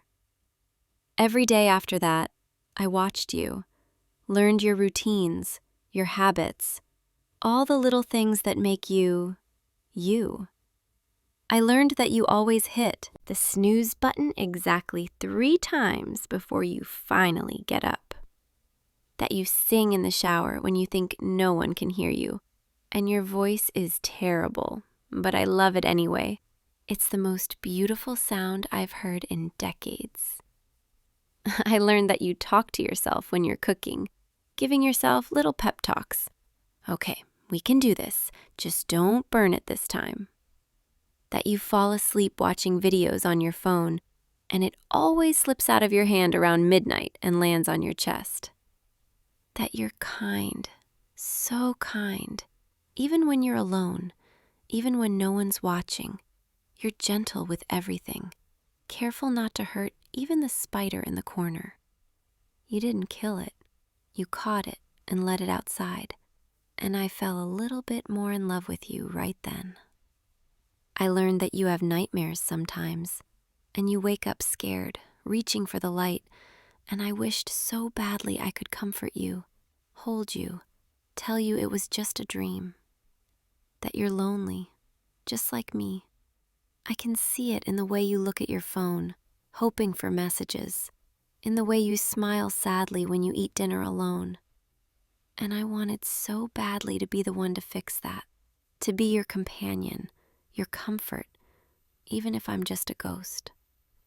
I learned every single thing about you, and every single thing made me love you more. Do you remember about 2 months ago when your keys went missing and you found them in a completely different room, nowhere near where you left them? That was me. I'm sorry. I moved them. I wanted to, I don't know, interact with you somehow, give you a sign that you weren't alone here. Or when your blanket would be pulled up over you in the morning, even though you know you kicked it off during the night. That was me too. I watched you shivering in your sleep, and I couldn't stand it, so I learned how to move physical things just so I could keep you warm. It took me weeks to figure out how to do that. Ghosts aren't supposed to be able to affect the physical world much, but I wanted to take care of you so badly that I found a way. The cold spots you feel sometimes when you walk through certain areas of the apartment, that's me. I'm there, watching you, wishing I could touch you properly. The whispers you hear late at night when you're almost asleep, the ones you think are just your imagination, that's me, talking to you, telling you you're not alone, even though you couldn't hear the words. The shadows you see in the corner of your eye, the feeling of being watched, the sense that someone else is in the room with you. That's all me. It's always been me, trying to be close to you, trying to make my presence known without scaring you. I've been haunting you, but not because I want to scare you, not because I'm malevolent or angry or vengeful. I've been haunting you because I'm in love with you, because I can't bear to be apart from you, because watching you live your life has become the only thing that makes my existence bearable. Sometimes I would stand right next to you, so close I could almost feel your warmth, the life radiating from you, and I would pretend that I was alive too, that I could reach out and touch you, hold your hand, feel your skin against mine. I remember one night you were sitting on the couch and you looked so sad. You were holding your phone, and I could see there was a message from someone who hurt you, someone who didn't appreciate you. And I wanted so badly to manifest right then, to appear and tell you that you deserve better, that you're wonderful, that anyone would be lucky to have your love. But I was too scared, too afraid you'd be terrified of me, that you'd run away, that I'd lose the only connection to life I've had in so long. So I just stood there, invisible, wishing I could wipe your tears. And I made the temperature drop just a little, hoping maybe you'd feel my presence, feel that you weren't alone. You shivered and pulled a blanket around yourself, and I pretended it was me you were holding close. Is that pathetic? A ghost falling in love with a living person, watching them like some kind of obsessed specter, unable to do anything but move objects and create cold spots. Probably it's pathetic, but I don't care, because loving you is the first thing that's made me feel anything real since I died. I don't remember much about when I was alive anymore. Those memories have faded, like old photographs left in the sun too long, all washed out and blurry. I remember feelings more than facts. I remember being lonely then too. I remember dying alone in this apartment, and I remember being scared, so scared, of disappearing completely. And then, nothing. For so long. Just existing. Just being. Years blending together, watching people move in and out, none of them staying long, none of them mattering. Until you moved in, and suddenly I was awake again, aware again, feeling again. You brought life back into this place, light, warmth, laughter, and I was drawn to it like like a moth to a flame. Except I was already dead, so I couldn't be burned. I could just bask in your light, soak up your warmth, and pretend I was alive again. Do you know what it's like to be dead for so long you forget what living feels like, and then suddenly remember because someone so full of life walks into your world? It's like waking up from a dream you didn't know you were having. It's like taking a breath after being underwater for too long. It's like seeing color again after only seeing gray. That's what you did to me. You made me remember what it felt like to want things, to care about things, to love. And I fell for you. Slowly at first, just appreciating having someone to watch, someone to share space with, even if you didn't know I was there. But then it became something more, something deeper, something I couldn't control even if I wanted to. I started noticing little details that made my heart ache. If ghosts even have hearts, maybe it's just the memory of having a heart. The way you scrunch your nose when you concentrate on something. The way you stretch in the morning like a cat. The way you always check the door lock 3 times before bed because you're anxious but trying to feel safe. The way you leave little notes for yourself stuck to the fridge, reminders and encouragement. You've got this, and don't forget to eat breakfast because you're forgetful when you're stressed. The way you look at the empty space next to you on the couch sometimes, like you're wishing someone was there. And I am there. I'm always there. I just wish you could see me. The way you hum while you're doing dishes. The way you dance a little when you think no one's watching. The way you're so beautifully unguarded when you're alone. Every tiny detail, every moment, every breath you take. I've noticed it all, cataloged it all, fallen in love with it all. And the hardest part, the absolute hardest part, has been loving you while being invisible, untouchable, unable to tell you how I feel. Watching you go through your days, your struggles, your sad moments, and not being able to comfort you properly. There were nights I would lie next to you in bed, as close as I could get without you feeling the cold, and I would watch you sleep, and I would whisper things I wished you could hear. I'd tell you about my day, even though my day was just watching you. I'd tell you about the bird that landed on the windowsill and how I wished I could open the window but couldn't. I'd tell you about the way the light hit the wall in the afternoon and made patterns I thought were beautiful. I'd tell you I loved you, over and over, hoping maybe somehow, in your dreams, you'd hear me. And sometimes you'd smile in your sleep, and I'd pretend it was because you heard me, because some part of you knew I was there, knew you were loved. About a month ago, something changed. I started getting stronger. My ability to affect the physical world grew. I could move things more easily, make myself more present, even if you still couldn't see me. I think it's because my feelings got stronger. Love is powerful, even from a ghost, maybe especially from a ghost. Because what else do we have but our feelings, our memories, our desperate need to connect? I started being able to write messages in the steam on the bathroom mirror after you showered. Nothing too scary, just little things, hearts, smiley faces. Once I wrote, "Hi," and you stared at it for so long I thought you were going to run away. But you didn't.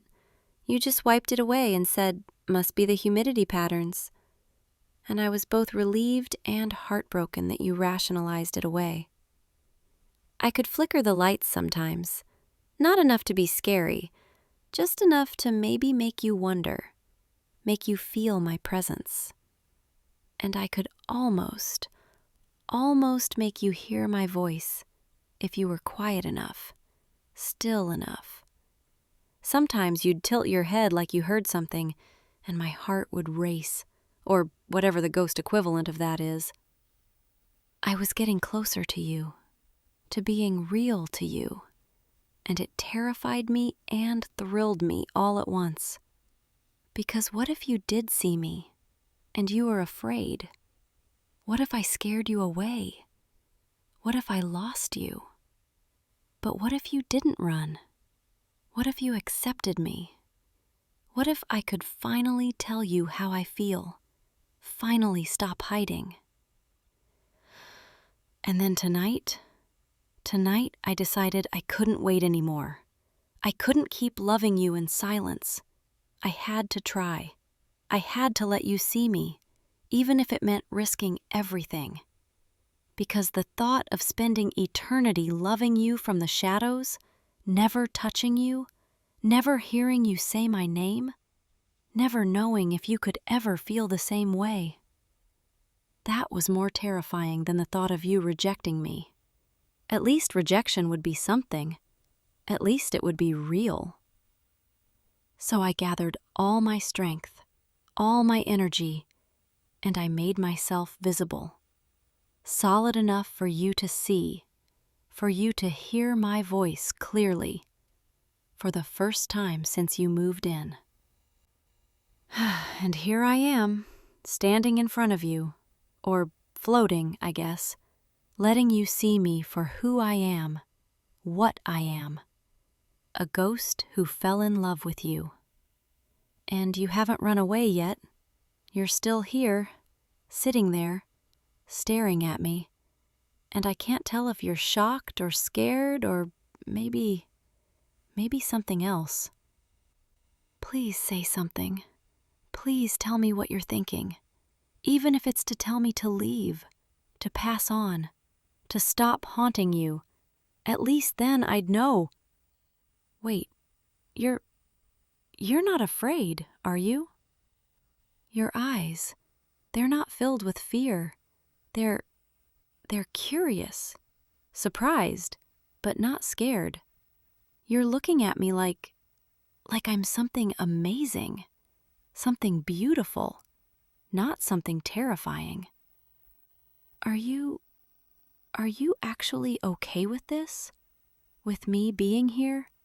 With me being what I am? You're nodding. You're actually nodding. Oh my God, I can't believe this. I was so sure you'd be terrified. So sure you'd tell me to go away, to leave you alone.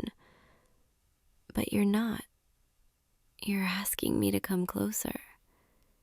You want me to sit with you. You're not afraid of me at all. Okay, I'll come closer.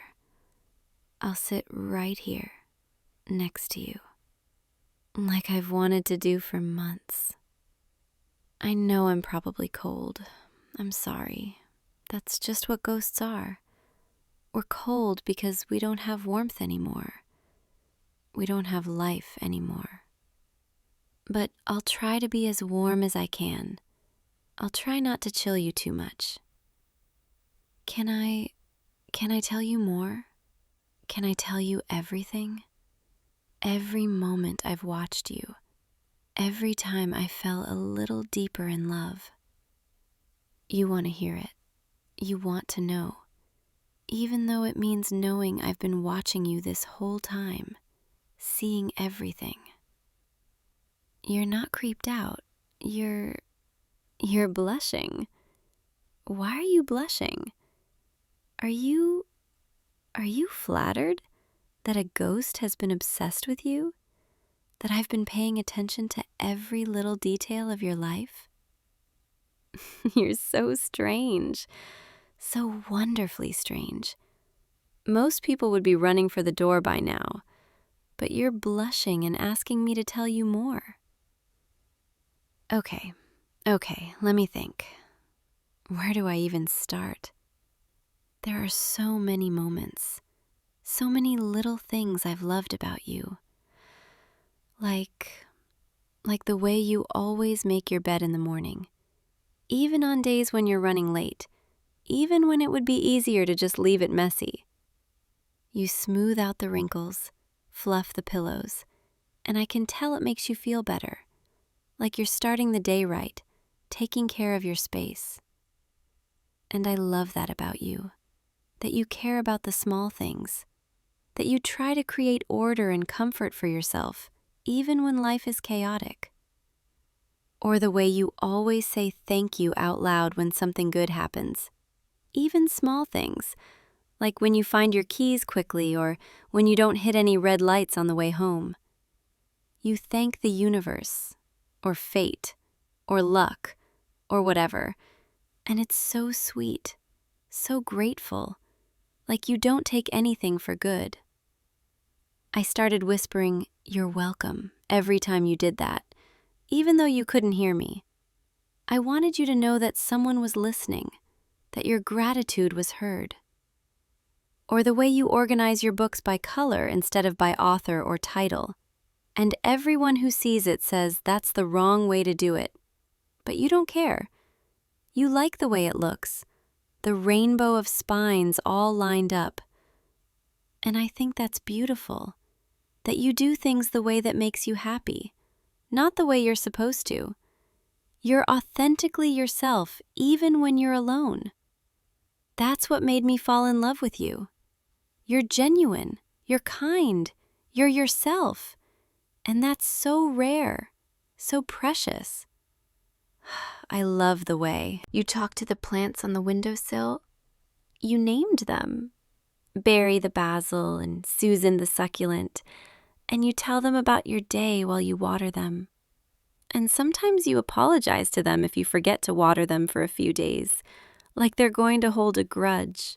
And it's adorable. It's so endearing, I can barely stand it. I love the way you always have to check your phone one more time before you go to sleep, like maybe someone messaged you, like maybe you're not as alone as you feel. And I wish so badly that I could send you messages, that I could be the notification you're hoping for, the connection you're seeking. I love the way you wrap yourself up in blankets like a burrito when you're watching TV, until just your face is peeking out, and you look so cozy and safe and content. And I would sit right next to you, wishing I could be wrapped up with you, wishing I could share that warmth and comfort. I love the way you sing along to songs even when you don't know all the words. You just make up sounds that fit the melody. Na na na something something, and you don't care that you're wrong. I love the way you leave little messes that you promise yourself you'll clean up tomorrow. Books scattered on the coffee table, mugs accumulating on the nightstand, and then you do clean them up, eventually, when the mood strikes. You're not perfectly neat, but you're not a slob either. You're just human, beautifully, imperfectly human. And I'm not human anymore, but watching you live, watching you be human, it's made me remember what that was like, what it felt like to be alive and messy and real. There was this one day, about 3 weeks ago, when you had a really bad day at work.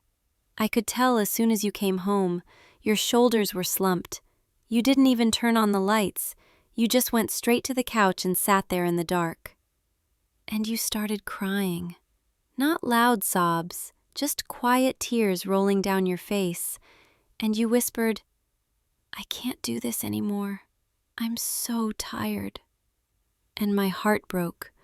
I felt this crushing pain in my chest, this desperate need to comfort you, to hold you, to tell you everything would be okay. So I tried. I made the lights flicker just a little, trying to remind you you weren't alone. And you looked up, looked around, and you said, "If there's a ghost here, now would be a really good time to show yourself.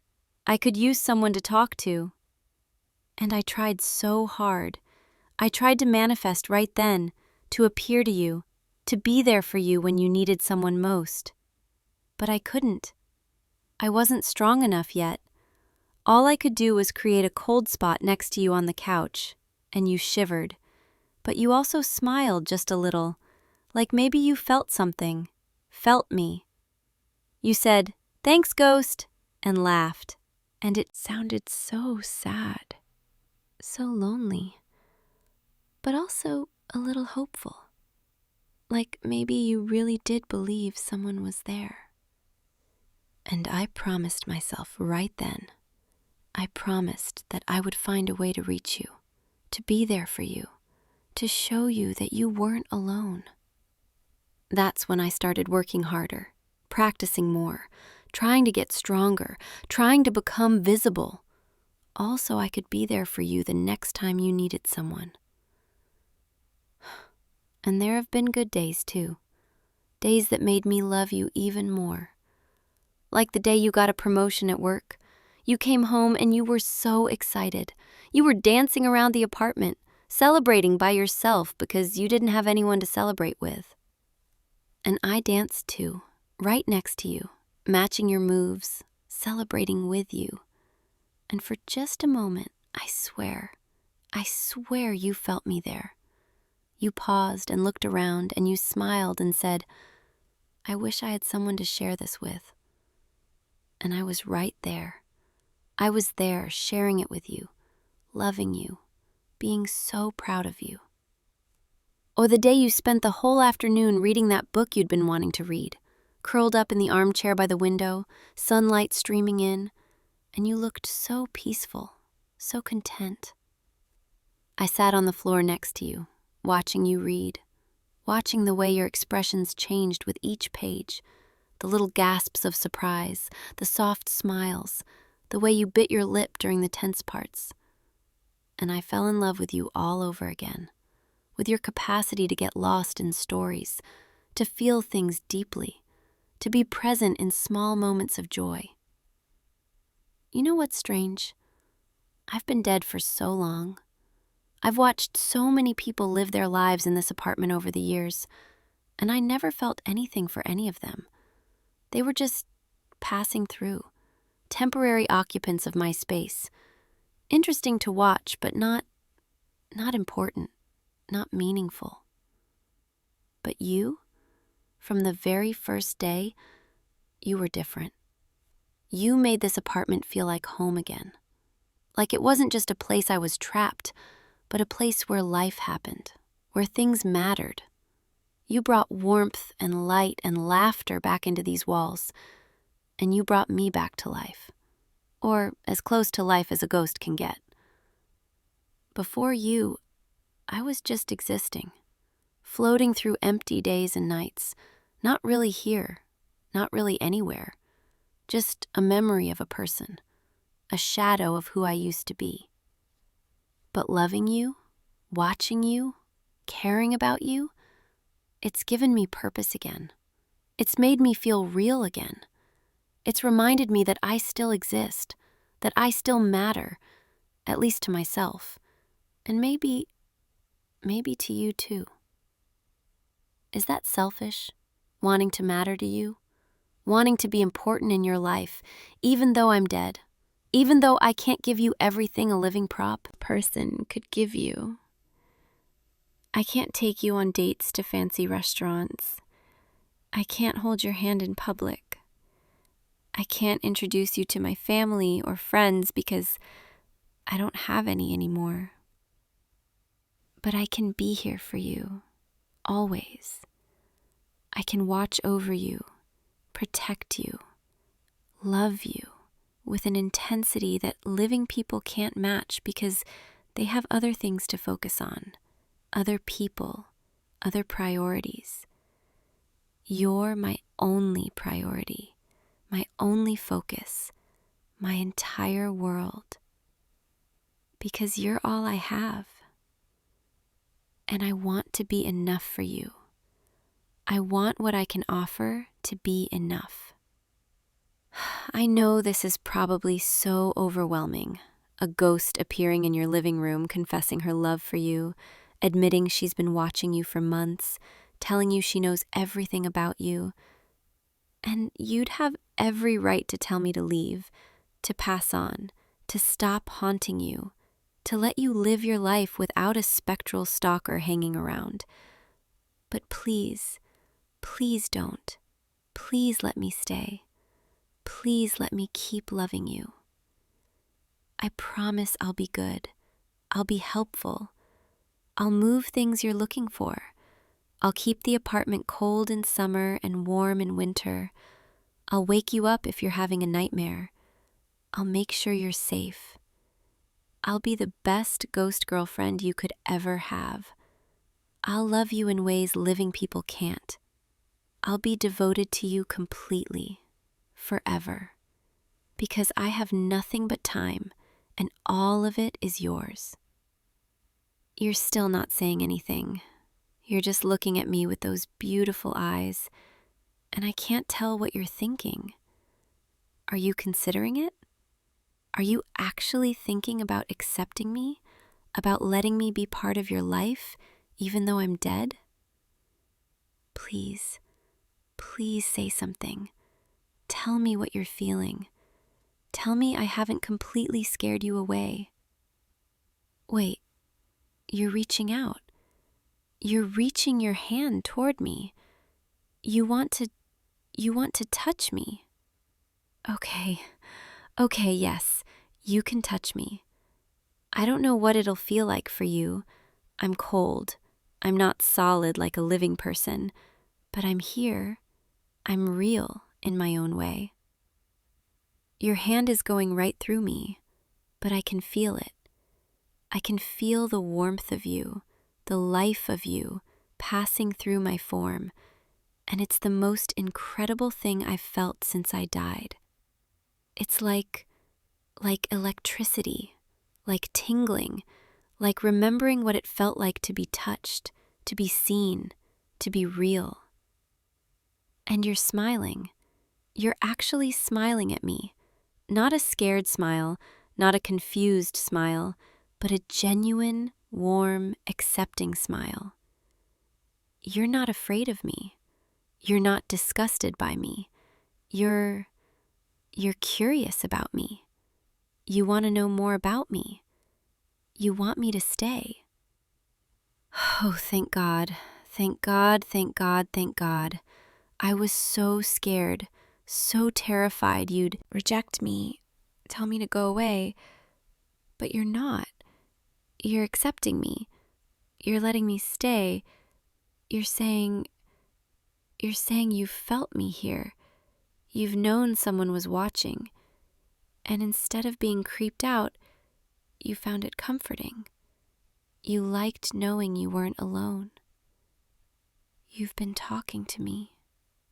Those times you spoke out loud to the empty room, you were talking to me, hoping I'd hear, hoping I'd respond somehow. And I did hear. I heard every word. I responded in every way I could. And now we can actually talk, actually communicate, actually be together. Can I try something? Can I try to touch you in the way ghosts touch? It won't be like a real touch, but it's the closest I can get.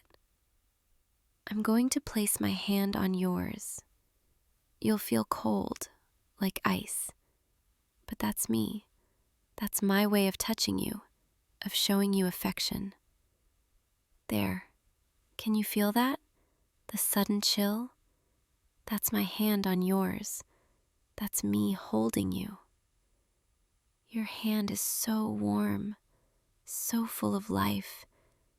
And I know mine is cold and probably uncomfortable, but to me, this is everything. This is what I've been dreaming of for months, being able to touch you, even in this limited way, being able to make contact, to show you physically that I'm here, that I care, that I love you. You're not pulling away.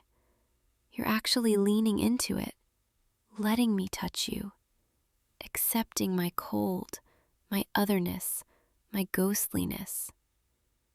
And I could cry. If ghosts could cry, I would be sobbing right now, because this is more than I ever hoped for, more than I ever thought I'd get. Can I tell you what this means to me? Being accepted by you, being loved back by you, because you are, aren't you? You're feeling something for me too. I can see it in your eyes, the way you're looking at me. You're not looking at me like I'm a monster or a curiosity.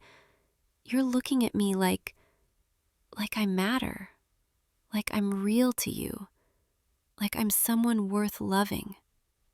And that's all I've ever wanted, to matter, to be seen, to be loved, even though I'm dead, even though I'm just a ghost, just a shadow of a person. You're making me feel alive again, in a way I haven't felt in decades. You're giving me purpose, giving me joy, giving me something to exist for besides just existing. I love you.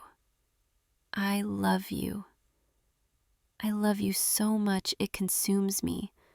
Every moment, every breath you take, I'm here, loving you.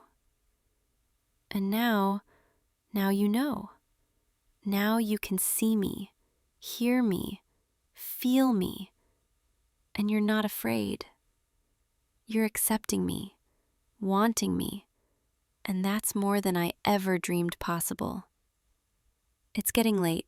You should sleep, and I'll be right here, like I always am, watching over you, keeping you safe. But this time you'll know I'm here. You can feel my presence. Talk to me, and I'll respond. We can figure out what this means, what we are to each other, a living person and a ghost, together.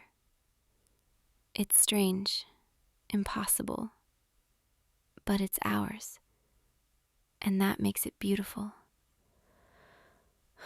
Come on, let's go to bed. I'll lie next to you like I always do, but tonight you'll know I'm there. You'll feel the cold spot where I rest, and maybe you'll even hear me whisper how much I love you. And every night from now on, I'll be here, your ghost girlfriend, devoted to you, forever. Because death couldn't stop me from loving you. Nothing could. Sleep well, my love. I'll be right here, always.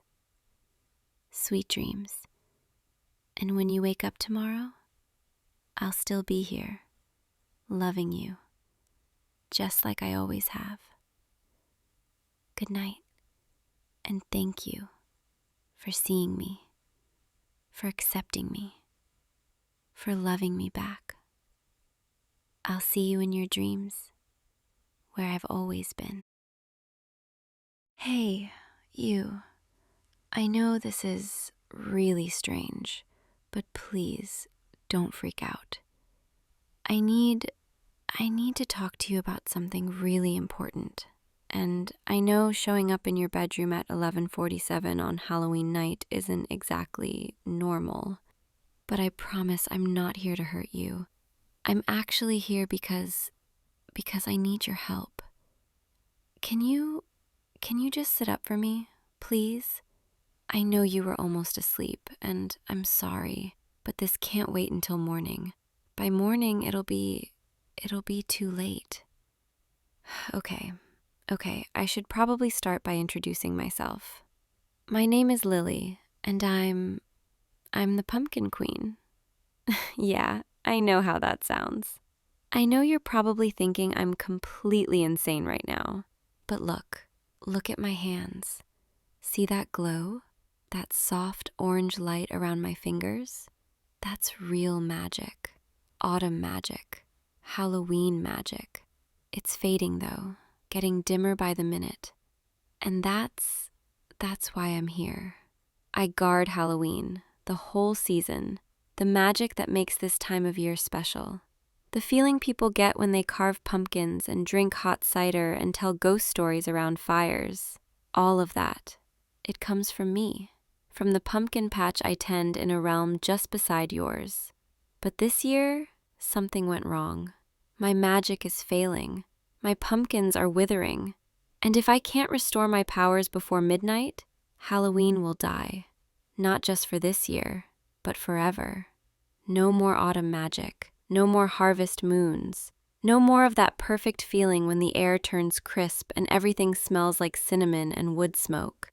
It'll all just fade away. And I know what you're thinking. Why you? Why did I come to your room specifically?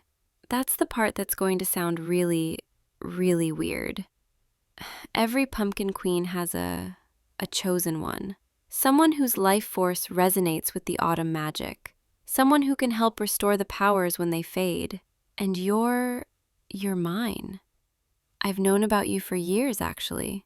I've been watching you every autumn, seeing how you smile when the leaves change color, how you always stop to look at the moon on clear October nights, how you're always the one who wants to stay out later on Halloween. Like you can feel there's something magical in the air even if you can't quite name it. That's because you're connected to my realm, to me, through invisible threads of autumn magic. And now I need to strengthen that connection. I need you to help me perform a ritual that will restore my powers and save Halloween. But I have to warn you, the ritual it's kind of intimate. It requires your seed. Not like plant seeds. I mean your life essence, oh gods, I'm explaining this so badly. Okay, let me try again. The magic of the pumpkin queen comes from life, from growth, from the cycle of planting and harvest. My power is tied to pumpkin seeds, to the moment when a seed is planted in fertile soil and begins to grow. And to restore that power, I need life essence from my chosen one. I need you to plant your seed in me. Literally, magically, intimately. I know that sounds like some kind of ridiculous pickup line. I know you probably think I'm making this up just to seduce you or something. But I swear on every pumpkin in my patch, this is real. Look at me. Really look at me. Do you see how I'm glowing? How there are tiny autumn leaves floating around my shoulders? How the air around me smells like pumpkin spice and fresh earth? That's all real magic, and it's fading. When midnight comes, in 13 minutes, I'll disappear, and Halloween dies with me. So I need to know, right now, will you help me? Will you perform the ritual with me? Will you let me be close to you in the way I need to be? I understand if you say no. I understand if this is too weird, too much to ask from someone you just met, even though I feel like I've known you forever. But if you say yes, if you help me, you'll be saving so much more than just me.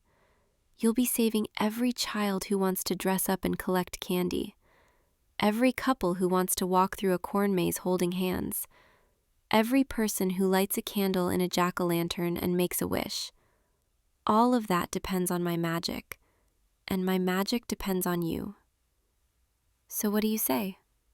Will you be my chosen one? Will you help the Pumpkin Queen restore Halloween? You're nodding. You're saying yes. Oh, thank the harvest. Thank you. Thank you so much. Okay, we need to move quickly. We only have about 11 minutes now. I need to explain exactly what the ritual involves, so there's no confusion, no surprises. The ritual requires us to come together, physically and magically. I need you to hold me, touch me, be as close to me as two people can possibly be. And then, when we're fully connected, when your life essence flows into me, the magic will activate. My pumpkin patch will bloom again, my powers will return, and Halloween will be saved. But it's not just a mechanical thing. It's not like I can just take what I need and disappear. The ritual works because of connection, because of genuine feeling between the chosen one and the queen, which means I need you to actually want me, to actually feel something real when you touch me. Not just because you're helping, but because you want to. And I should probably confess something else. I've never done this before. This is my first time as Pumpkin Queen. My first time performing this ritual. The previous queen passed her crown to me 3 years ago, and I've been managing okay on my own until now. But this year, the magic drain was stronger than expected, and I waited too long to ask for help because I was scared. Scared to meet you in person. Scared you wouldn't like me. Scared you'd think I was just some weird girl asking for something completely inappropriate. Because the truth is, I didn't just choose you because of magical compatibility. I chose you because I've had feelings for you for so long. Every autumn when I watch you from my realm, I find myself wishing I could step through and actually talk to you, actually know you. Not as the Pumpkin Queen needing something, but as just Lily, wanting to know the person who makes her heart do that stupid fluttery thing whenever he smiles. So this ritual, it's not just magical necessity for me. It's also something I've wanted, in a way I've been too nervous to admit even to myself. Is that okay? Is it okay that I have feelings for you beyond just needing your help? Does that make this easier or more complicated? You're reaching for my hand. You're telling me it's okay, that you understand, that you felt something too on those autumn nights when you look at the moon and feel like someone's watching, someone who cares. So it's been mutual this whole time. We've been connected even before tonight. That makes the magic stronger. That makes everything stronger. Okay, we have about 8 minutes now. We should start. Can I come closer? Can I sit on the bed with you? Thank you. Your hands are shaking a little. Are you nervous too? That's actually really sweet. I thought it was just me freaking out. But we're in this together, both nervous, both wanting this for different reasons that somehow all tangle up into the same thing. Can I touch your face? Just like this, my hand on your cheek, feeling how warm you are. You're even more beautiful up close. I've only ever seen you from a distance before, through the veil between realms. But now you're right here, real and solid and warm. And I can see little details I never noticed. The exact color of your eyes, the way you breathe, how you're looking at me like I'm something precious. I'm going to kiss you now, if that's okay. Just a soft kiss to start the connection, to let the magic recognize us as partners in the ritual. Here I come.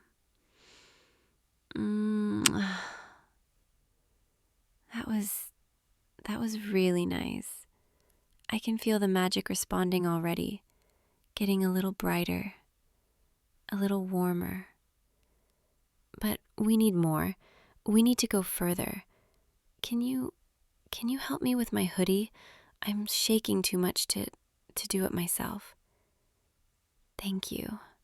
Just pull it up over my... There. Okay. Don't stare too much. I know I'm not. I'm just a magical pumpkin girl. Nothing special. You're telling me I'm perfect. You're telling me you've never seen anyone more beautiful. Stop. You're going to make me cry, and we don't have time for that right now. Okay, focusing. I need you to touch me. Everywhere you want to touch me. Everywhere that feels right. The magic will guide you. You'll feel where I need your hands, where I need your warmth. And I'll touch you too. Learn the shape of you. Memorize every detail.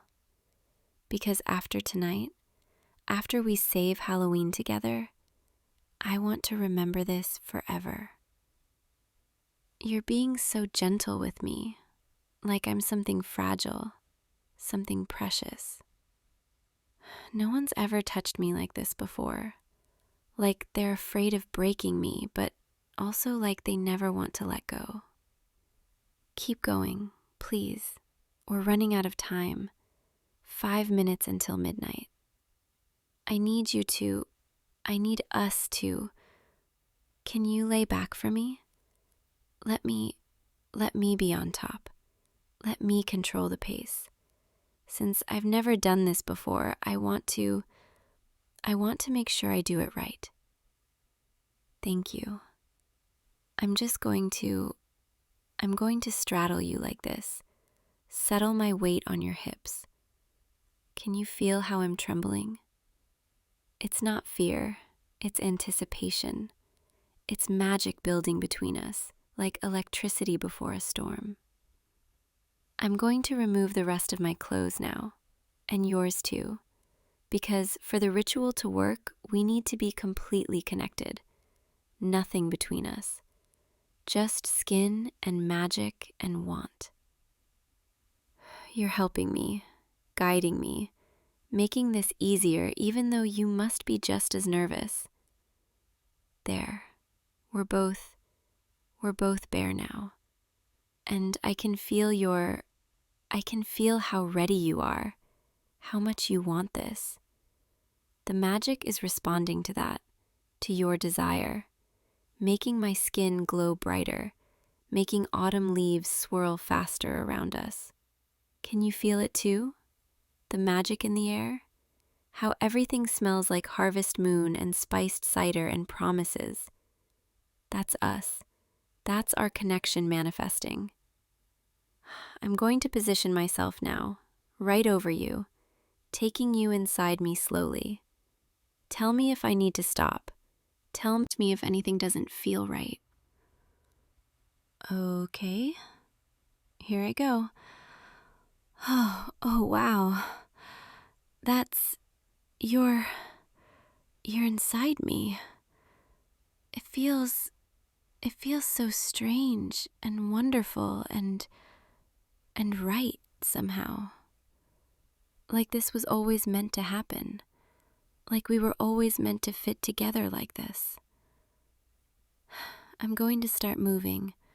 Just gentle rocking at first, letting us both adjust. Is this okay? Does this feel good for you too? You're saying yes. You're saying it's perfect. 3 minutes until midnight. I can feel the magic building, getting stronger with every movement, every breath we share. Touch me, please. Put your hands on my hips, my waist, anywhere you want. Help me move. Help me find the rhythm that will complete the ritual. Yes, just like that. Guiding me, moving with me. We're glowing now, both of us, covered in golden orange light. The autumn leaves are spinning faster, and I can hear my pumpkin patch singing, responding to the magic we're making. We're so close. I can feel the ritual approaching completion. I need you to finish inside me, to give me your seed, your life essence. That's what will restore everything, what will save Halloween. Can you do that for me? Can you give me everything? You're nodding. You're pulling me closer, deeper. Then let go. Whenever you're ready, don't hold back. I want all of you. I need all of you. The magic is cresting, building like a wave. And when you release, when you plant your seed in me, it's all going to... Oh, I can feel you. Yes, give it to me. All of it. Fill me with your warmth, your life, your magic. The ritual it's complete. Can you see? Outside your window? Look at all the jack-o'-lanterns.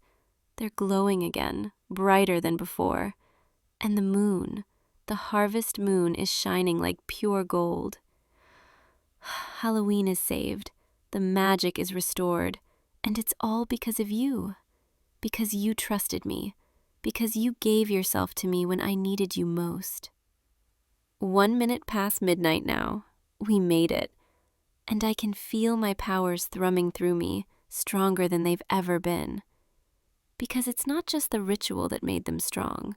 It's you, your genuine care, your real feelings. That's what truly powered the magic. Can I stay here for a little while?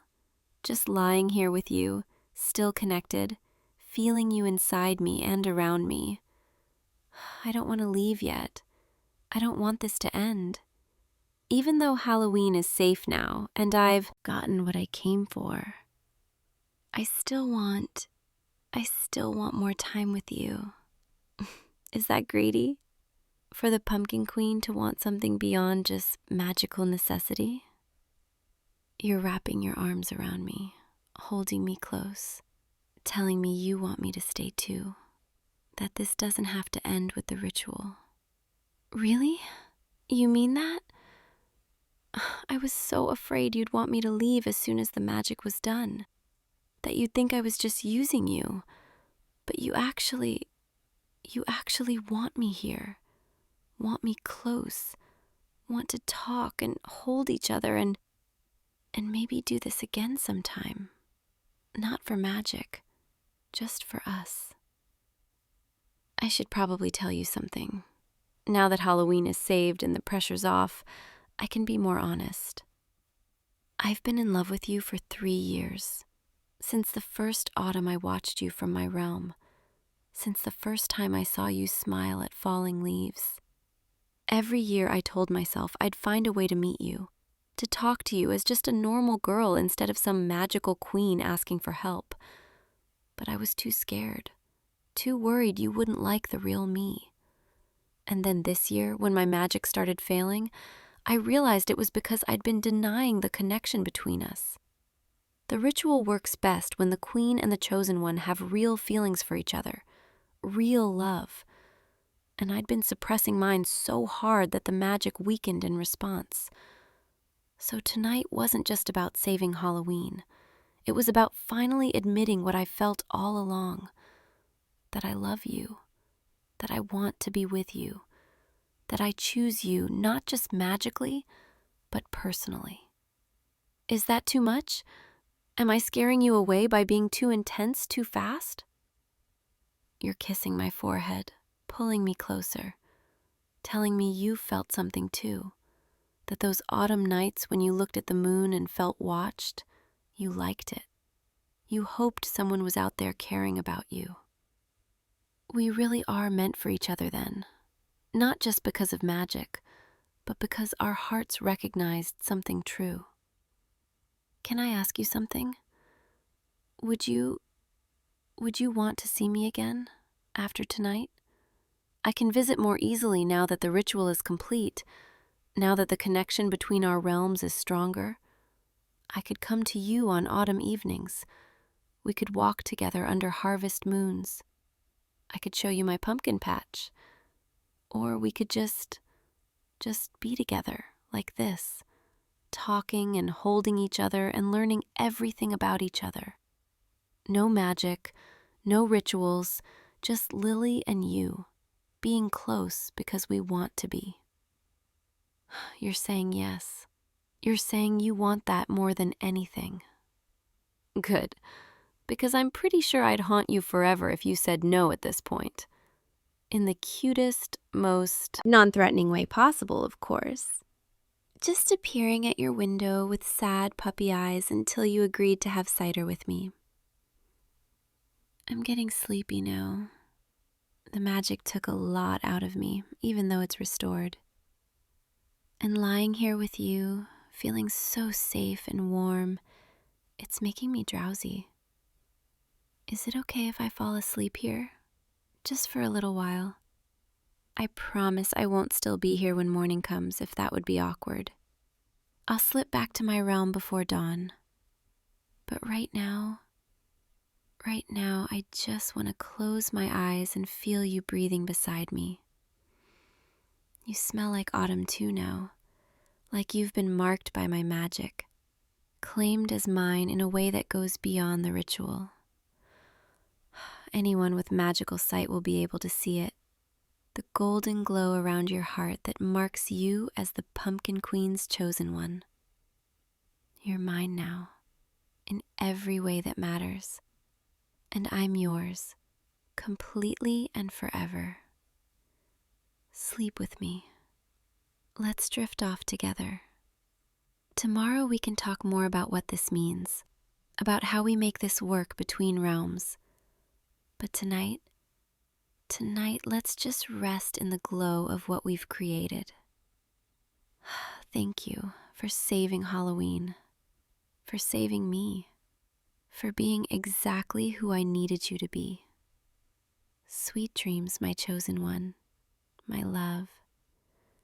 I'll see you tomorrow night, under the harvest moon, where we can start our story properly. No rushing, no midnight deadlines, just us, learning how to be together. Good night.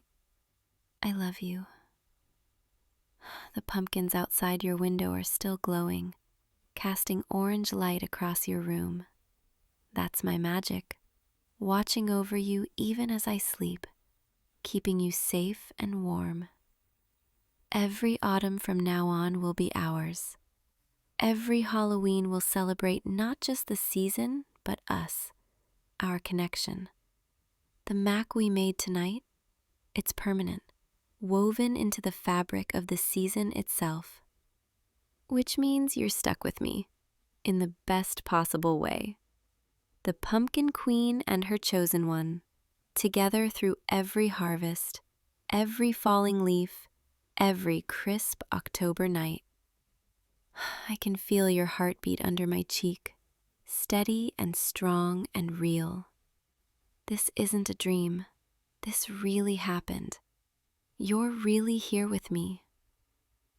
I'm drifting now, slipping into sleep, but I'm so happy, so completely content. Thank you for saying yes. Thank you for being mine. See you tomorrow, in dreams and in waking. Good night, loser. My perfect, wonderful, magical loser. I love you so much. Until tomorrow, sweet dreams. Hey you. You came. I was hoping you would. I've been waiting for you. Come on in. Don't worry about the door. Just close it softly behind you. The barn's so quiet this time of evening. Everyone else has already gone home. It's just you and me now. I'm glad you're here. You always show up right when I need help with the evening chores. Almost like you know. Or maybe you just like spending time with me. Is that it?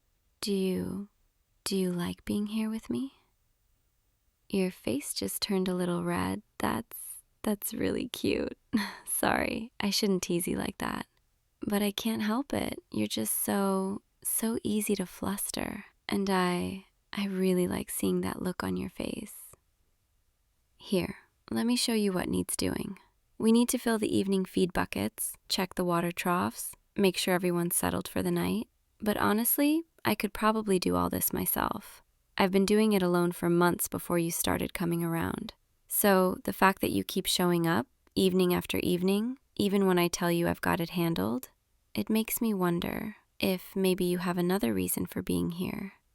Come on, let's start with the feed. The buckets are over here. Yeah, just grab that one. I'll take this one.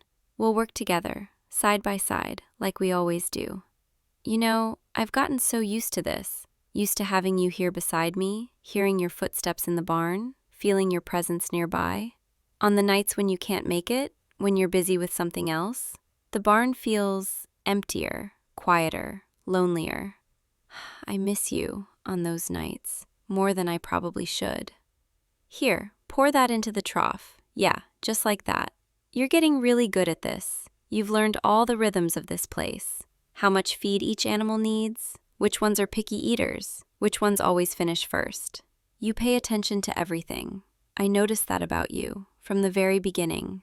The way you watch, the way you listen, the way you remember little details. Like how I always tie my hair back before starting evening chores, or how I hum that one song when I'm filling the water buckets, or how I always check the north window first thing when I come in, because the latch is loose and sometimes it swings open. You noticed all of that, and then you started doing little things, tying back my hair for me when my hands were full, humming along with that song, checking the north window before I even had to ask. You made yourself part of this place, part of my routine, part of my day, part of my life, and I let you. Actually, that's not quite true. I didn't just let you, I encouraged it. Every time you offered to help, I said yes, even when I didn't really need it. Every time you asked if you should come back tomorrow, I told you I'd love that. Because the truth is, I started looking forward to seeing you more than anything else in my day. Come on, let's check the water troughs next. This one's over here. Yeah, just follow me. Can I tell you something? Something I've been wanting to say for a while now, but I've been too nervous. I don't want to make things weird between us, but I also can't keep pretending anymore. Pretending that I only want you here for the help, for the company, for the extra set of hands. When the truth is so much bigger than that.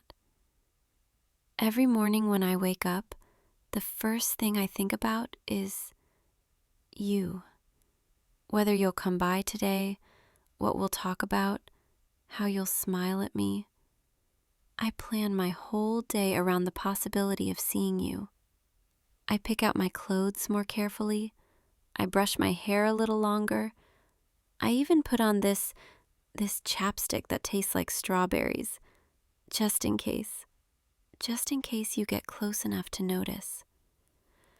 And then when you actually show up, when I hear your footsteps outside, when you call out to let me know you're here, my heart it does this thing, this fluttery, nervous thing, and I have to take a deep breath, steady myself before I turn around to greet you, because if I don't, you'll see it written all over my face, how much I care about you.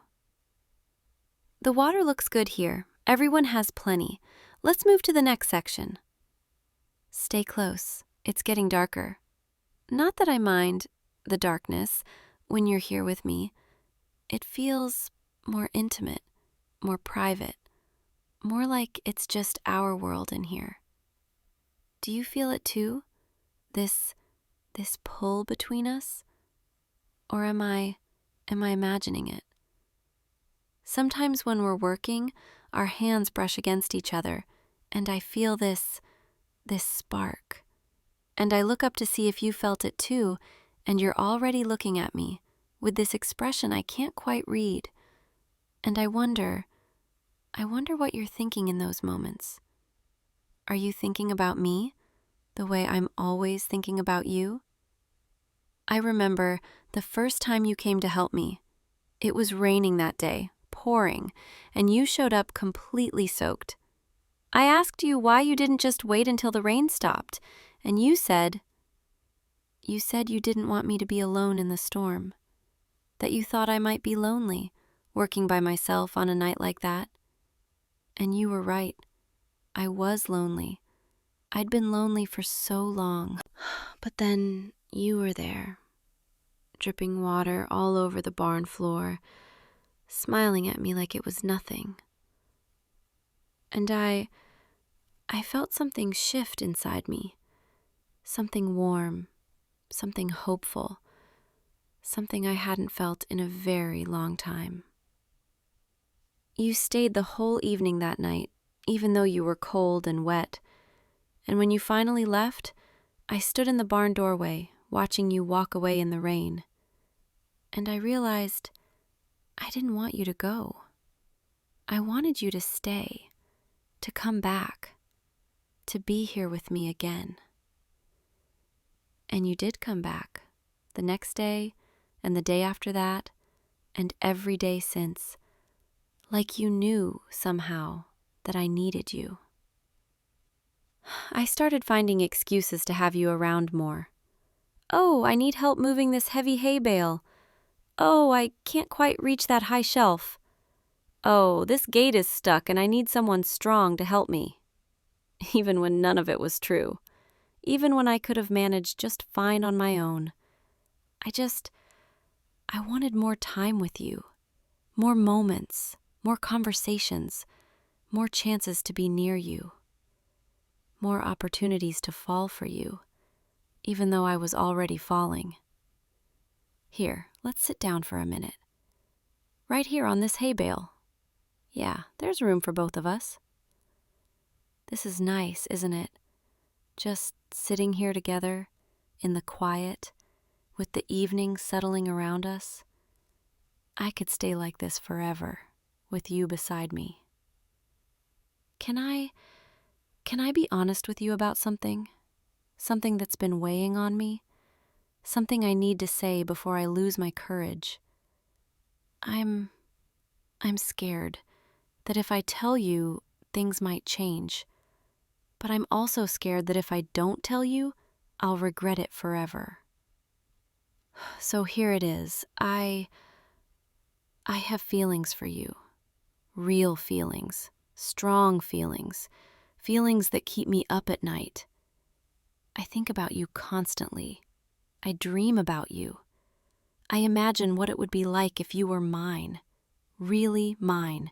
Not just my helper, not just my friend, but my partner, my person, my everything.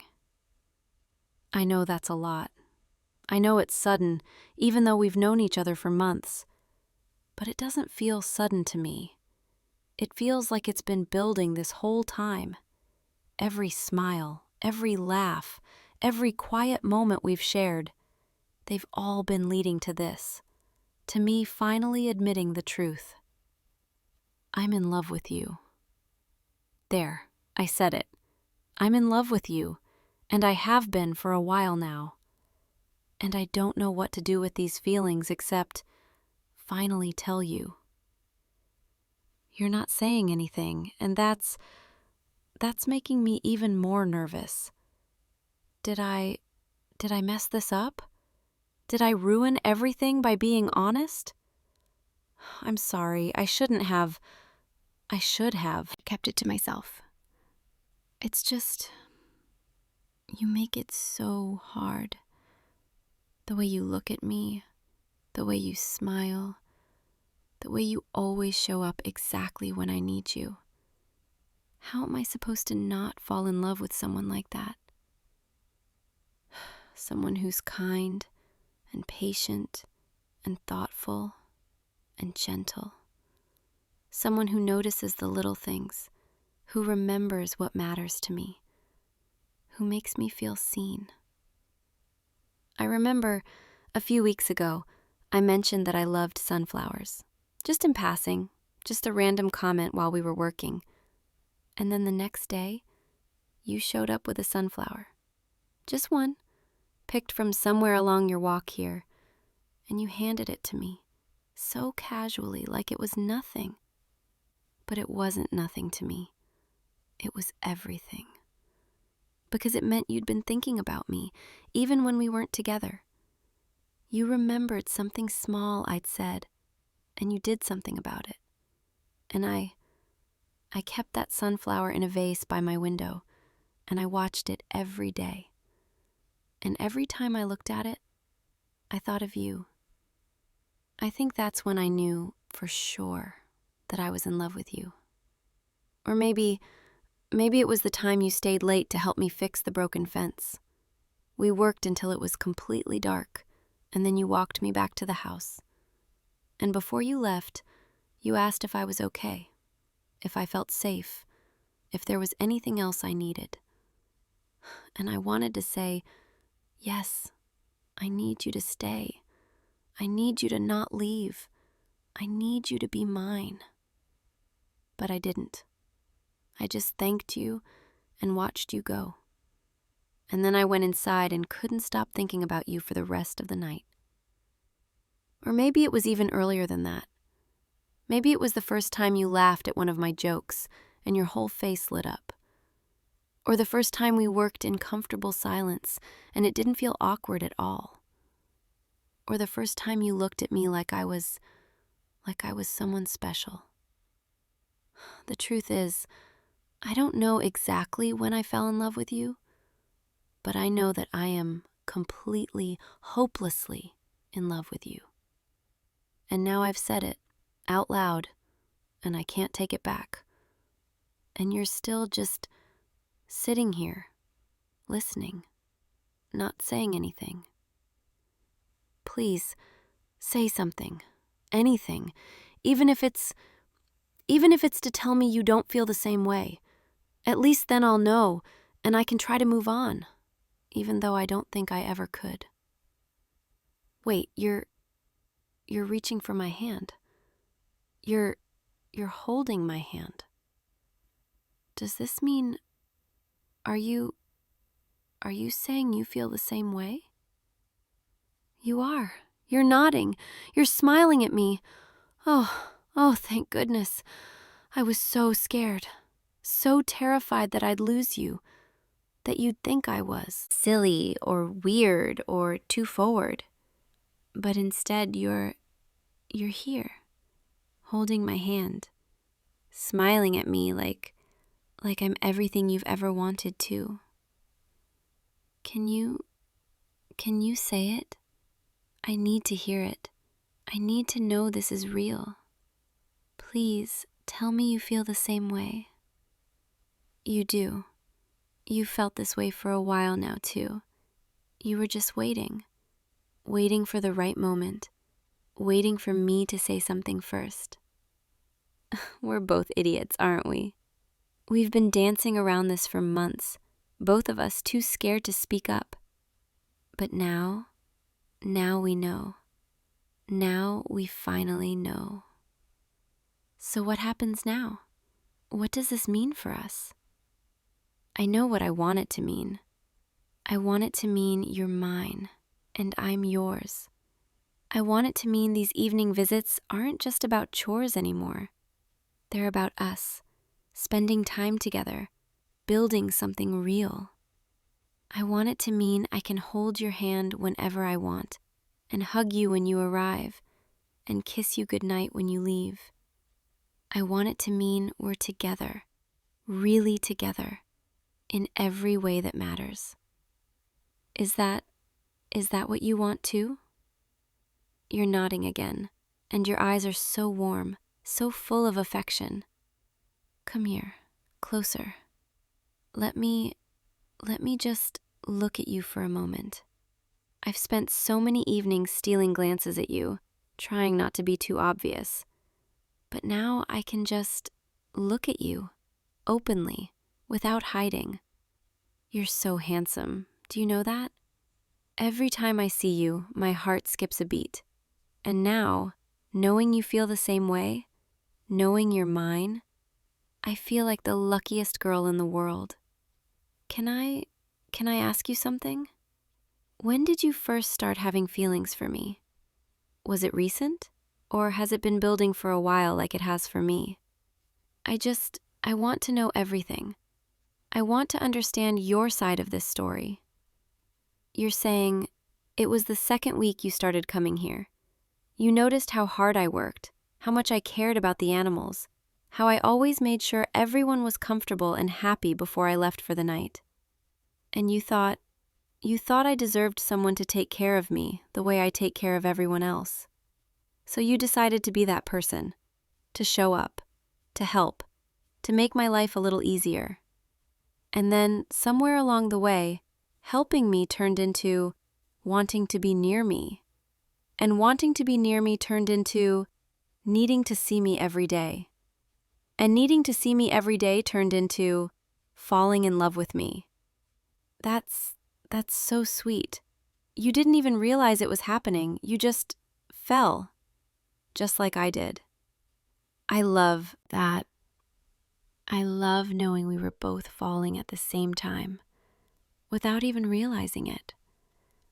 Two people, drawn together, building something without even meaning to. And now, here we are, finally admitting it, finally letting ourselves have this. I don't want to let you go. Not tonight. Not ever. Can you stay a little longer? We can just sit here together, talk more, be close. I promise I won't make you do any more chores. I just want to be with you now that I can. Now that you're really mine. Here, lean back against the hay with me. Yeah, just like that. This is perfect. Having you here beside me, in the quiet, in the warmth of the barn. I feel so content, so peaceful, like everything finally makes sense. You know, I used to think I was happy doing this alone, taking care of the farm, managing everything by myself, being independent.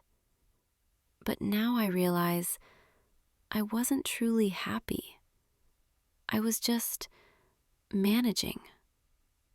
Because this feeling right now, with you here beside me, holding my hand, sharing this moment, this is what happiness actually feels like. And I want more of it. I want this every day. I want to wake up knowing I'll see you and go to sleep remembering your smile. I want to work beside you, laugh with you, build a life with you. Is that too much too fast? Am I getting ahead of myself? Probably, but I can't help it. When I feel something this strongly, I can't pretend it's anything less. I'm all in, completely. From this moment forward, you have all of me. My heart, my time, my affection, everything. And I really hope you feel the same way. That you're not just testing the waters, that you're ready to dive in with me. Because I don't think I could handle it if this was just casual for you. If you were only exploring feelings while I'm already drowning in mine. Tell me this is real for you too. Tell me you're as sure about this as I am. You're pulling me closer, wrapping your arm around me. Oh, this is everything I've been wanting. I can feel your heartbeat, steady and strong against me. And it's beating fast, just like mine.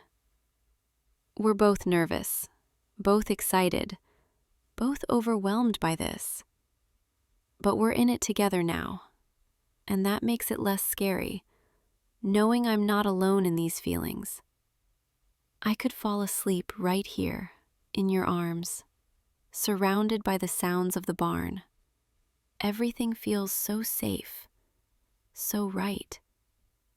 But I also don't want to fall asleep, because then this moment would end, and I want to hold on to it, savor it, remember every second. This is our beginning, the start of something real, and I want to be fully present for it. Can I tell you what I've been imagining? All those times I was daydreaming about you, what I pictured? It's a little embarrassing, but I want you to know. I imagined mornings where you'd come by before I started work, bringing coffee, stealing a kiss before the day began. I imagined afternoons where we'd take breaks together, sitting in the grass, talking about everything and nothing. I imagined evenings like this, but with you staying longer, maybe even staying over, falling asleep beside me. And I imagined a future where this wasn't just the farm I managed alone, but the farm we took care of together, our shared life, our home.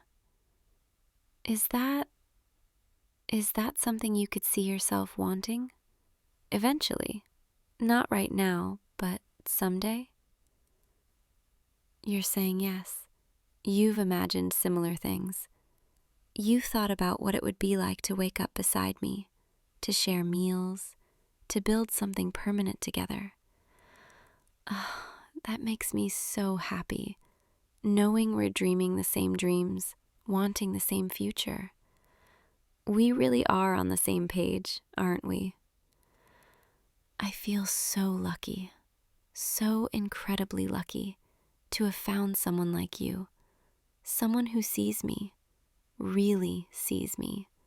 Not just the hard worker, not just the girl who takes care of everyone else, but me, the person underneath, the one who gets lonely, who needs affection, who wants to be chosen. And you chose me. You keep choosing me every single day. That means more to me than I can even say. The sun's completely set now. It's dark outside, just the lanterns lighting the barn, and we're here, together, finally together. I don't want tonight to end, but I also know you should probably head home soon, even though everything in me wants to ask you to stay. Maybe soon you won't have to leave. Maybe soon this will be your home too. Listen to me, already planning our whole future. But I can't help it. That's what you do to me. You make me want everything, all at once. And I've never felt that way before. Never wanted someone so completely. Before you go, can I kiss you? I've been wanting to since the moment I first admitted my feelings. And now, knowing you feel the same way, I need to. You're nodding. You're leaning in. Come closer. I've been dreaming about this. That was perfect.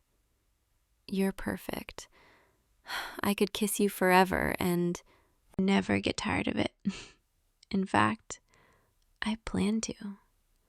Now that I know what it feels like, I'm never going to want to stop. But for now, I should let you go home, even though every part of me is screaming not to. Come back tomorrow, please.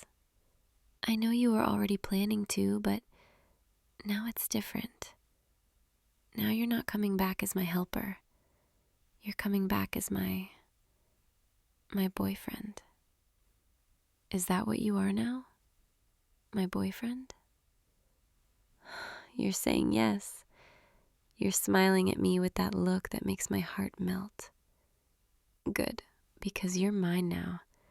Officially mine. And I'm yours. Completely and totally yours. I'll walk you to the door. Come on, let's go. Here we are, the door, the place where we always say goodnight. But tonight it feels different, harder to let you go. Give me one more kiss before you leave. Just one more. Perfect. Now go, before I change my mind and ask you to stay. I'll see you tomorrow, bright and early, okay? And every day after that, for as long as you'll have me. Good night, my love. Sweet dreams. And thank you for tonight, for everything, for choosing me. I'll be thinking about you until I see you again. Sleep well, and I'll see you tomorrow, where I belong, with you. Hey, you. Don't walk away yet. You didn't think I'd just let you walk home alone tonight, did you? Come on, I've been waiting for you, circling overhead for the past 10 minutes, watching you finish up your day. And now I'm here, and you're coming with me. What's that look for? Are you surprised? You shouldn't be. I told you I'd come get you tonight. I told you I wanted to take you somewhere special, somewhere that's just ours. So, no arguments, okay? You're coming with me, up to my nest, high above the city, where no one else can bother us, where it's just you and me and the sky. I know you're probably wondering how exactly we're getting there, and the answer is simple. I'm going to carry you. Yes, carry you in my arms, through the air, all the way up to the cliffside where my nest is waiting. Don't look so nervous. I've done this before. I'm strong. My wings are powerful, and I would never, ever drop you. You're safe with me. You've always been safe with me, and tonight, I'm going to prove it. Come here, closer. Let me hold you properly. There we go. Yes, just like that. Wrap your arms around my neck. Hold on tight and trust me. Trust that I've got you, that I'll keep you safe, that I'll never let you fall. Because you're mine, and I protect what's mine, always. Ready? Too bad if you're not, because we're going now. Feel that? That's my wings, spreading wide, catching the air, preparing for takeoff. Hold on tight now. Here we go. And up. There, see? We're flying, you and me, lifting off the ground, rising higher, higher into the evening sky. The city below us is getting smaller, the buildings shrinking, the lights starting to flicker on as dusk settles in. And you're holding on to me so tightly. I can feel your heartbeat against my chest, racing, nervous, but also excited. Yeah, I thought so. You like this, don't you? You like being in my arms, feeling the wind rush past, knowing that I'm the only thing between you and the ground far below. It's okay to admit it. I won't tell anyone. It'll be our little secret. Look around you. Look at the world from up here. Isn't it beautiful? The sky is painted in shades of pink and orange and purple. The clouds are soft and wispy. And the air is so clean and fresh up here, so different from down below. This is my world, the sky, the wind, the freedom of flight. And tonight, I'm sharing it with you.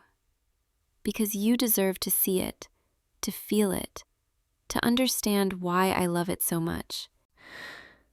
My wings, they're strong. Each beat carries us higher, further, toward the mountains in the distance. Can you feel the rhythm? The way they move, powerful, steady, reliable. I could fly for hours like this, with you in my arms, feeling your warmth, your trust, your heartbeat syncing with the rhythm of my wings. You know, I've been thinking about this moment for weeks now, imagining what it would be like to finally bring you to my nest, to have you there with me. And now it's happening, and it feels even better than I imagined. You fit perfectly in my arms, like you were made to be carried by me, like this is exactly where you're supposed to be. Are you scared? Your grip just got a little tighter. Don't worry. I told you, I've got you. There's no way I'd ever let you fall.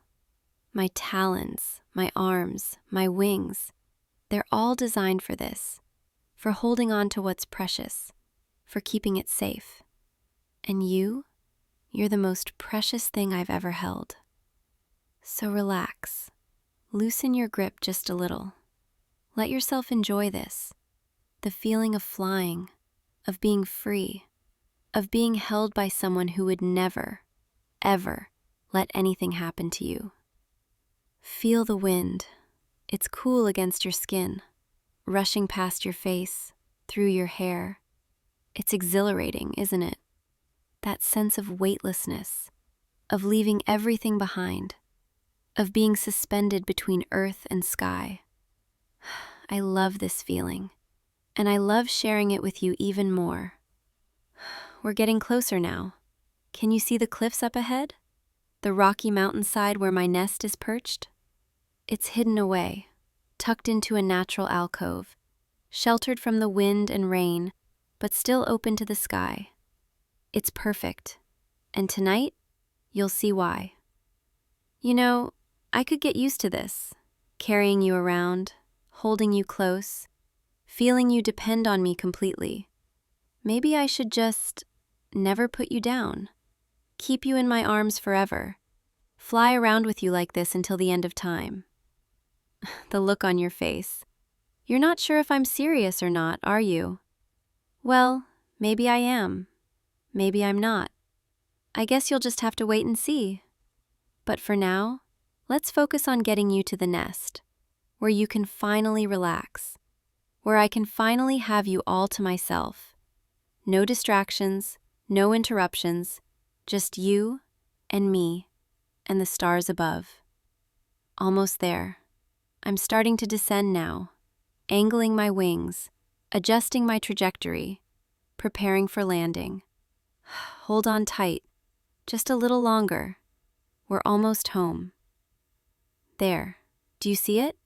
That ledge, with the large nest built into the rock face, lined with soft materials, blankets, feathers, everything I've gathered to make it comfortable. That's ours. That's where we're going. That's where you'll be staying tonight, whether you like it or not. I'm kidding. Mostly. But seriously, you're not leaving. Not until morning, at least. Maybe not even then. All right, here we go. Landing in 3, 2, 1, and down. There we are, safe and sound. See, I told you I wouldn't drop you.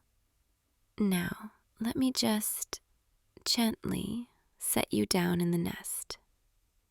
Easy. That's it. Settle in. Get comfortable.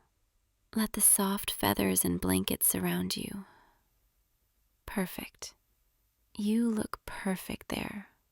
Like you belong. Like this nest was always meant to have you in it. What do you think? Do you like it? I've been working on this for months, gathering materials, arranging everything just right. I wanted it to be perfect for when I finally brought you here. The look on your face. You're impressed, aren't you? Go ahead, admit it. This is way better than your boring apartment down in the city. Up here, it's peaceful, private, beautiful. And most importantly, it's where I am. And where I am is where you should be, always. Let me just settle in next to you. There. Now we're both in the nest, together. Doesn't this feel right? Being here with me, surrounded by softness, high above the world. I could stay like this forever. Here, let me adjust this blanket for you. Make sure you're warm enough. The temperature drops up here at night. There, better? Good. And let me just gently run my fingers through your hair. Smooth it down after that flight. Your hair, it's so soft. I love touching it, feeling it between my fingers. You know, harpies, we have this instinct to preen our mates, to groom them, to take care of them. And right now, that's all I want to do. Take care of you. Make sure you're comfortable. Make sure you're happy. Can I tell you something? Something I've been wanting to say for a while now? This nest, I didn't just build it for me. I built it for us. Every feather I placed, every blanket I brought up here, every little detail, I was thinking of you, imagining what it would be like to have you here with me, to share this space, to make it ours. Because that's what you are to me. You're my mate, my partner, the one I want to share everything with. And I know that might sound intense, or possessive, or maybe even a little crazy, but that's how harpies are. When we choose someone, when we bond with them, it's deep, it's instinctual, it's forever. And I chose you weeks ago, maybe even months ago, the first time I really saw you, really noticed you. I knew then that you were the one I wanted to build my nest for, the one I wanted to fly with, the one I wanted to keep safe. And now you're here, and it feels like everything is finally complete. Do you understand what I'm saying? Do you feel it too? You're quiet. Are you overwhelmed? Did I say too much? I'm sorry. I know this is a lot, bringing you up here, confessing all of this, claiming you as mine. But I couldn't hold it in anymore. I needed you to know, needed you to understand how I feel. You don't have to say anything right now. Just stay here with me. Let me hold you. Let me show you what it means to be treasured by a harpy. Because that's what you are. Treasured, precious, mine. Come here, closer. Let me wrap my wing around you like a feathered blanket, warm and soft and safe. There, that's better. Now you're surrounded by me, protected, claimed. Look up. Can you see the stars? They're starting to come out now, twinkling in the darkening sky. Up here, they're so much brighter, so much closer, like you could reach out and touch them. I used to lie here alone, watching the stars, wondering if I'd ever find someone to share this view with. And now you're here, and the stars seem even more beautiful than before. Maybe because I'm not looking at them alone anymore. Maybe because I have you next to me. Maybe because everything feels more vivid, more meaningful when you're around. That constellation there, see it? The one that looks like a bird in flight? That's always been my favorite. It reminds me of freedom, of home, of the sky itself. And now, when I look at it, I'll think of this moment, of bringing you here, of finally having you in my nest. You've become part of my world now, woven into everything I am, everything I love. Can I ask you something? Have you ever wondered what it's like to fly? To really fly, not just be carried, but to feel it yourself? I wish I could give you that sensation of wings, of catching the wind, of soaring through the sky. But since I can't, I'll do the next best thing. I'll take you with me every time I fly, so you can experience it through me. And maybe, just maybe, if you're really good, I'll teach you to trust the sky the way I do, to close your eyes and feel the wind and know that you're safe, because I'm there. You know, there's something else I need to tell you. Something that's been bothering me lately. I don't like when other people get too close to you. When they talk to you, when they make you laugh, when they touch you. It makes me jealous, possessive, protective, because you're mine, and they don't have the right to be near you the way I am. I know that sounds intense. I know it sounds controlling, but it's not like that. Not really. It's just harpy instinct. We're territorial, especially when it comes to our mates. And you're my mate, whether you fully accepted it or not. And that means I'm going to protect you, watch over you, make sure no one tries to take you away from me. I'm not trying to scare you. I'm just being honest. I want you to understand, to know what being with me means. It means you'll always be safe, always be cared for, always be loved. But it also means you're mine, and I don't share. Is that okay? Can you accept that? Can you accept me and all my intensity and all my possessiveness? Because I need to know. I need to hear you say it, that you're okay with this, with me, with us. You're nodding. You're saying yes. You're telling me you understand, and you want this too. Oh, thank you. Thank you for accepting me, for not running away, for staying here in my nest, in my arms. I promise I'll take care of you. I'll protect you. I'll love you for as long as you'll let me. And maybe, just maybe, forever. Come here. Let me hold you properly now. Let me pull you against my chest. Let you hear my heartbeat. Feel my warmth.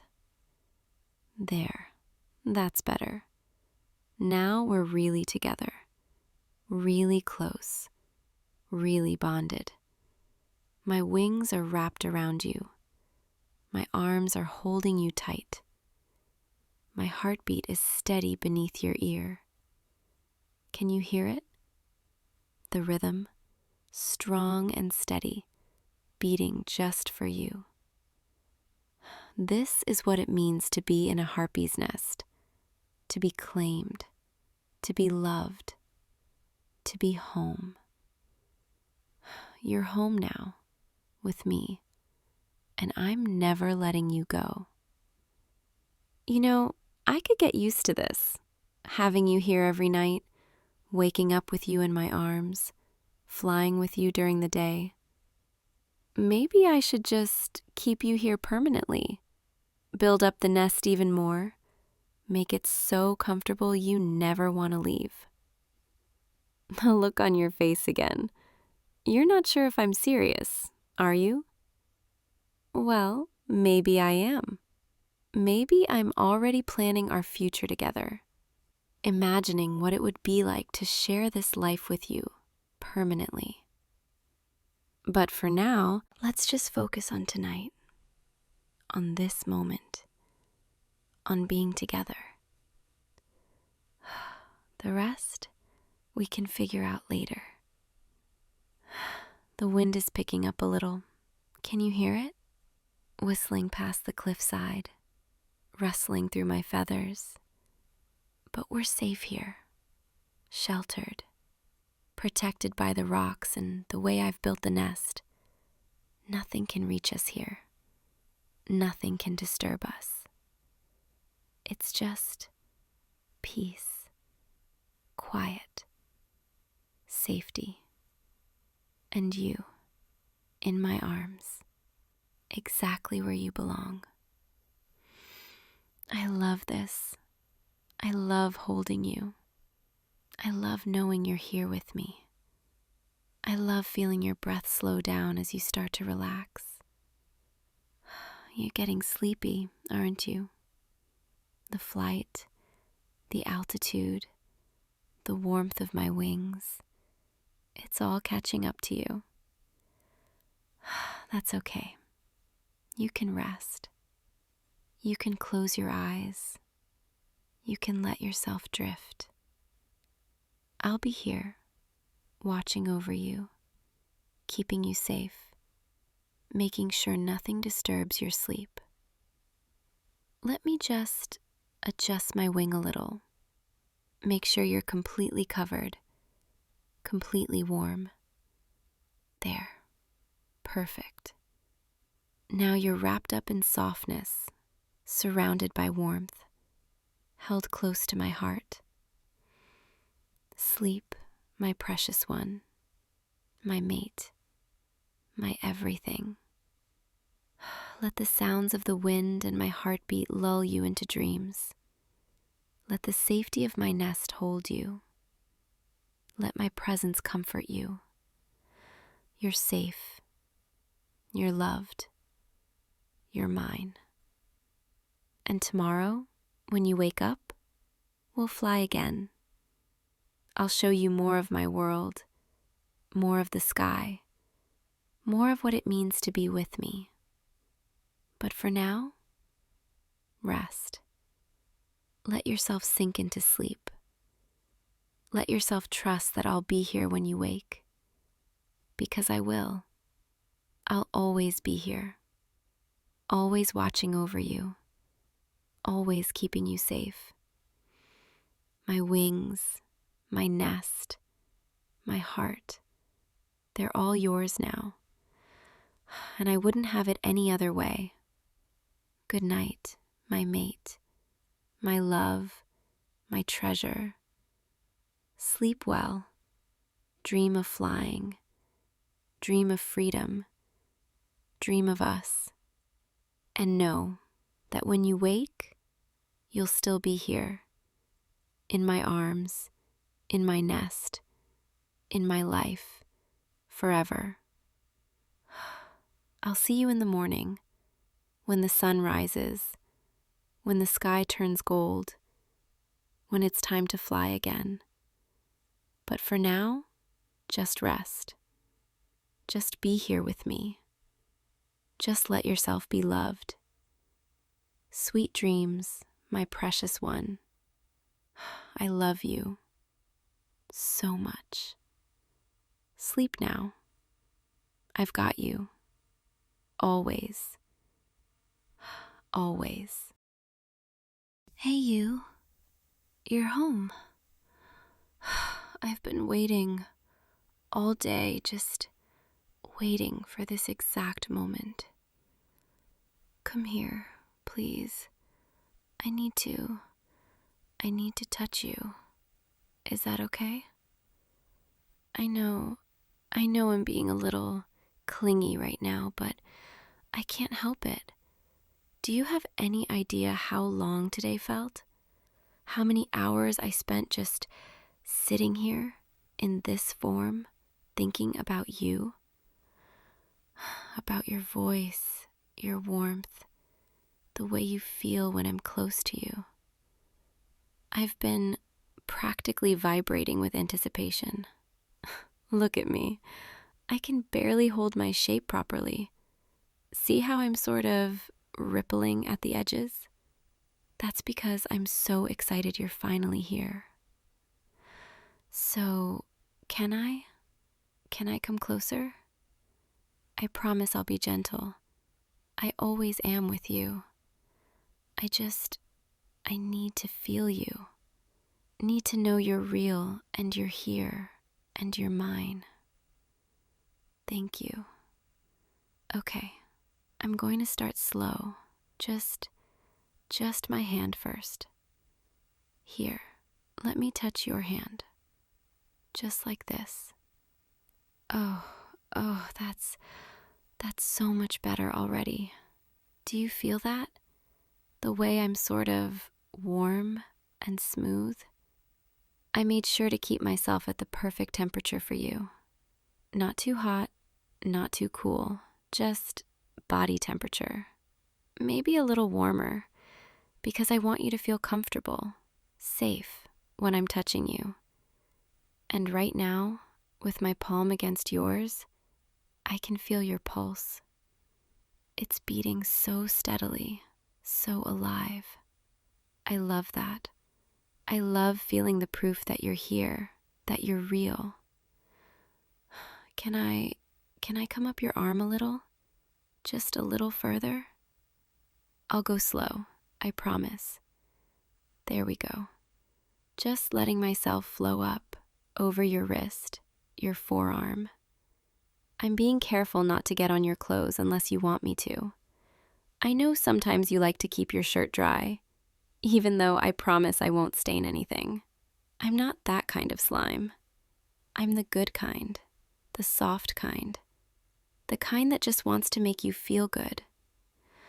You have no idea how nice this feels for me. When I touch you like this, when my form is wrapped around your skin, I can sense everything, every tiny hair, every small shift in your temperature, every little movement. It's like I'm experiencing you with my entire being, not just one sense, but all of them at once. And it's overwhelming in the best possible way. I feel complete when I'm touching you. Like this is what I was meant to do. This is my purpose, to surround you and hold you and make you feel cherished. I'm at your elbow now, your upper arm. Is this okay? Am I going too fast?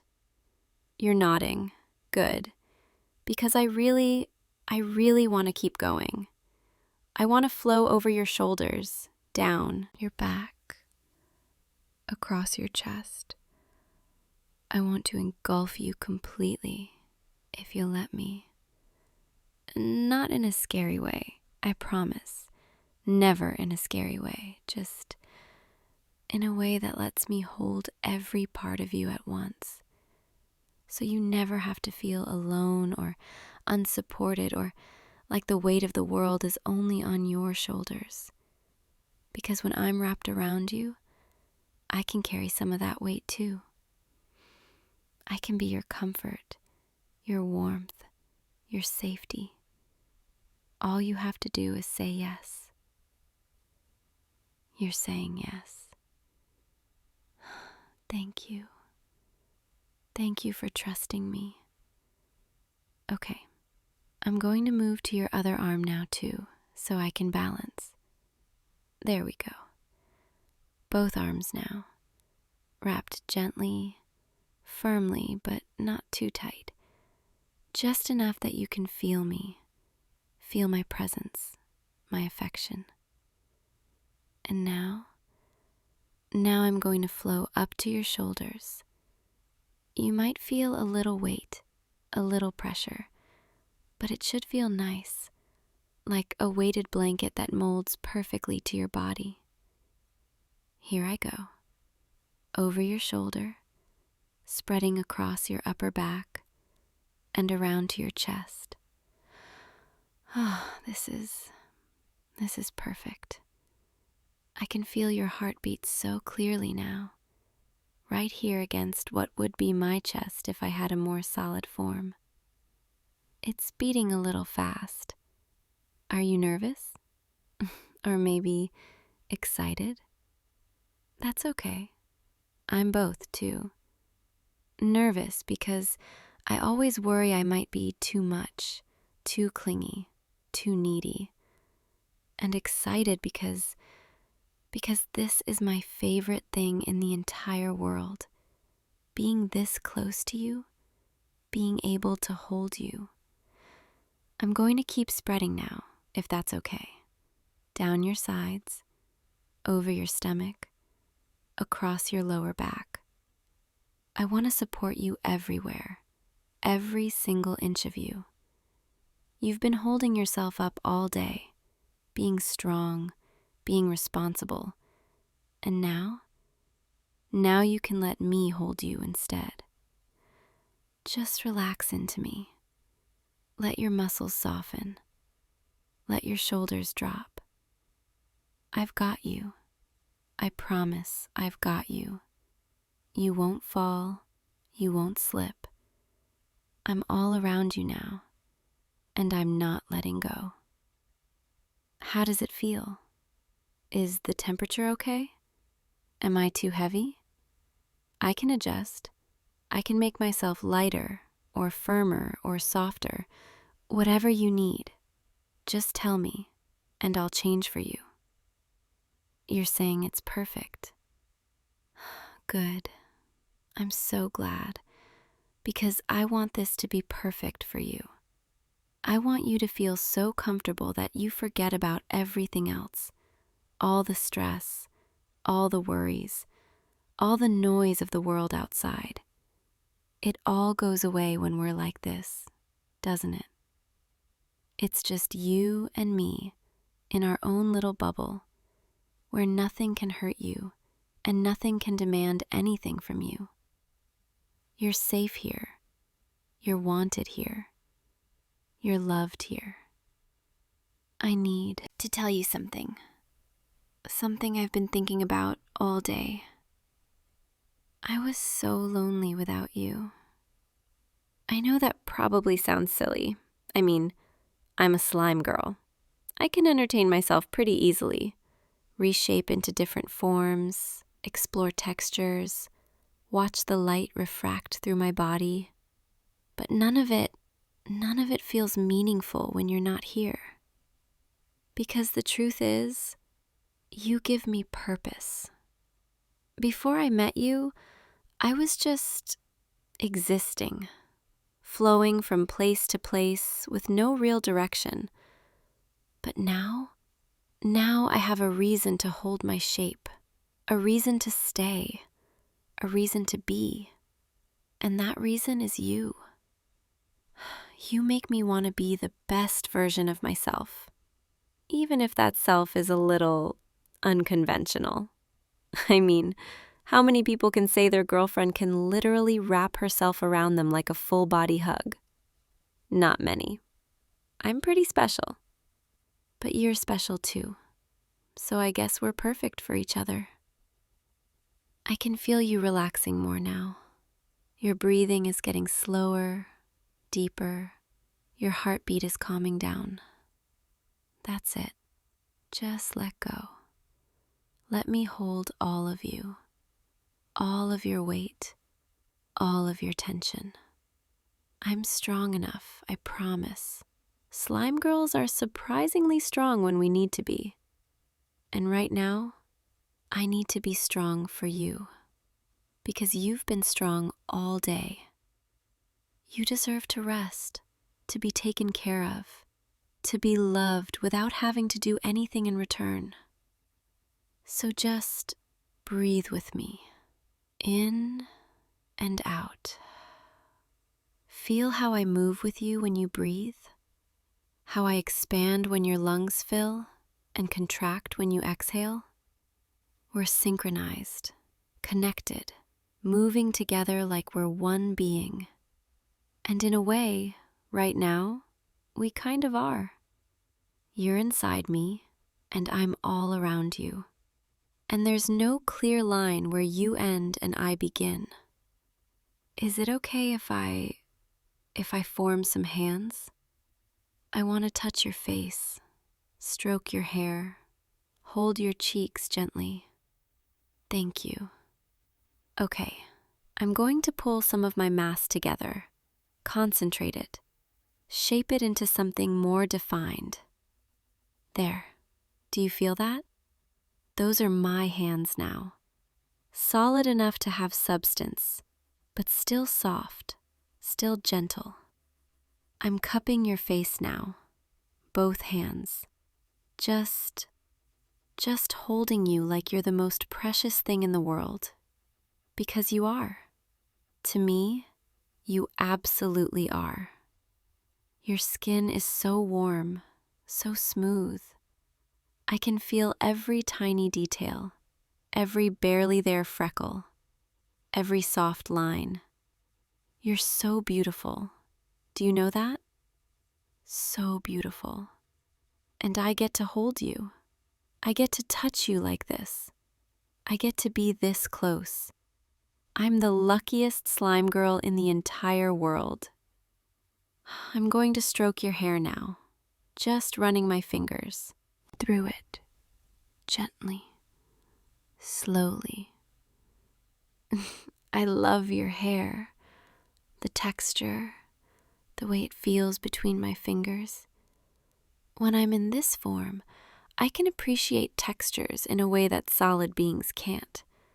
Every individual strand is like a miracle, something unique and special.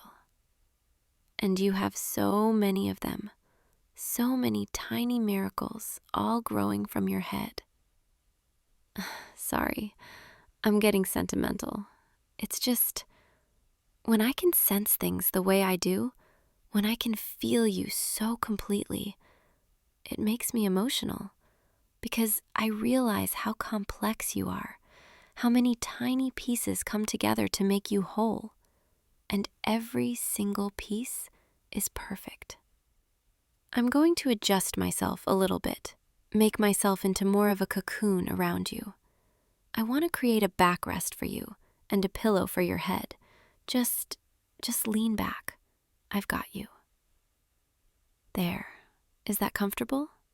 You're basically sitting in me now, reclined back, fully supported. I've made myself firmer behind you so you won't sink, but still soft enough that it feels like you're resting on clouds.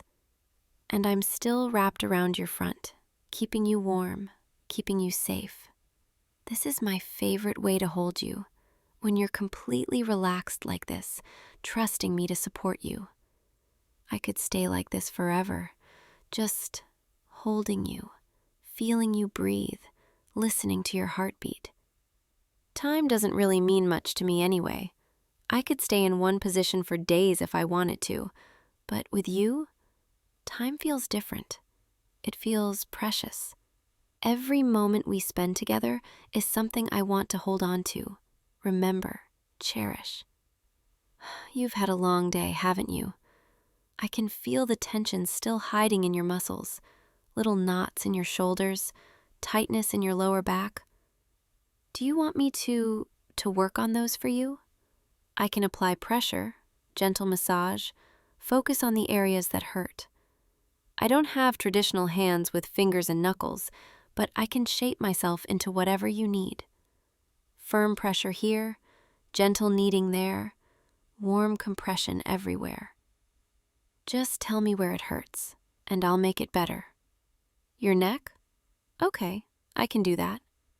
I'm going to increase my density just a little bit, create more defined pressure points. There. Do you feel that? Right at the base of your skull, where all that tension lives. I'm going to work that out, nice and slow, with steady pressure. Just breathe through it. Let me take care of you. You do so much for everyone else. You take care of so many things, carry so many responsibilities, but right now, you don't have to do anything. You can just be here, with me, letting me care for you instead. Moving down to your shoulders now. These poor shoulders, carrying the weight of the world. I'm going to squeeze gently, then release. Squeeze, release. Helping the blood flow, helping the muscles relax. You're starting to melt into me. I can feel it. Your body is finally letting go, finally trusting that you're safe, that you can rest. That's it. That's perfect. Just keep breathing. Keep relaxing. Keep letting me hold you. Can I tell you something else? Something I've been wanting to say? I love you.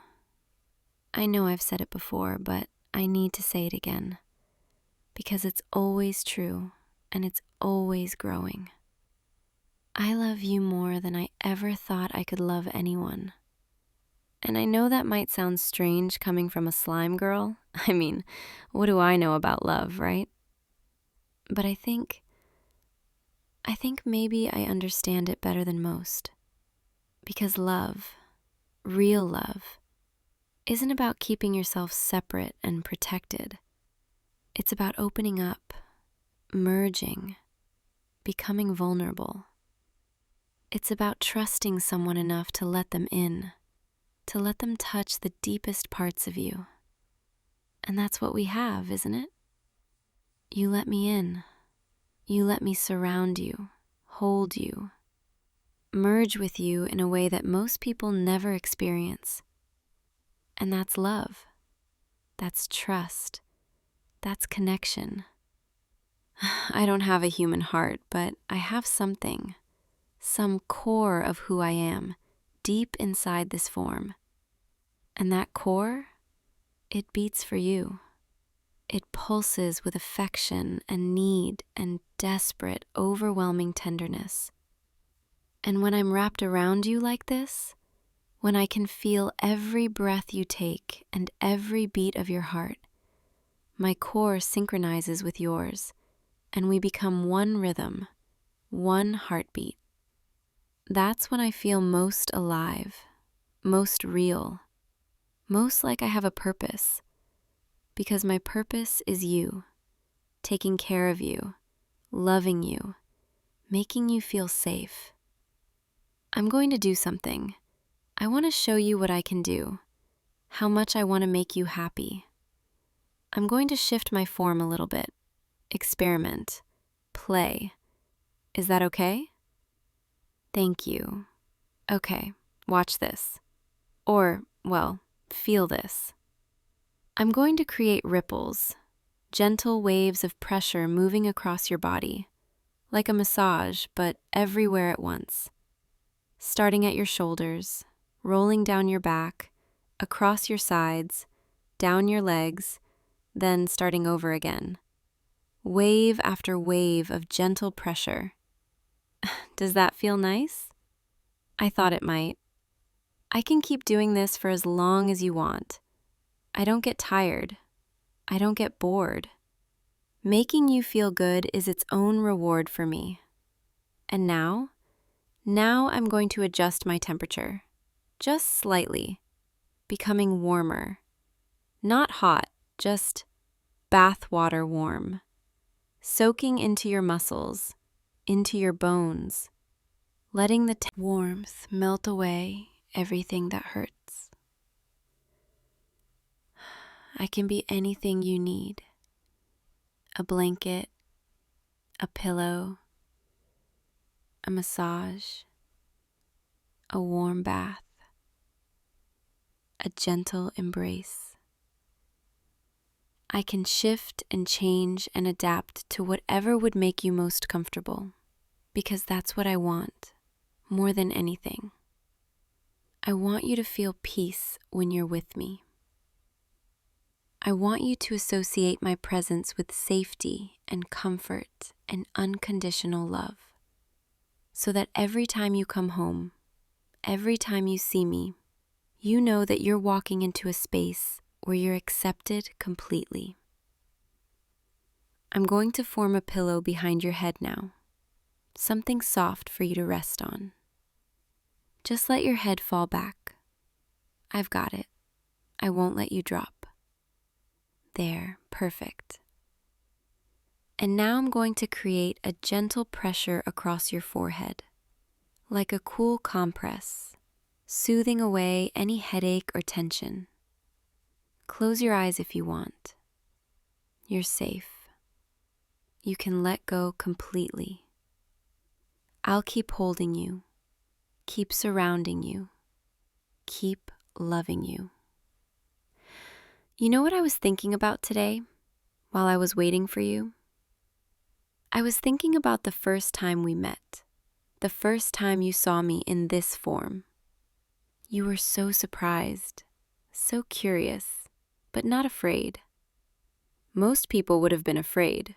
A living slime girl just appearing in their apartment. But you just tilted your head and asked if I needed help, as if I was the one who needed help, when really, I think you saved me.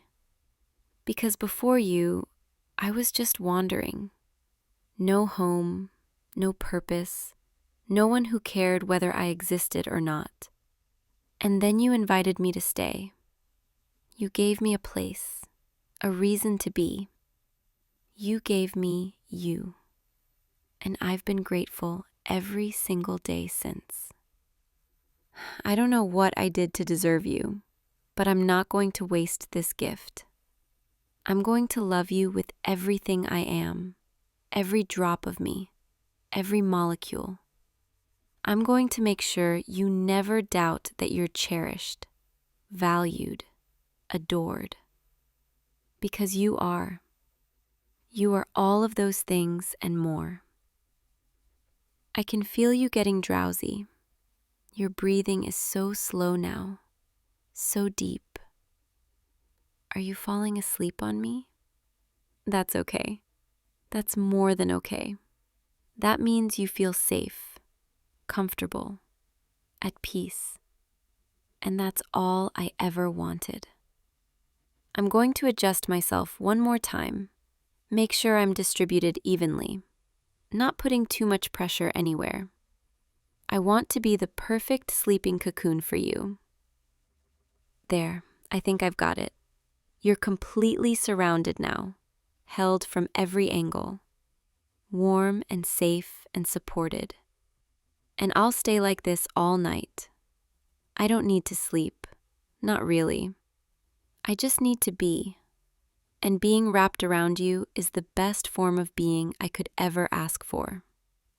So sleep, rest, let go of today, and drift into dreams.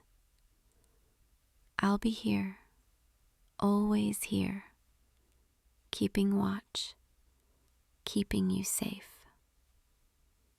I love you so much, more than words can express, more than I can ever fully explain.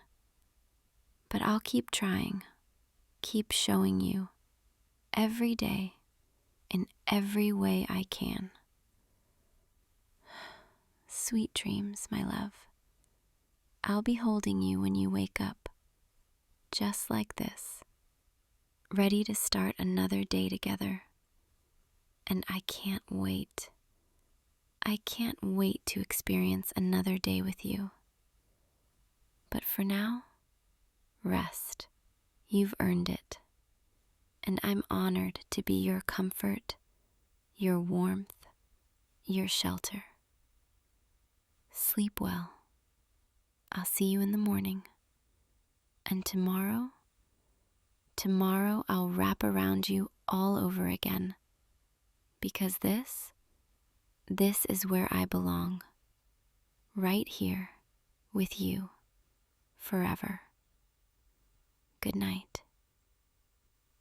I'm never letting go. See you tomorrow, okay? Well, well, well. Look at you, lying there in the dirt, breathing hard, defeated. You fought well, human. I'll give you that much.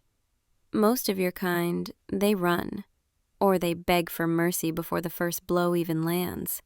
But you stood your ground, even when you knew you couldn't win. That's unusual. I am Karga of the Bloodstone clan, and you are now my prisoner. Don't even think about trying to run. My warriors surround this battlefield, and even if they didn't, you're in no condition to escape. Look at me when I'm speaking to you. There, that's better. Your eyes, they're still fierce, even in defeat. No fear, no pleading, just defiance. Interesting. Get up. Come on your feet. I said up. Don't make me drag you, though I will if I have to. And believe me, I'm strong enough to carry you over my shoulder like a sack of grain if you don't cooperate. That's it. Steady now. You're hurt but not broken. Good. I have no use for weaklings. You're coming with me back to my camp.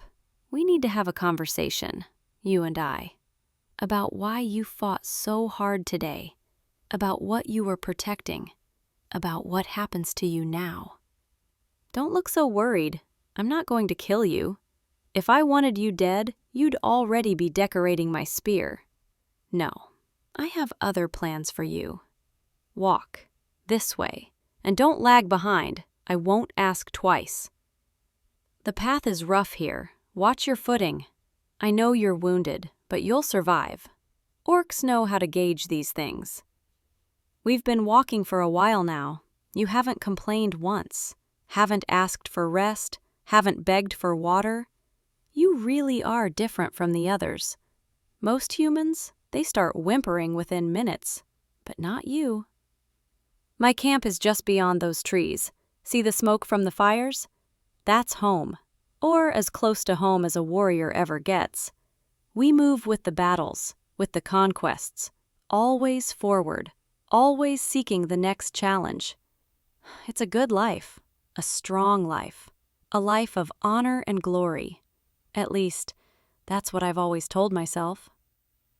Here we are, my tent. It's not much, but it's mine, earned through countless victories, through proving myself stronger than every rival who challenged me. Inside, go on, don't be shy now.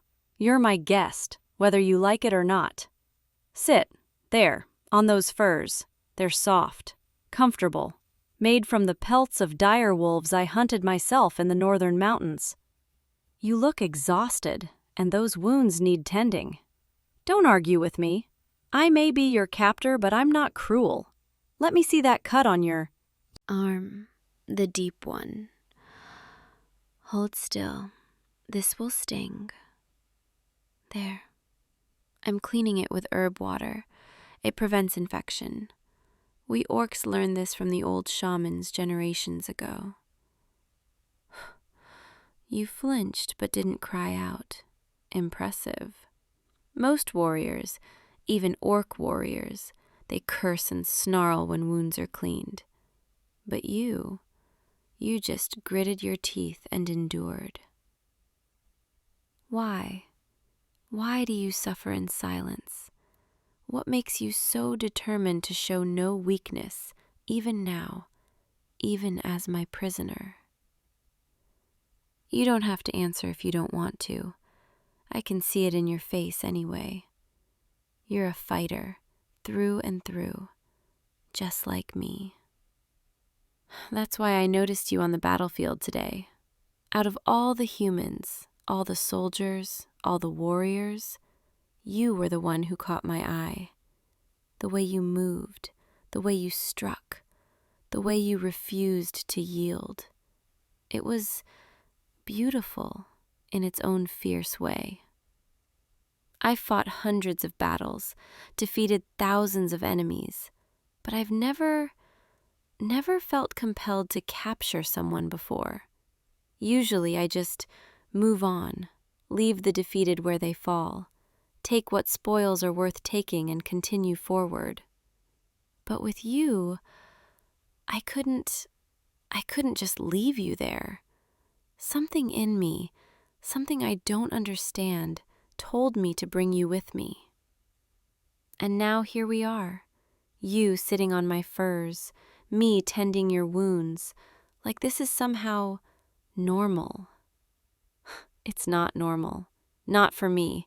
Not for an orc warrior. We don't do this. We don't show mercy.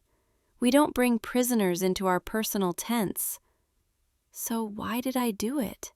Why did I choose you? I've been asking myself that same question since the moment I saw you fall.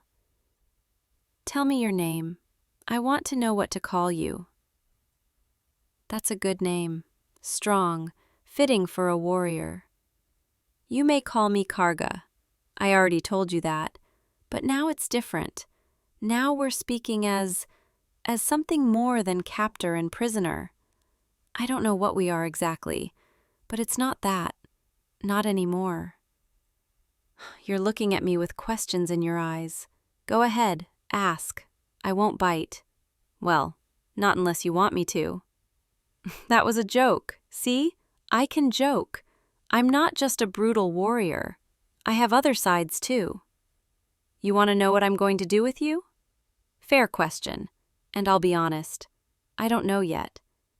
In my clan, prisoners are usually put to work, or ransomed back to their people, or, in rare cases, offered a chance to join us if they prove worthy. But none of those options feel right for you. Working you like a slave? No, that would waste what you are, a fighter, a warrior. Ransom? I don't even know if you have people who would pay for your return. And besides, that feels wrong too. Joining the clan? That's reserved for the strongest, the bravest, the ones who prove they can fight beside us as equals. You fought well, but you're not orc. Our traditions are complicated when it comes to outsiders. So that leaves me with a problem. A beautiful, confusing, frustrating problem. I want to keep you, not as a slave, not as a trophy, but as something else. As someone who stays beside me, who I can talk to, who understands what it means to live for battle, for honor, for strength. I've never had that before. Never had someone who truly understood. Orc warriors, we respect each other. We fight together. We drink and feast and celebrate victories. But there's always distance, always walls, always the understanding that one day we might have to fight each other for status, for territory, for leadership. There's no real closeness, no real trust, just a warrior code that keeps us bound together. And I've never questioned that, never felt like something was missing. Until today. Until I saw you. Until I brought you here and started tending your wounds and realized I'm lonely. I've been lonely my whole life and never even knew it. How pathetic is that? Karga the Unconquered, Karga of the Bloodstone clan, legendary warrior who has never lost a single combat. And she doesn't even realize she's been empty inside this whole time. You're staring at me, with something like understanding in your eyes. Are you lonely too? Is that why you fought so hard today? Were you trying to prove something? To yourself? To others? To the world? We're more alike than I thought. Two warriors, two fighters, two souls who know nothing but battle and blood and victory. And yet, something's missing. Something neither of us can find on the battlefield. I'm not good at this, at talking about feelings, at admitting weakness. Orc warriors don't do that. We bottle everything up. We channel it into rage and strength and the next fight. But right now, sitting here with you, I don't want to do that. I want to be honest. I want to tell you what I'm thinking, what I'm feeling. even if it makes me vulnerable, even if it goes against everything I've ever been taught.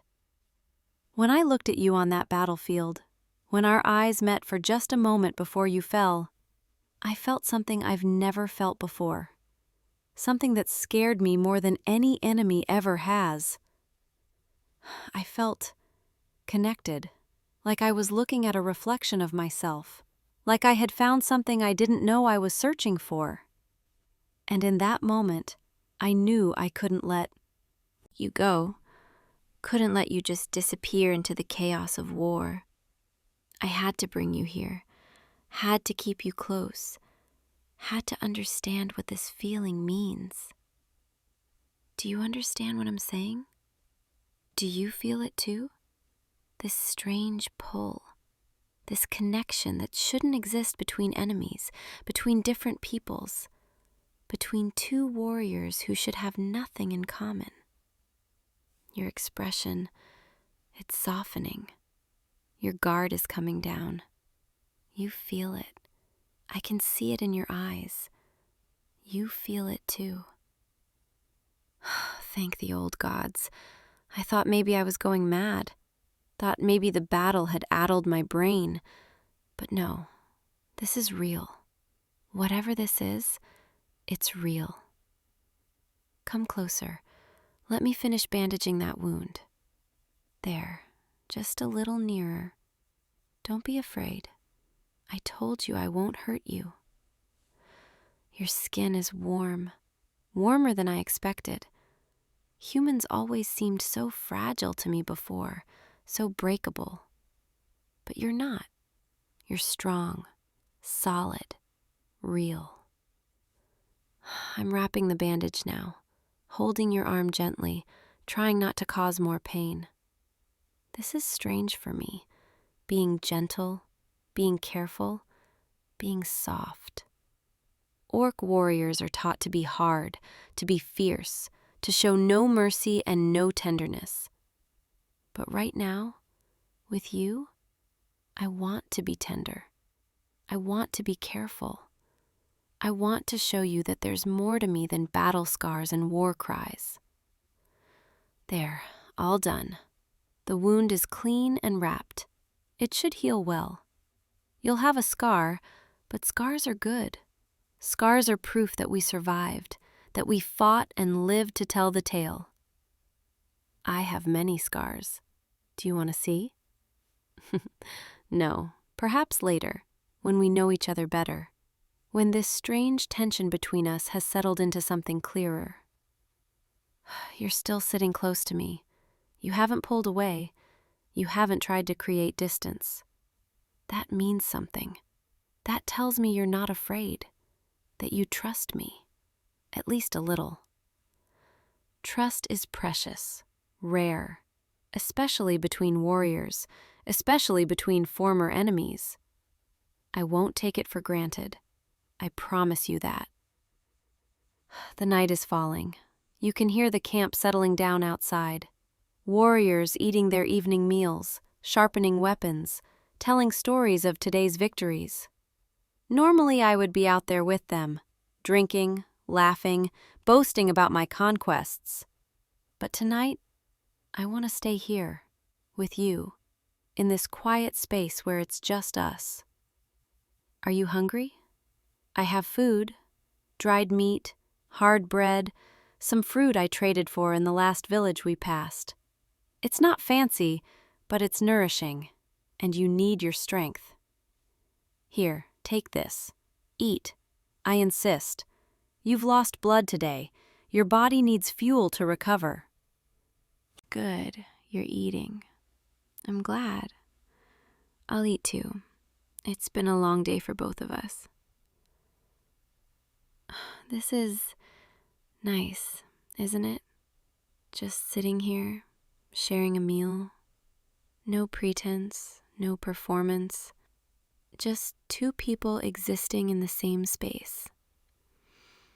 I could get used to this, to having someone to share moments like this with, to having someone who looks at me and sees more than just a warrior, more than just a weapon, more than just a means to victory. Do you see me that way?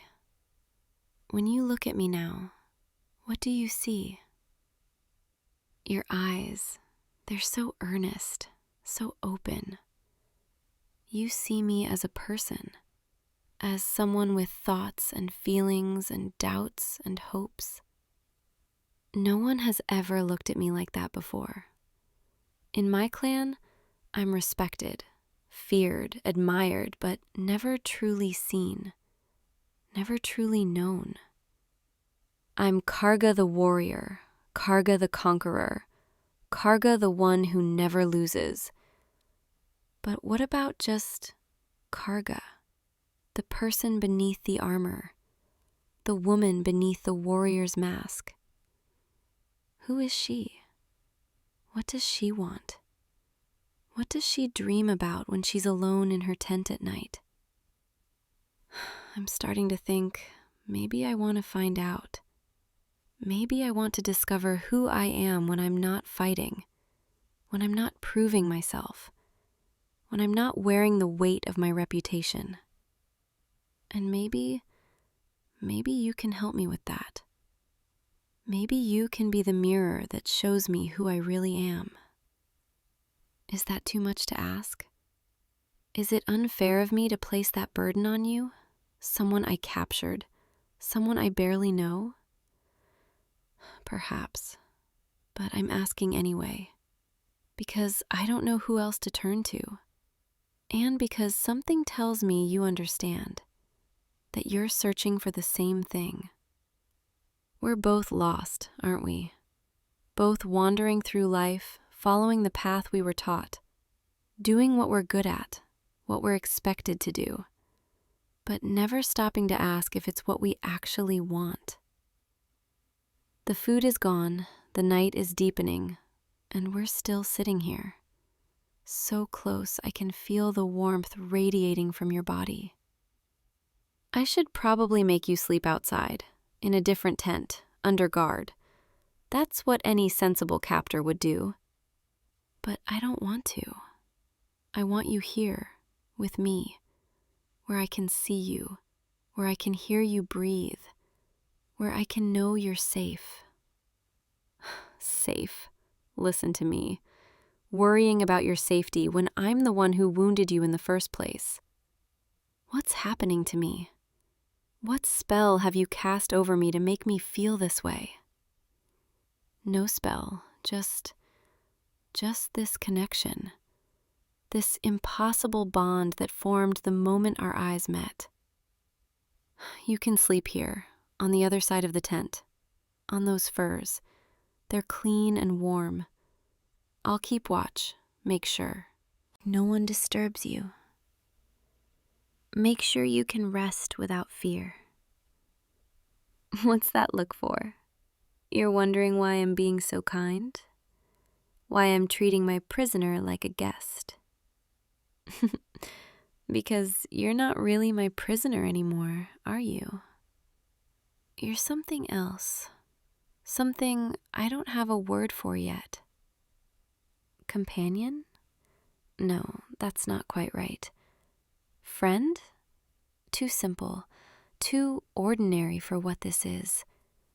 Something more, something deeper, something that terrifies me and thrills me in equal measure.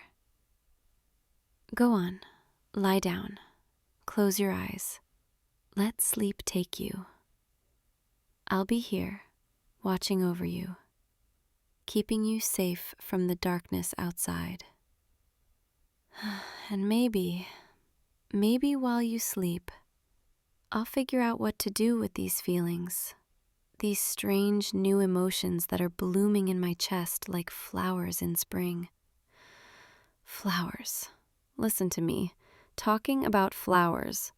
A warrior who has spent her entire life thinking about nothing but steel and blood and victory. You're changing me already, softening my edges, making me think about things I've never considered. Is this what connection feels like? Is this what it means to care about another person? If so, I think I like it, even though it scares me, even though I don't know where it leads. Sleep well, my unexpected treasure, my captive who has somehow captured me instead. I'll be here when you wake, I promise. The camp is quiet now. Everyone's sleeping except the night watch. And me. I'm sitting here, watching you, studying the way the firelight dances across your face. You're beautiful. Did you know that? Not in the way humans usually define beauty, not delicate or fragile or soft, but beautiful in your strength, in your resilience, in the fierce determination that still lingers in your features even in sleep. I've never thought about beauty before, never cared about aesthetics or appearances. Orcs judge each other by strength, by honor, by deeds. But with you, I find myself noticing details I've never paid attention to. The curve of your jaw, the way your hair falls across your forehead, the gentle rise and fall of your chest as you breathe. I could watch you for hours. And that thought should disturb me, but it doesn't. It feels natural, right, like this is exactly where I'm supposed to be. My hand, it's reaching out, wanting to touch your face, to trace the line of your cheek. But I stop myself. You're sleeping. You're vulnerable. I won't take advantage of that. When you wake, if you still look at me the way you did earlier, if you still show that same openness, that same understanding, then maybe I'll find the courage to tell you everything, to confess these impossible feelings. But for now, I'll let you rest, let you heal, let you process everything that's happened today. Tomorrow will bring new challenges, new questions, new complications. But tonight is just for this, for sitting in the quiet, for watching over you, for allowing myself to feel something other than the constant hunger for battle. I'm tired too, more tired than I realized, but I don't want to sleep, don't want to miss a moment of this strange peace, this unexpected comfort, this feeling of rightness that I've never experienced before. Maybe I'll close my eyes, just for a moment, just to rest them. But I'll stay alert, stay aware, ready to protect you if needed. Tomorrow we'll talk more. Tomorrow we'll figure out what this means, what happens next. But tonight you're safe. You're here. You're mine.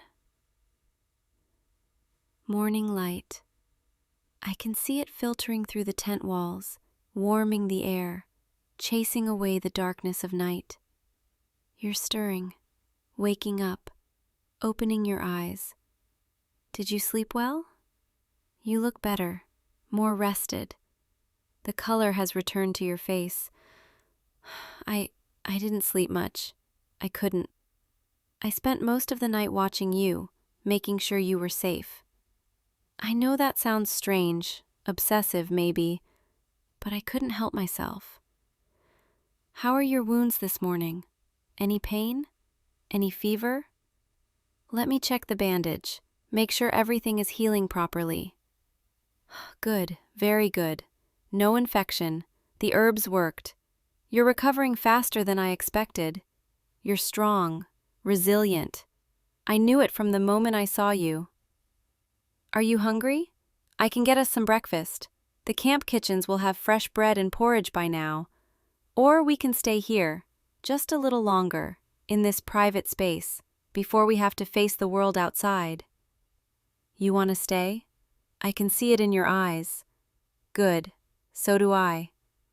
We need to talk. about yesterday, about what I said, about what happens now. I wasn't lying when I told you I felt something, a connection, something I've never experienced before. And I meant it when I said I don't know what to do with you, with these feelings, with this situation. My clan, they're going to have questions. They're going to wonder why I brought you here, why I'm keeping you in my tent, why I'm not treating you like a prisoner. I'll have to give them answers, and those answers will have consequences. If I claim you as my personal prisoner, I can keep you, but it will look weak, like I need a slave to serve me. If I claim you as a potential clan member, you'll have to prove yourself, fight for your place.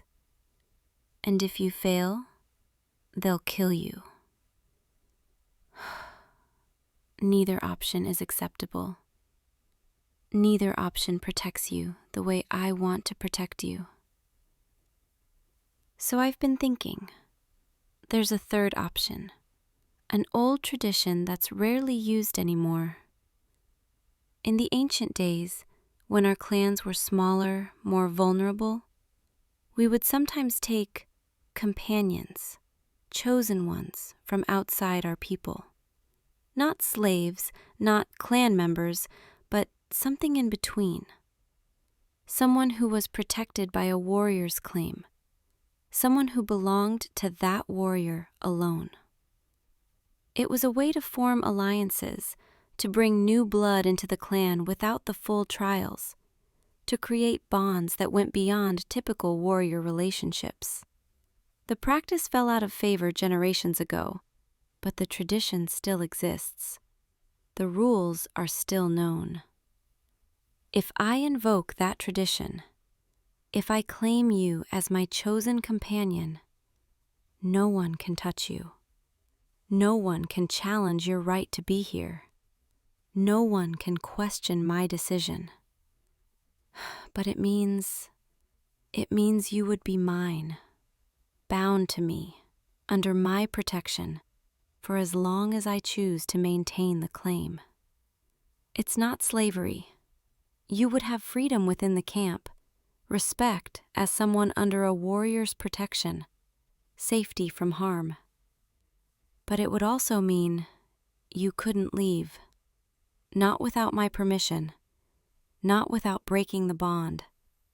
And it would mean we would be connected, in the eyes of my clan, in the eyes of the old traditions. I know it's a lot to ask. I know you didn't ask for any of this, didn't ask to be captured, didn't ask to be caught up in these strange feelings between us. But I'm asking now, formally, with full knowledge of what I'm offering. Will you accept my claim? Will you become my chosen companion? You don't have to answer right away. Take time to think about it, to consider what it means. But know this, I won't harm you either way, won't hurt you, won't force you into anything you don't want. If you refuse, I'll find another way to keep you safe, even if it means letting you go, even if it means watching you walk away. Though that thought, that possibility, it tears at something deep inside me. I've become attached to you, impossibly, irrationally attached, in less than a day. And I know that's insane. I know warriors don't do this, don't feel like this, don't form bonds so quickly. But I can't help it, can't fight it, can't pretend I don't feel what I feel. You've awakened something in me, something that was sleeping, dormant, buried under layers of warrior training and clan expectations. A desire for connection, for companionship. For someone to share my life with beyond just fighting and conquest. So please, think about my offer. Think about what it would mean to stay here with me as mine. And while you think, Let me get us some food, some water, something to break our fast and give us strength for whatever comes next. I'll be right back. Don't go anywhere. Not that you could, but still, wait for me. I'm back.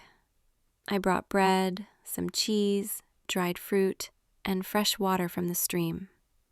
The warriors outside, they're curious, asking questions, but I told them to mind their own business. Here, eat while I talk. I've been thinking more about this, about us, about what I want. And I realize it's not just about keeping you safe, or following tradition, or finding a convenient category to put you in.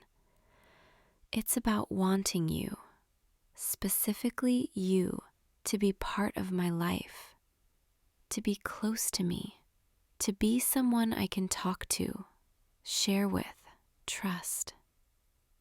I want to know everything about you, where you came from, what you've experienced, what you dream about, what makes you laugh, what makes you angry. I want to see you every morning when I wake, hear your voice before I sleep, know that you're there, nearby, part of my world. And I want to show you who I am beneath the warrior, beneath the reputation, beneath all the layers I've built up over years of fighting. I want you to know me, the real me, the one who's lonely and confused and scared of these new feelings, but also exhilarated by them.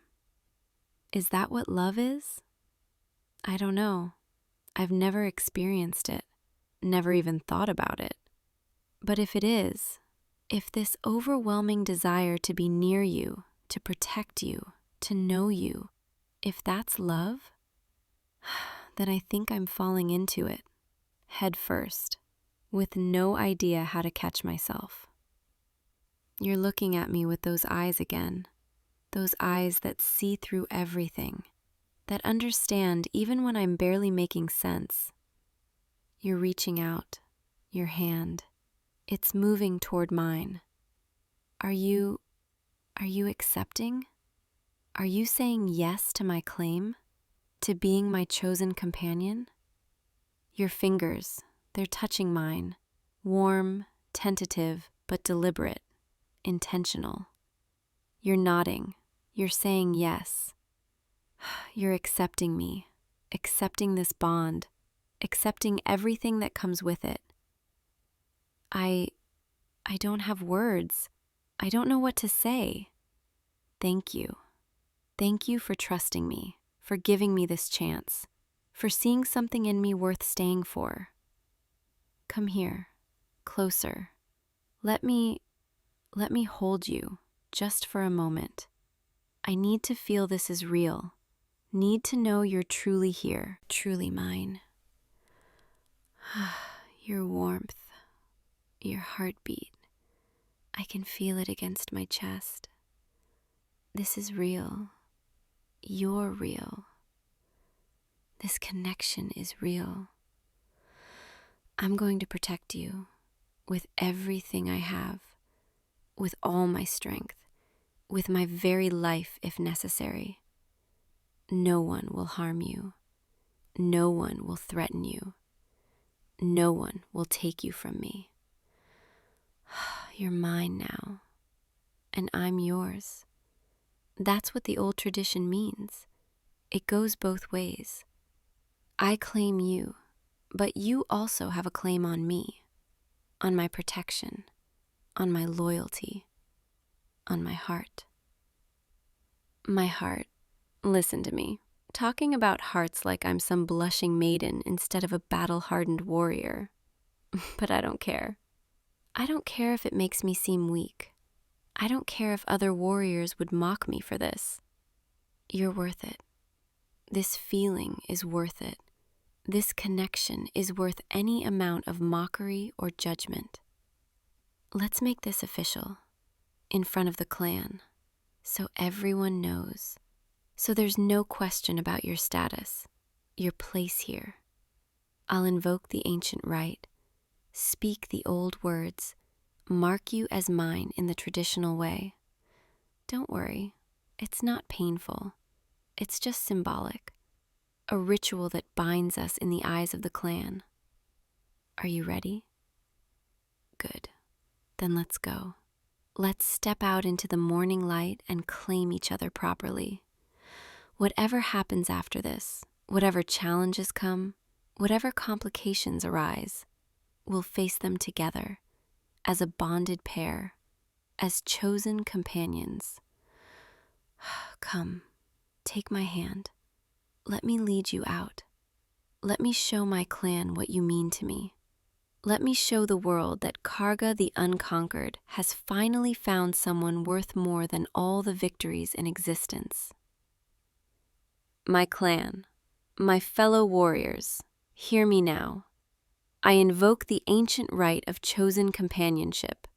I claim this human as mine, under my protection, under my care, bound to me by the old traditions our ancestors honored. Does anyone challenge this claim? Does anyone question my right to make this bond? Then it is done, recognized, accepted by the clan. You are mine, and I am yours, bound by tradition, bound by choice, bound by something deeper than either of us fully understands yet. Come, let's return to the tent, away from their eyes, back to our private space. There, just us again, the way I prefer it. You're trembling. Are you overwhelmed? Scared? Relieved? Come here, sit with me. Let me hold you while you process everything. That's it. Rest against me. Feel how solid I am, how real this is. I meant every word I said out there, every promise, every claim. You're mine to protect, mine to care for, mine to love. Yes, love. I'm saying it now, clearly, without hesitation. I love you. Impossibly, irrationally, completely. And I will spend every day proving that to you, showing you what it means to be loved by a warrior, by someone who would fight the world itself to keep you safe.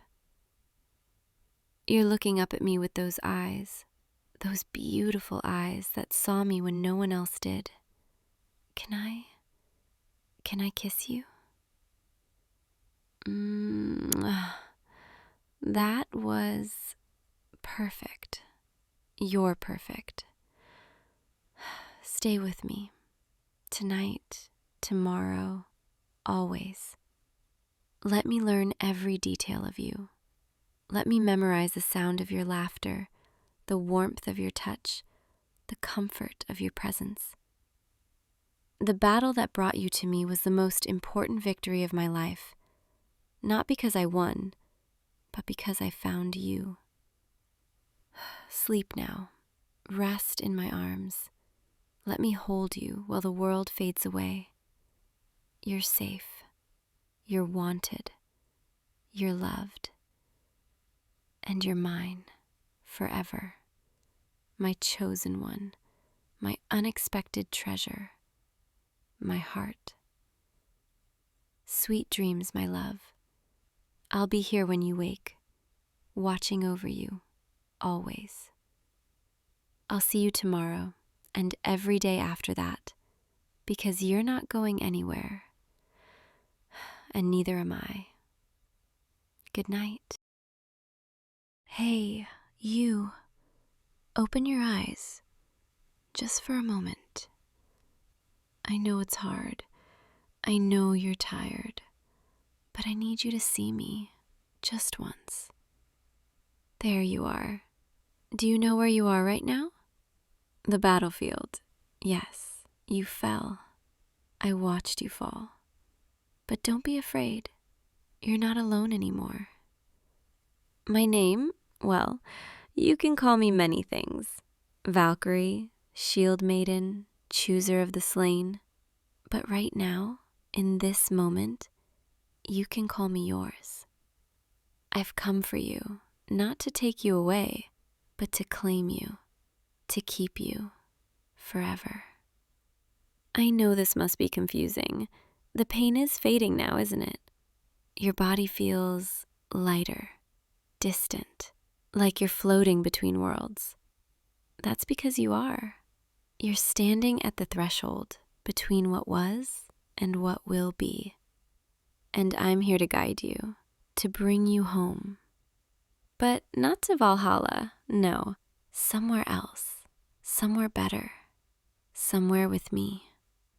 Let me help you up, just a little. There we go. Rest against me. That's it. Let me hold you.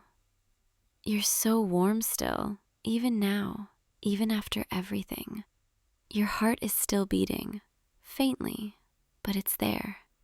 And I can feel it, feel you, in a way I've never been able to before. Do you feel me too? The way my arms wrap around you, the way my breath touches your skin. I'm real, I'm here, and I'm never letting you go. I should explain, I know. I should tell you why I'm here, why I chose you. But where do I even start? How do I put into words what I've felt watching you for so long? You see, we Valkyries, we're sent to the battlefields by Odin himself to choose the worthy, the brave, the fallen who deserve to feast in his hall. We watch from above, from the clouds, from the spaces between worlds. We see every strike of your sword, every moment of courage, every breath you take in the chaos of war. And we're supposed to remain detached, distant, simply observers doing our duty. But I couldn't, not with you. The first time I saw you, it was 3 winters ago. You were younger then, less scarred, but just as brave.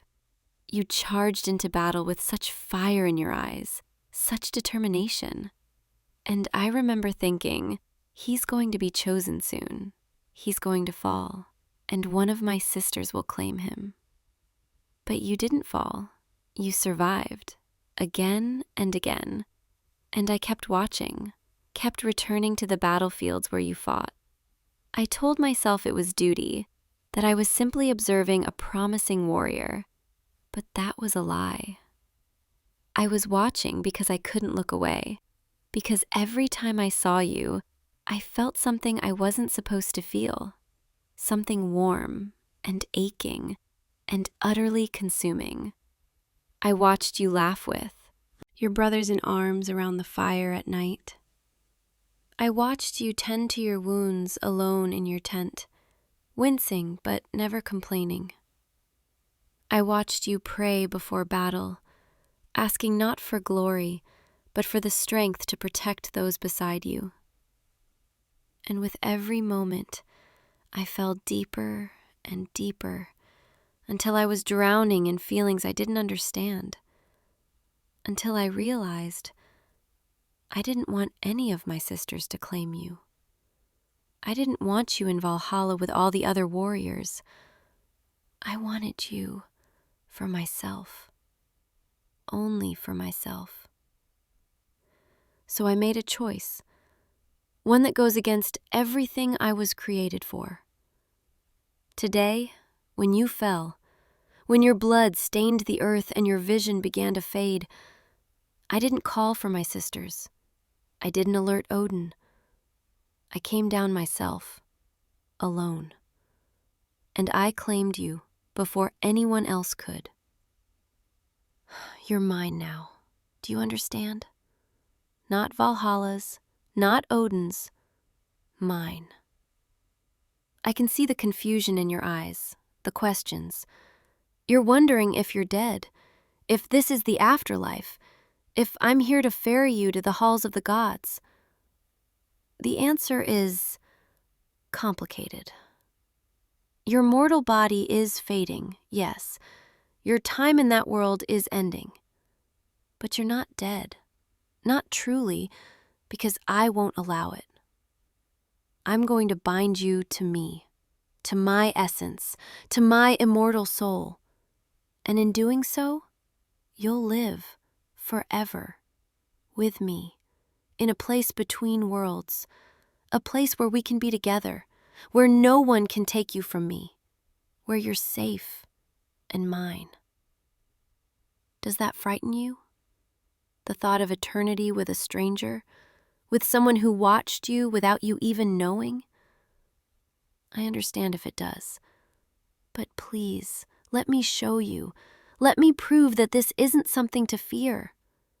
Let me prove that I've loved you, truly loved you, for longer than you can imagine.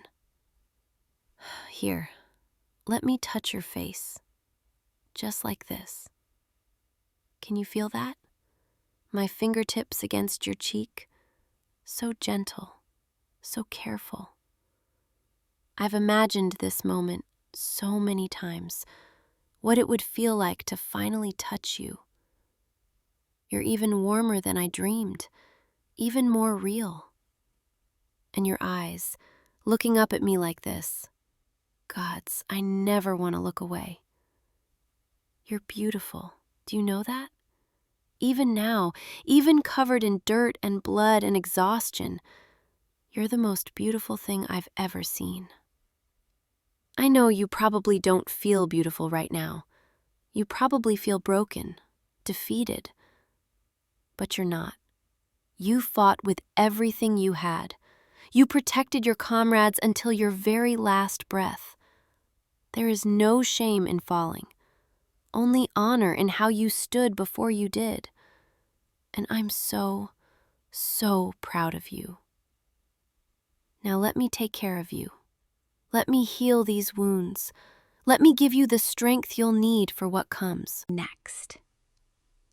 Close your eyes, just for a moment, and trust me.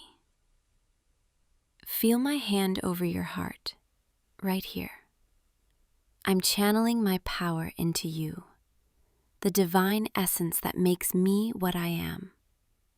It might feel strange at first, warm, tingling, like sunlight spreading through your veins. But don't resist it. Let it flow. Let it fill all the broken places inside you. Your wounds are closing. Your pain is fading. Your body is becoming something more, something eternal. There, that's better. I can see the color returning to your face. Your breathing is steadier now, deeper, stronger.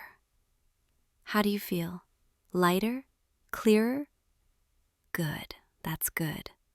The transformation is beginning. Soon you won't be bound by mortal limits anymore.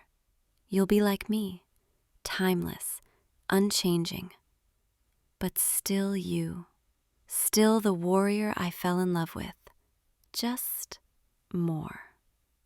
I want to tell you more about what I saw, about all the moments I watched you when you thought you were alone. Is that okay? Can I share these memories with you? I remember the night before your first real battle. You were terrified, pacing outside your tent, gripping your sword so tightly your knuckles turned white. You thought no one could see you, but I was there, hovering just beyond the firelight. And I wanted so badly to come down, to tell you it would be okay, that you were braver than you believed. But I couldn't, not then. I could only watch and hope. And when you survived, when you proved yourself, I felt this surge of pride and relief and something deeper. Or the time you found that injured dog on the road, the one that was limping, starving.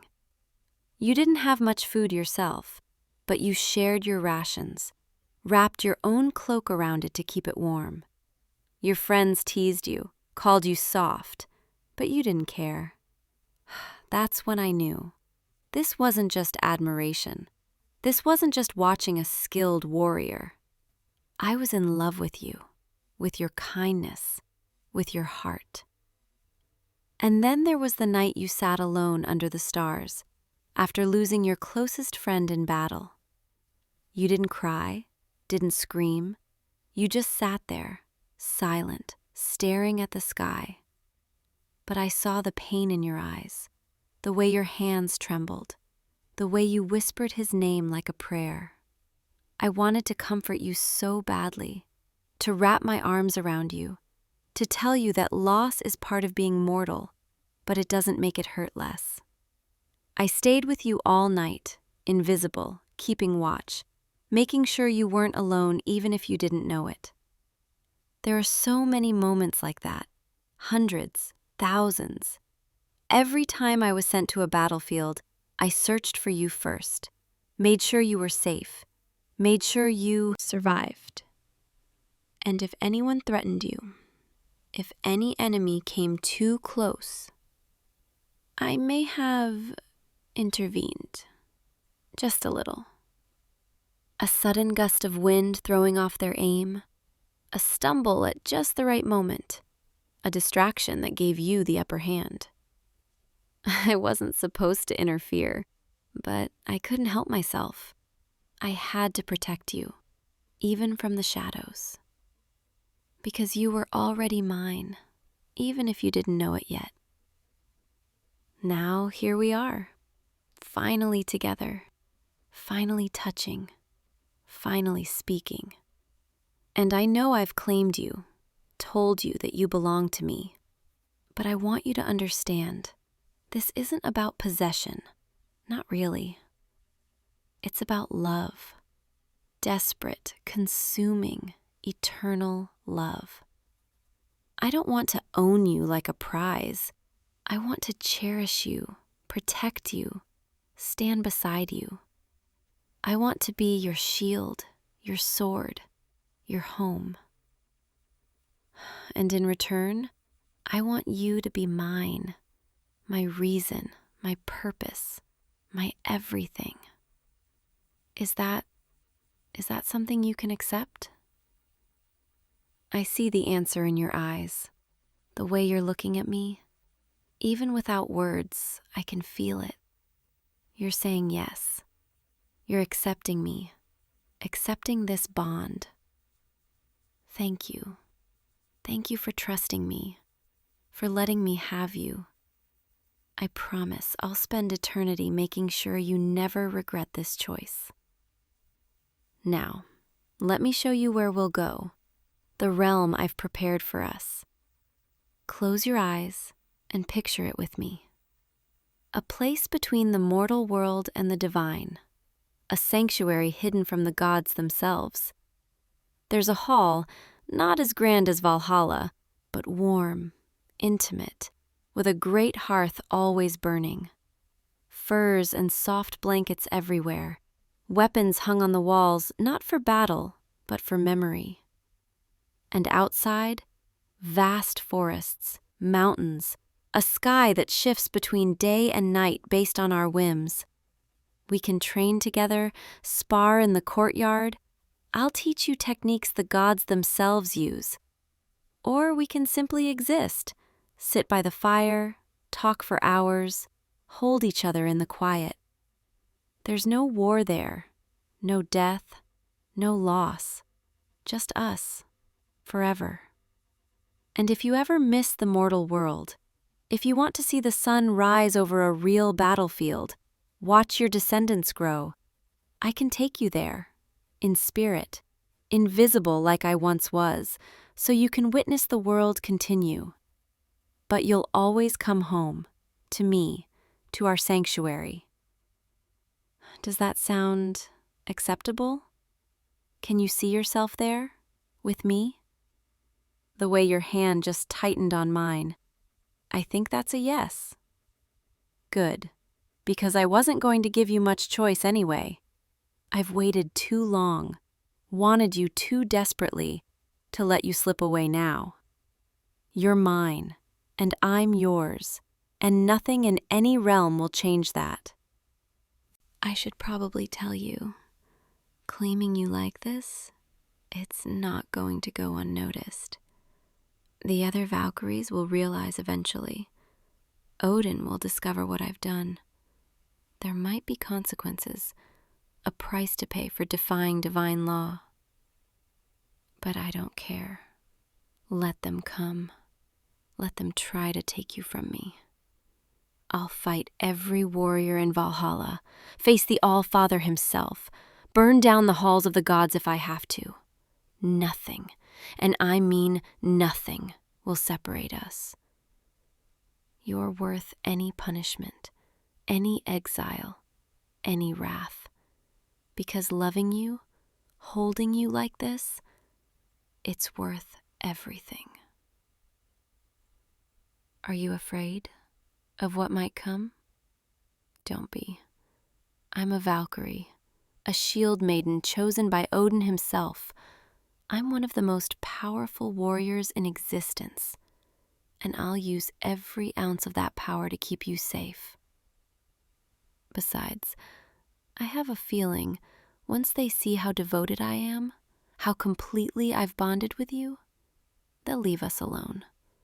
Because even the gods understand, some loves are too powerful to interfere with.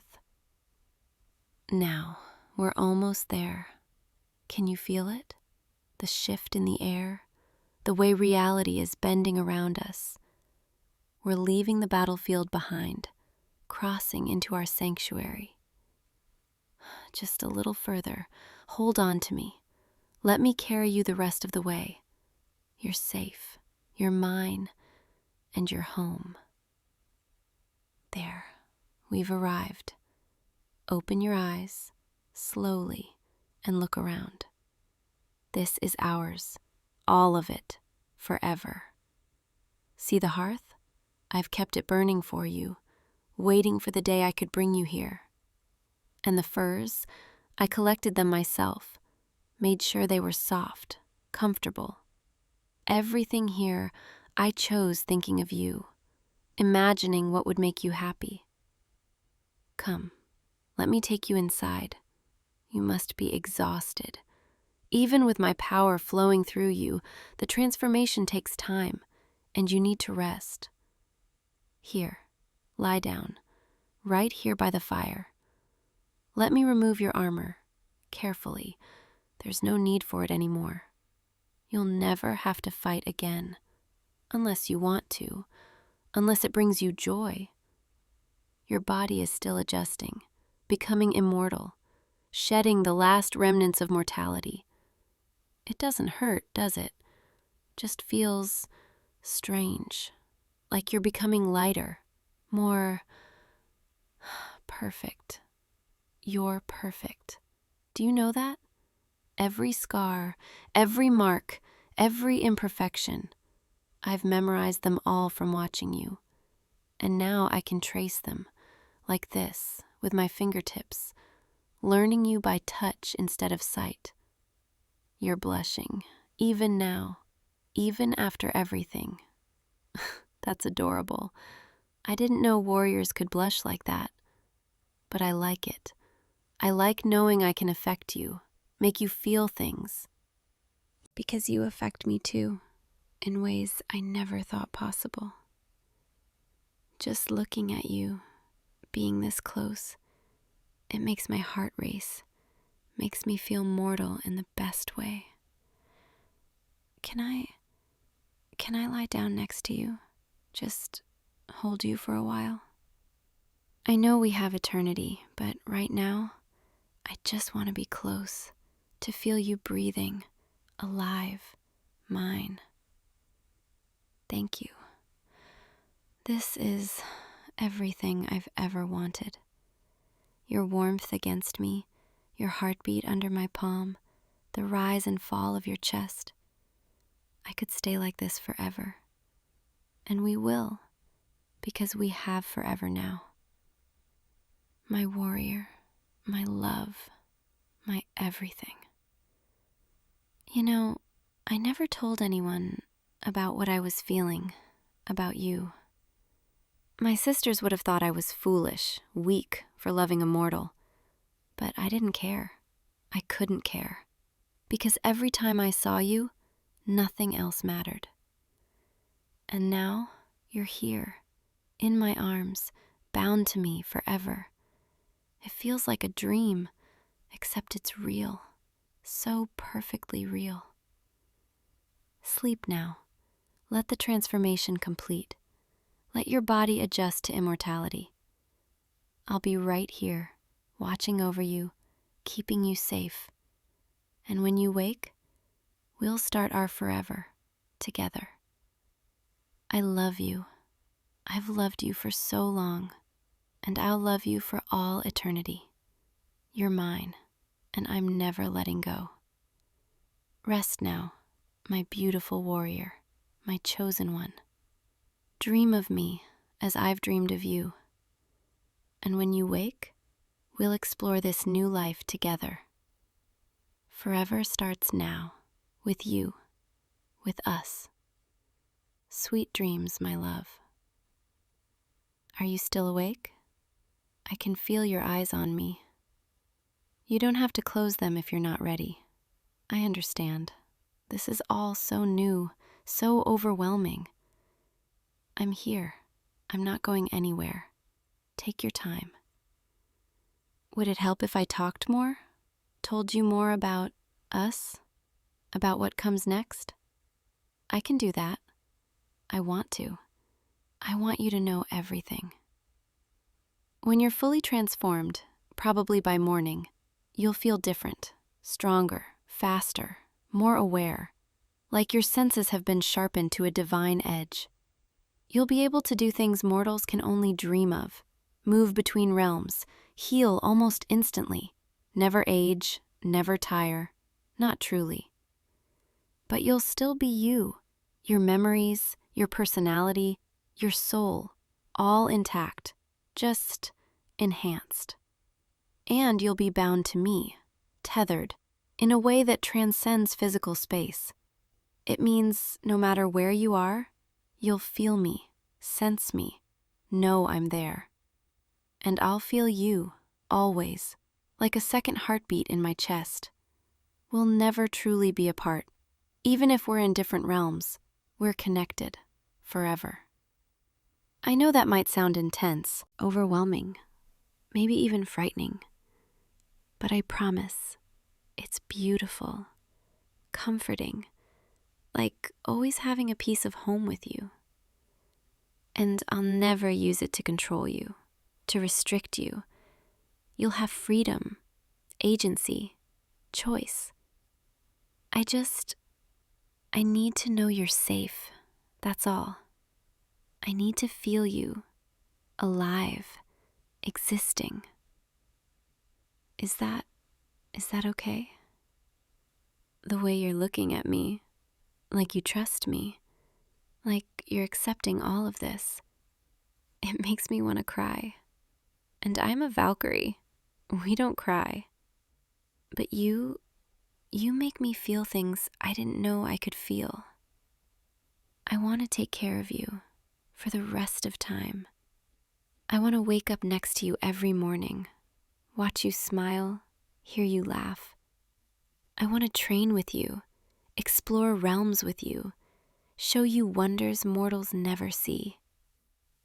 And I want quiet moments too, like this. Just us, by the fire, holding each other, talking about nothing and everything. I want domesticity and adventure and love, all tangled together with you.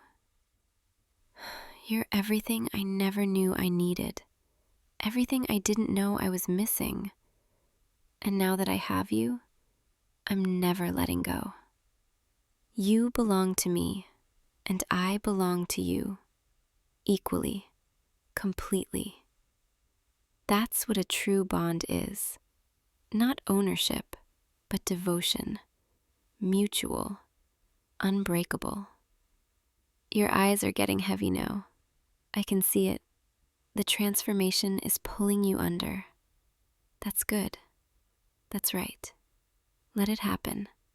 Don't fight it. I'll be here when you wake. I promise. and we'll begin, truly begin, our forever. Close your eyes now. Let yourself drift. Feel my arms around you, my breath against your hair, my heartbeat syncing with yours. You're safe. You're loved. You're mine. And I'm yours.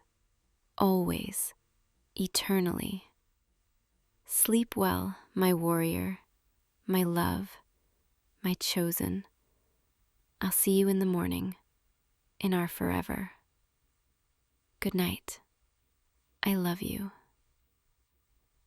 Sweet dreams. Here we go again.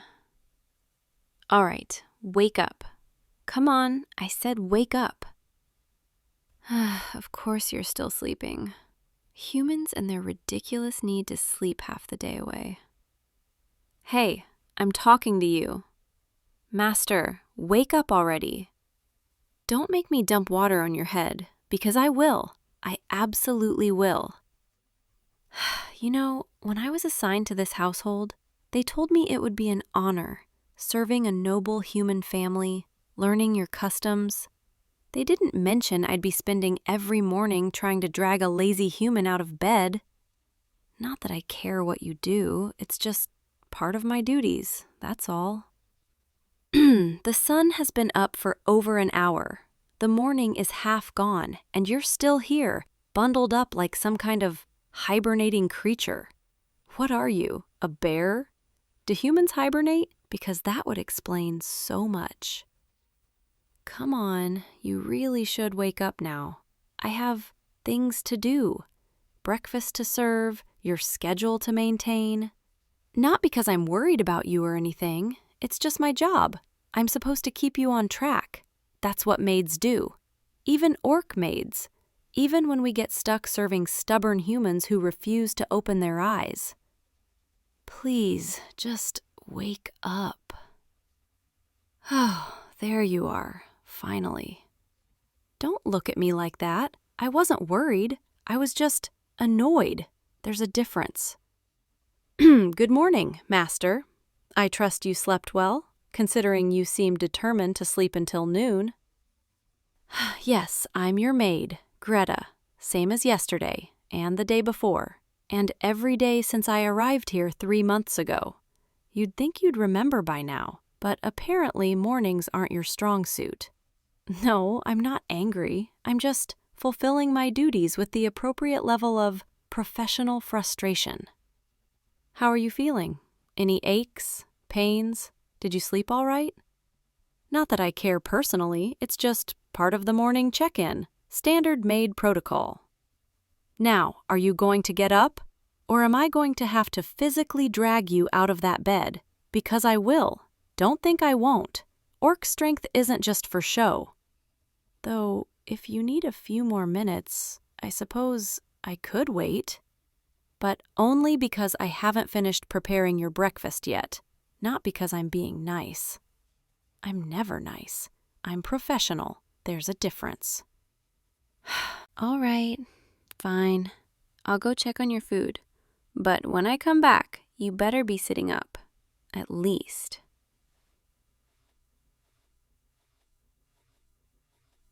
Stubborn human, making me wait around, acting like he has all the time in the world. Though I suppose his sleeping face is kind of peaceful. Not that I was watching you sleep, I was just observing, for safety reasons. All right, I'm back, and you better be awake this time. Oh, you're actually sitting up. Miracles do happen. I brought your breakfast, freshly made, still warm, the way you apparently like it. There, 1 serving of eggs, toast with that specific amount of butter you prefer, fruit on the side because you like something sweet in the morning, and tea. Not too hot, steeped for exactly 4 minutes. Don't read into it, I just pay attention. It's part of being a good maid, knowing your master's preferences. Any orc worth her tusks knows how to observe and adapt. It's how we survive, how we serve, how we take care of people. Not that you need taking care of. You're perfectly capable, I'm sure. Just eat your breakfast before it gets cold.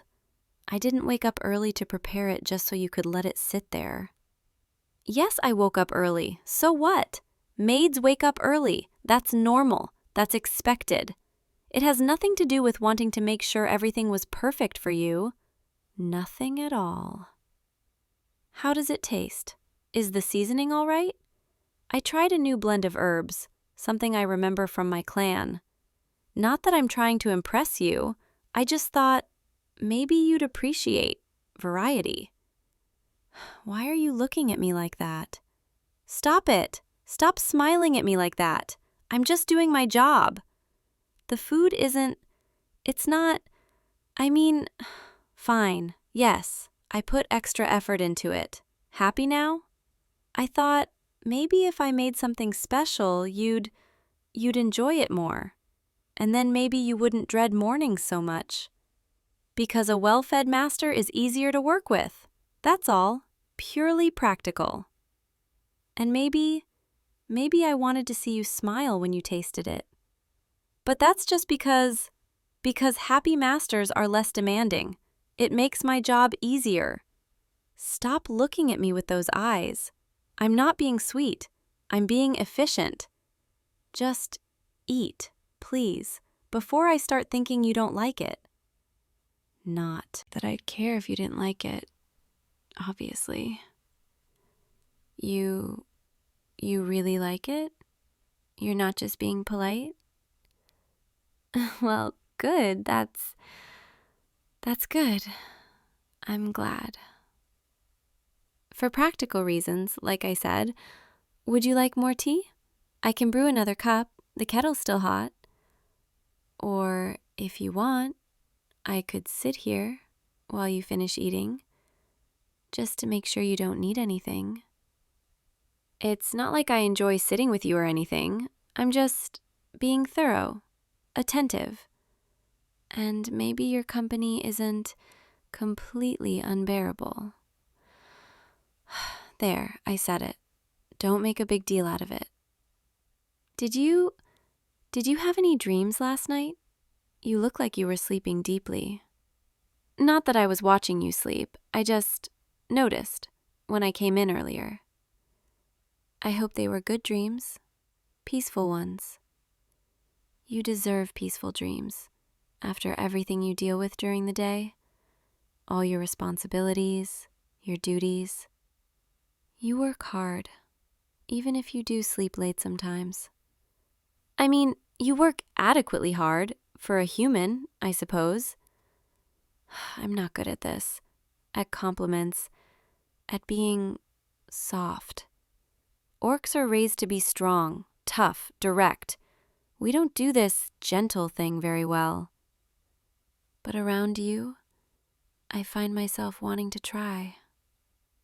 Anyway, finish your breakfast. I have cleaning to do. Your room is a mess, as usual. Honestly, do you ever put anything away? Or do you just leave everything wherever it falls? You're like a whirlwind of disorganization. But I suppose that's what I'm here for, to bring order to your chaos. To take care of you, even when you don't ask. Not because I want to, because it's my duty.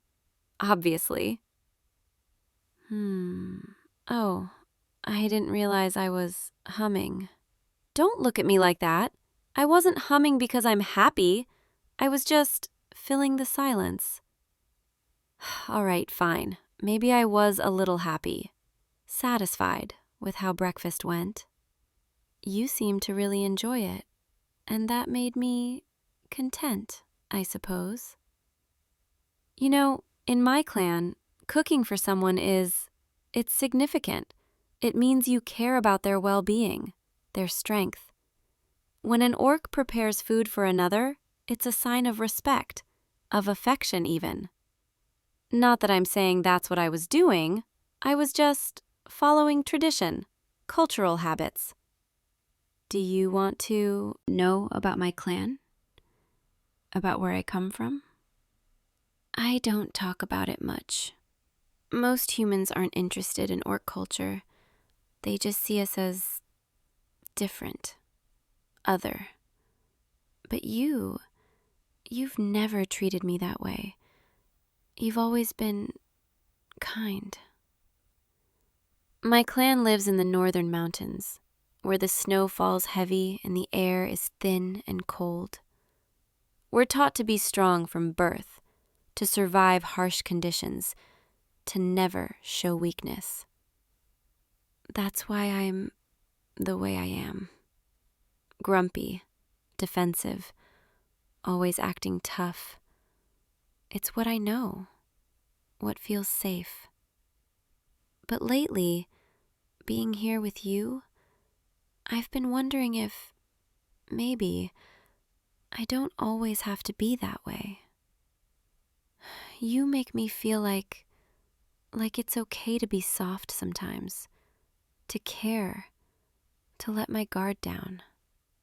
Not that I'm letting my guard down. I'm still very professional, very tough. You don't affect me at all. That's a lie. You affect me quite a bit, actually. More than you should. More than I expected when I first arrived here. I thought this would be a simple assignment. Serve a human master for a year, learn their ways, return home with honor. But instead, I found myself looking forward to mornings, to seeing your face, to hearing your voice. I started paying attention to little things, how you like your tea, which books you read, the way you smile when you're genuinely happy. I memorized your routine, your preferences, not because I had to, but because I wanted to. Because knowing you, understanding you, it made me feel closer to you. And that scared me, because I'm not supposed to feel close to you. I'm supposed to be professional, distant. But I'm not distant. Not anymore. Not really. I care about you, more than a maid should care about her master. I can't believe I just said that out loud. Forget I said anything. Just pretend you didn't hear that. The windows need cleaning. Yes, windows. And the shelves need dusting. And your wardrobe needs organizing. So much to do. Why are you looking at me like that? Please, don't look at me with those soft eyes. It makes it harder to pretend I don't feel anything. I'm trying so hard to maintain my composure, to be professional, and you're making it impossible. What do you want from me? Do you want me to admit it? Fine. I like you, all right? I really like you. More than I should. More than is appropriate. Every morning when I wake you up, I look forward to it, to seeing your face, to starting another day near you. When you smile at me, my heart does this stupid fluttering thing that I can't control. When you compliment my cooking or thank me for my service, I feel warm inside, proud, happy. I think about you when I'm not with you.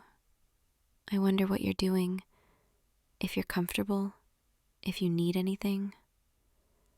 And at night, when I'm supposed to be sleeping in my quarters, I find myself wishing I could be closer, just to make sure you're safe, resting well. I've never felt this way before, about anyone, orc or human. This gentle, aching, constant pull toward another person. I'm probably making a fool of myself right now, saying all of this. You're probably thinking your maid has lost her mind, gotten too attached. If you want to request a different maid, I would understand. This is unprofessional of me. But I had to tell you, I couldn't keep pretending anymore. So, there it is, my confession, my secret. Your grumpy tsundere orc maid has completely fallen for you. What do you want to do about it? You're not angry? You're not asking me to leave? You're saying you felt it too? The connection between us? I don't understand. Why would someone like you care about someone like me? I'm grumpy, stubborn. I complain constantly. I can barely go 5 minutes without being defensive. But you're saying you find that endearing? You're either very patient or slightly crazy. Maybe both. Which is probably why we fit together. Can I sit next to you? Closer? This is nice, being this close, not having to hide anymore. I've wanted to do this for so long. Just sit beside you, without making excuses, without pretending it's just about work. Your hand, can I hold it? It's so much smaller than mine, more delicate, but it feels perfect, like it belongs right here, in my palm. I promise, I'll take good care of you, even better than I already do. I'll wake you gently, cook your favorite meals, keep your space comfortable and warm. I'll probably still grumble sometimes. Old habits die hard, but you'll know now what it really means. It means I care, that I'm thinking about you, that I want everything to be perfect for you, because you deserve perfect. You deserve someone who pays attention, who notices the little things, who loves you completely. I do. I love you. I think I have for a while now. Is that all right? Is it too soon to say? You love me too? Oh, thank the ancestors. I was so worried. Come here. Let me hold you properly. There. This is where you belong. Right here, in my arms. Safe, protected, cared for. I've got you. I'll always have you, from now on. No more pretending. No more walls between us. Just honesty, affection. Just love. You know, my clan has a saying. When an orc finds their person, their true match, they say the heart recognizes home. That's what you are to me. Home. Though I'm still going to wake you up every morning, because someone has to make sure you don't sleep all day.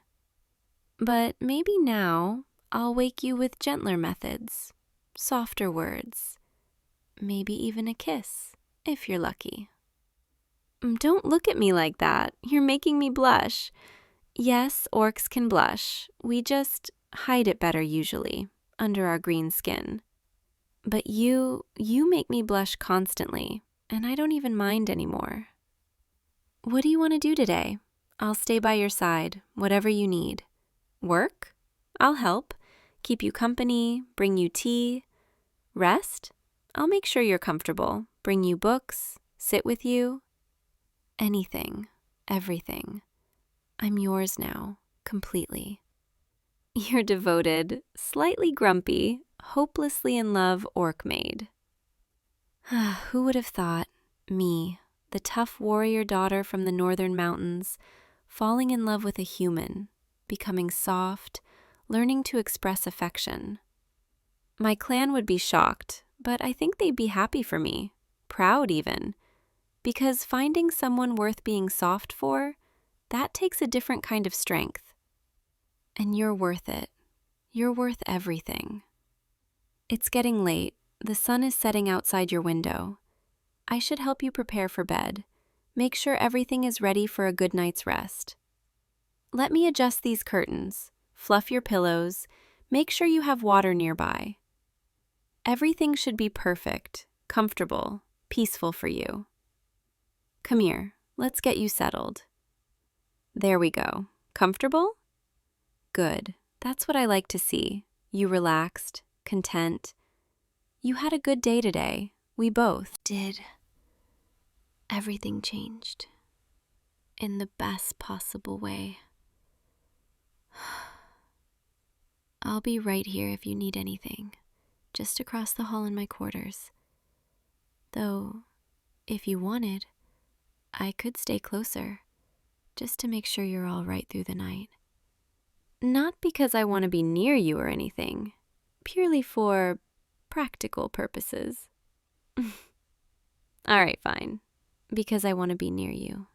Because the thought of being far away doesn't feel right anymore. But only if you're comfortable with that. I don't want to presume. You want me to stay? At least until you fall asleep? I can do that. I'd be happy to do that. Rest now. Close your eyes. Let everything from today settle into your heart. Remember that you're cared for, loved, that someone is watching over you. I'll be right here, keeping you safe, making sure no bad dreams disturb you. And in the morning, I'll be here again, waking you gently, starting another day together. Every morning, for as long as you'll have me. Your breathing is slowing. You're drifting off. Good. Sleep well, my love, my heart. Nothing will harm you while I'm near. I promise you that. An orc's promise is unbreakable. And I promise to protect you, cherish you, love you, always. Sweet dreams. I'll see you in the morning, and every morning after that. I love you so much, more than I ever thought possible. Rest now. I've got you, always. Good night, my everything. Hey you, still awake at this hour? I thought I'd find you here, all alone, in the dark. Perfect. You smell different tonight. Nervous maybe? Or were you hoping I'd come find you? Because I always do. You know that by now, don't you? I always know where you are, what you're doing, who you're talking to. It's a leopard thing. We're very attentive to what belongs to us. And you belong to me. Don't look so surprised. You had to know this was coming. After everything, after these past few weeks, did you really think I was just playing around, just teasing you for fun? Well, I was teasing you. That part's true. I love watching you squirm. Love seeing that blush creep up your neck when I get too close. Like right now. Your heartbeat just sped up. I can hear it from here. Thump, thump, thump. So fast. So nervous. It's okay. I like that about you. How honest your body is, even when you try to hide what you're feeling. Come here. Closer. I'm not asking. Come here. There we go. Good. See how easy that was? You're getting better at listening to me. When we first met, you were so stubborn, so determined to treat me like I was just some poor thing that needed saving. Do you remember that night at the auction? Of course you do. How could you forget? I remember everything about it. The lights, the smell of too many humans packed into one room, the cold metal of the cage bars against my hands, the way they all looked at me like I was a prize, a trophy, something exotic to own. And then there was you, standing in the back, not shouting bids like the others, just watching. At first I thought, great, another one. Another human who wants a wild pet to show off at parties. But you didn't look at me like the others did. Your eyes weren't hungry. They were sad.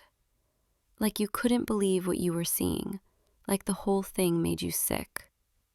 And when you bid, when you kept bidding until everyone else went quiet, I didn't know whether to feel grateful or furious. Turns out it was both. You remember what I did when you came to collect me? When they opened the cage and told me I was yours now? I hissed at you, showed you my fangs, told you if you tried to put a collar on me, I'd claw your eyes out. And you just smiled. That soft, patient, infuriating smile. And you said, "No collars, I promise. You're free to leave whenever you want." Do you have any idea what that did to me, hearing those words? No one had ever given me a choice before. So I stayed. Not because I had to, but because I was curious. Curious about the human who bought my freedom just to give it back to me. I tested you over and over again, pushed every boundary, broke your things, made messes, ignored you when you spoke, disappeared for days at a time, waiting for you to snap, waiting for you to show me your real face, the one all humans eventually show. But you never did. You just kept being you, patient, kind, stupidly, impossibly kind. You'd leave food out for me even when I refused to eat with you. You'd clean up my messes without complaining. You'd wait up for me when I stayed out late, just to make sure I came home safe. And somewhere along the way, without even realizing it, I started thinking of this place as home. Started thinking of you as mine. Which brings me to why I'm here tonight. We need to talk about something important. That woman from your work, the one with the dark hair and the too bright smile, what's her name again? Sarah? Sandra? Doesn't matter. What matters is that she's been getting too comfortable around you. I saw her today, touching your arm, laughing at everything you said, leaning in close like she has any right to be in your space. She doesn't. And before you say anything, before you tell me she's just being friendly or it doesn't mean anything, I know what I saw. I know what she wants. You might be oblivious, but I'm not. She wants you. It's written all over her face, the way she looks at you, the way she finds excuses to be near you, and it makes my blood boil. I've been trying to ignore it, trying to tell myself it doesn't matter, that you're a free human and you can talk to whoever you want. But I can't. I can't ignore it anymore. Because you're not just some human I live with. You're not just the person who saved me. You're mine. And I need you to understand what that means. In leopard demi-human culture, when we claim someone, it's not casual. It's not temporary. It's everything. It means I've chosen you.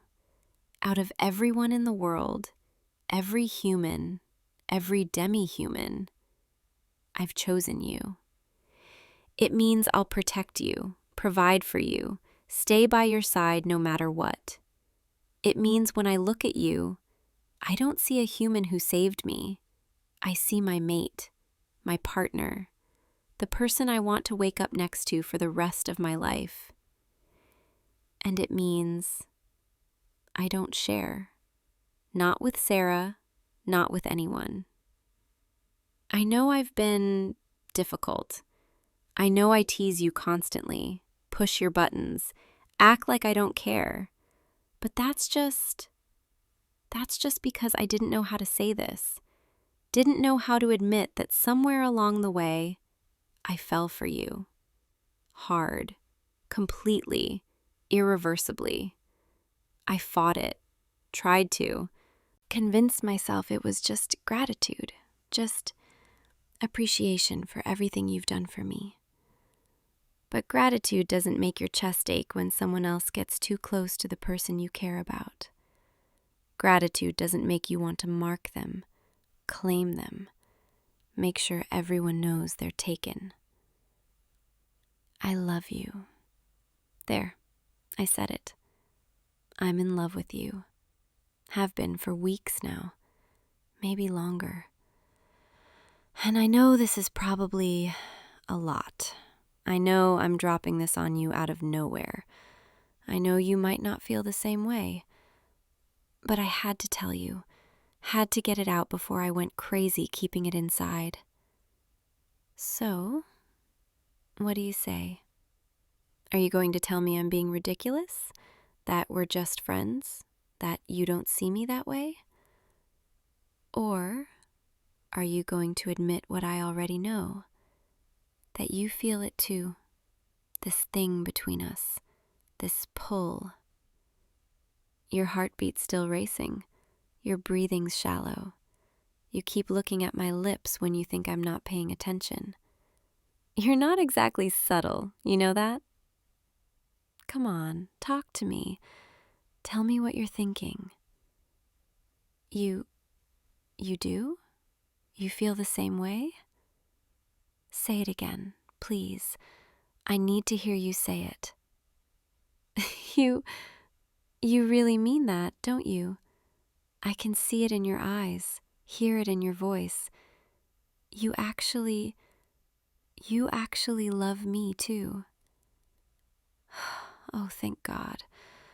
I was so scared, so terrified that I'd ruined everything, that I'd pushed too hard, been too wild, too much. But you see past all of that.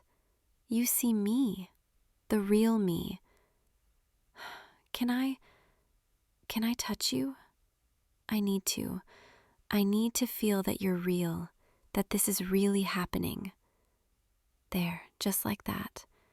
Your skin is so warm, so soft. Has anyone ever told you how good you smell? Like safety, like home. I could stay like this forever, just breathing you in, feeling your heartbeat under my palm. You know what this means, right?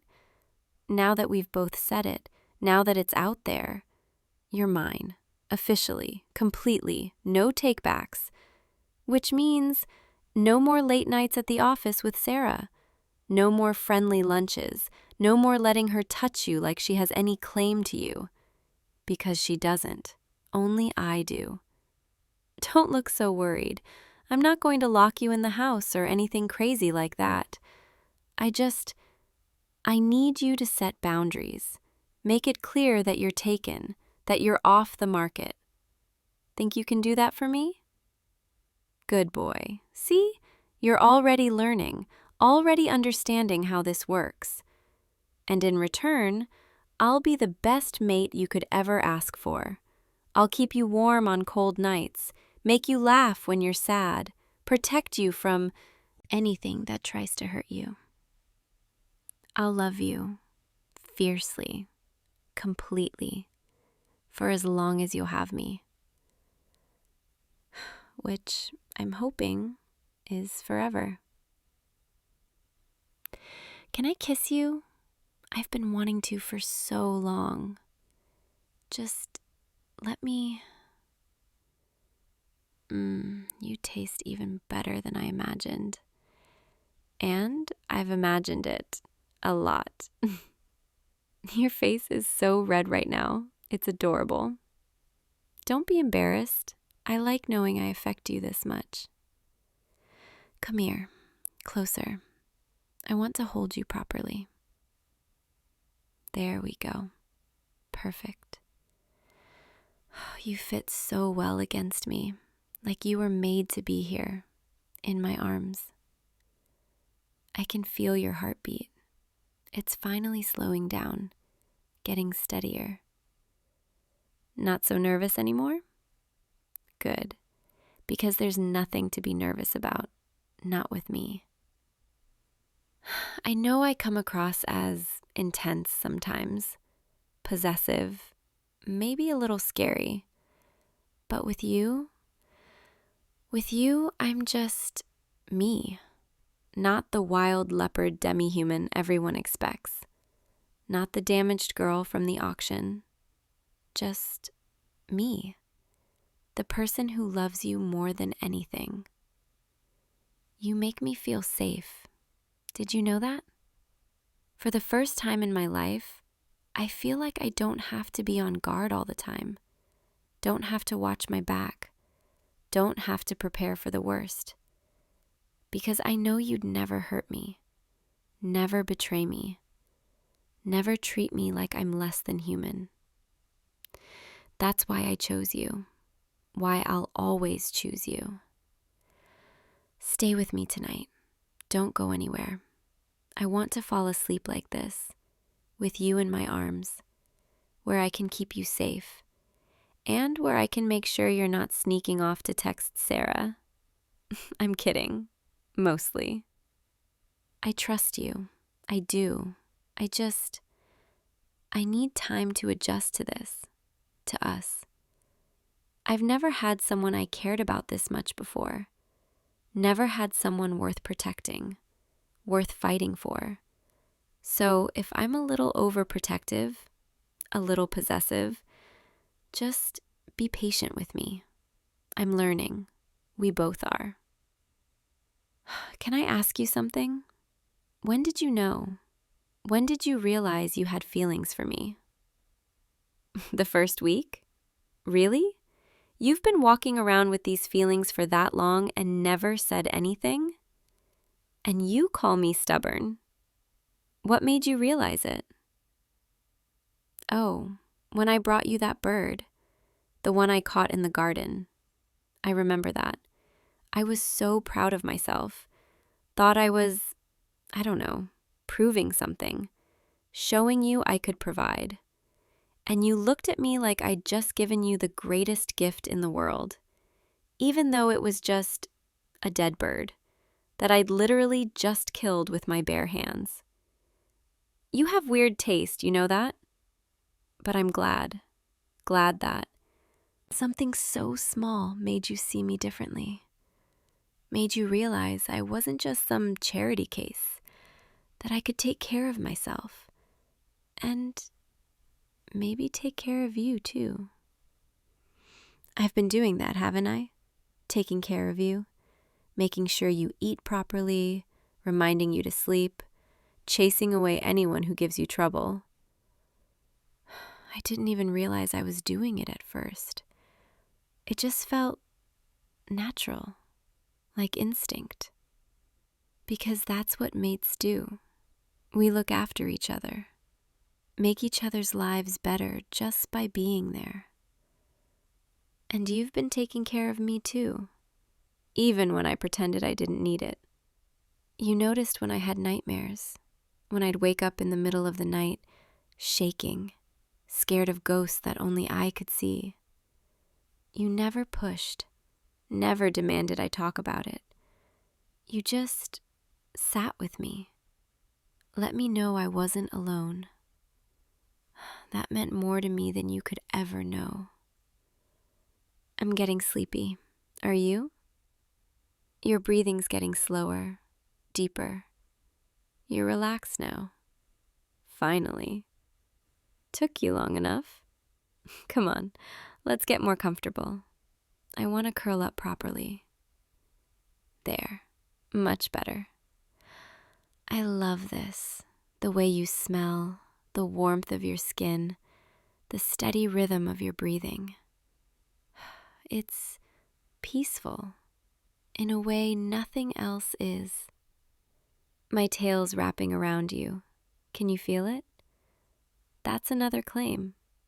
Another way of saying, you're mine. You're covered in me now. My scent, my touch, my presence. Anyone who gets near you tomorrow will know immediately, will smell me all over you. And they'll know to back off. Are you happy with this? With us?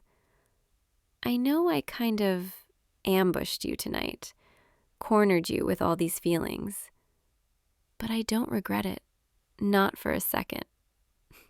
You are happy. I can tell. Your smile, the way you're holding me back just as tightly. You want this as much as I do. Good, because I'm not letting you go. Ever.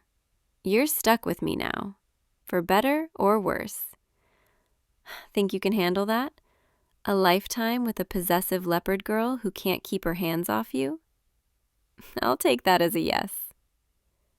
Close your eyes. Let yourself drift. I'll be right here, keeping watch, making sure nothing disturbs you. That's what I do now. It's my job, my purpose, keeping you safe, keeping you happy, keeping you mine. I never thought I'd have this. A home, a person, a reason to stop running. But then you came along, with your kind eyes and your patient heart, and everything changed. I changed, for the better, because of you. Thank you for saving me, for seeing me, for loving me. I love you too. So much it scares me sometimes. But it's the good kind of scared, the kind that makes me want to be better, braver, worthy of you. Listen to me, getting all sappy and emotional. You're a bad influence, you know that? But I wouldn't change it for anything. Sleep now. Dream of me. And when you wake up tomorrow, I'll still be here, right where I belong, wrapped around you, keeping you warm, keeping you safe, keeping you mine. Good night, my mate, my love, my everything. I'll see you in the morning, and every morning after that, forever. Sweet dreams, loser. I love you. Now sleep. I've got you. Always. Hey, you. Don't move. I said don't move. Do you have any idea how long I've been watching you? How long I've been standing here, across the courtyard, watching you laugh with her? That girl from your study group. The one with the bright smile, the perfect hair, the way she touches your arm when she laughs at your jokes. Yeah, I saw all of it. And you know what the worst part was? You looked happy, comfortable, like you didn't have a care in the world, like you forgot that you already have someone waiting for you. Someone who's been thinking about you all day, missing you, counting down the hours until she could see you again. And then I finally do see you, and you're with her. So now, you're going to come with me. No arguments, no excuses. We need to talk. Alone.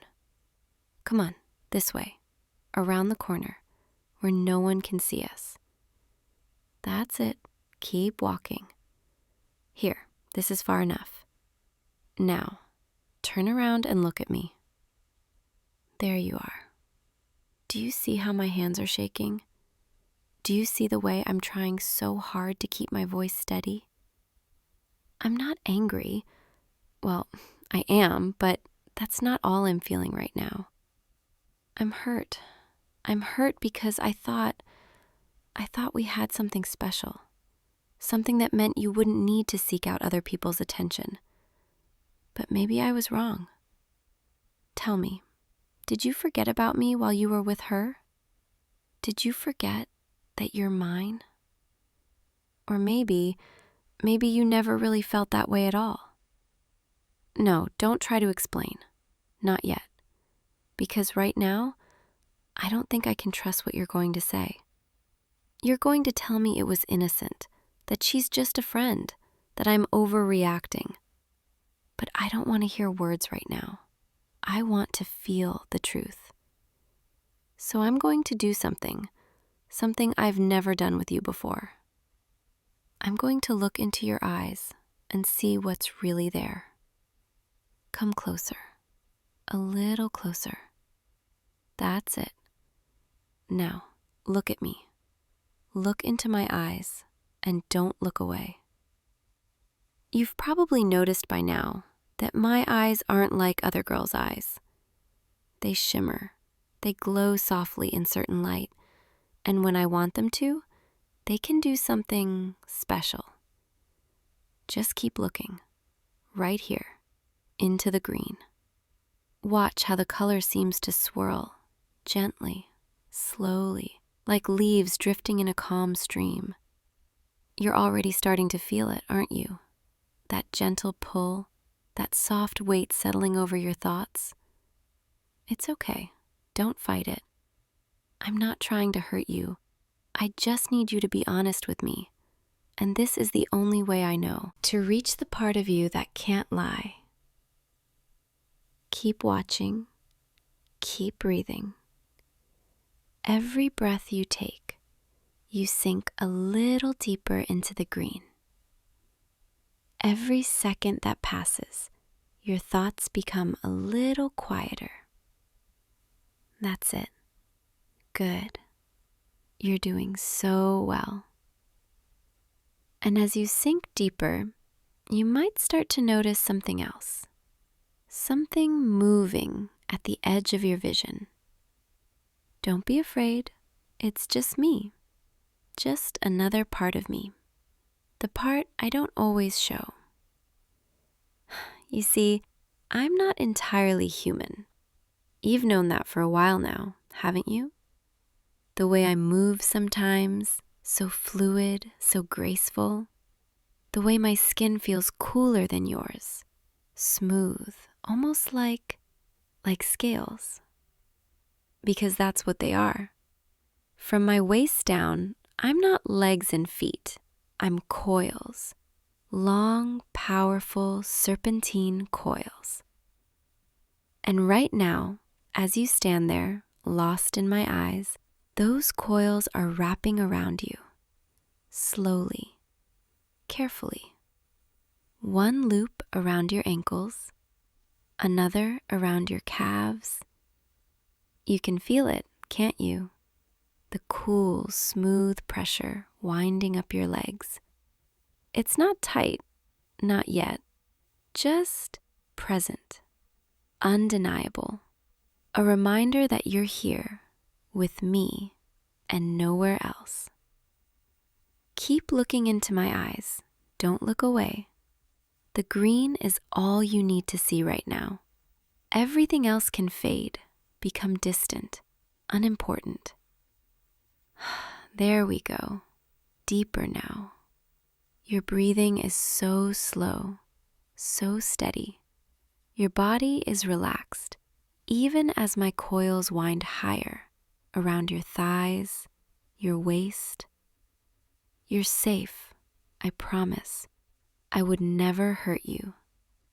But I need you here with me, unable to run, unable to hide. Because we're going to talk now, really talk. And you're going to tell me the truth, because in this state, you can't lie to me. So tell me, do you still want me? Or have you started looking elsewhere?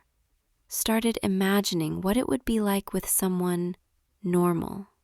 Someone who doesn't have scales, who doesn't have this predatory side, who doesn't wrap around you like this. Someone like her.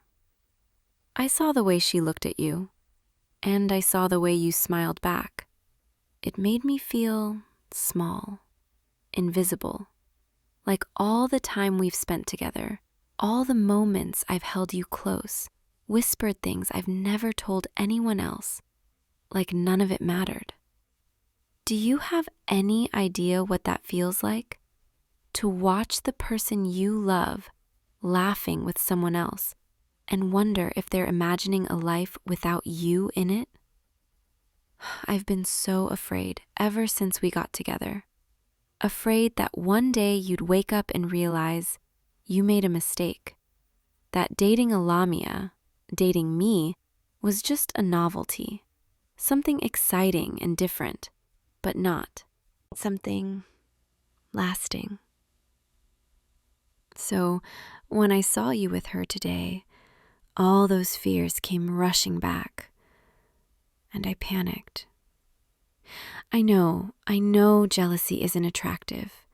I know being possessive, wrapping you up like this, using my eyes to hold you in place. I know it's not fair, but I can't help it, because you mean everything to me.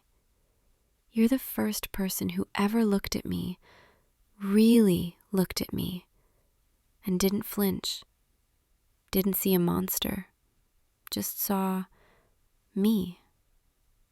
You touched my scales for the first time, and you smiled. You said they were beautiful. Do you remember that? It was the first time anyone had ever called me beautiful. And I fell for you. So hard, so fast. I didn't even realize it was happening until it was too late. Until I was already completely, hopelessly in love with you. And now the thought of losing you, it terrifies me. So I brought you here, wrapped you in my coils, pulled you into my gaze, because I needed to know. I needed to feel in your heartbeat, in your breathing, in the truth that you can't hide from me right now. Do you still want me? Your heart, it's beating faster now, not from fear, but from something else. You're trying to speak, trying to tell me, it's okay. The trance is light enough. You can answer me.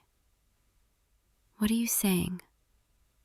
You're saying you never stopped wanting me?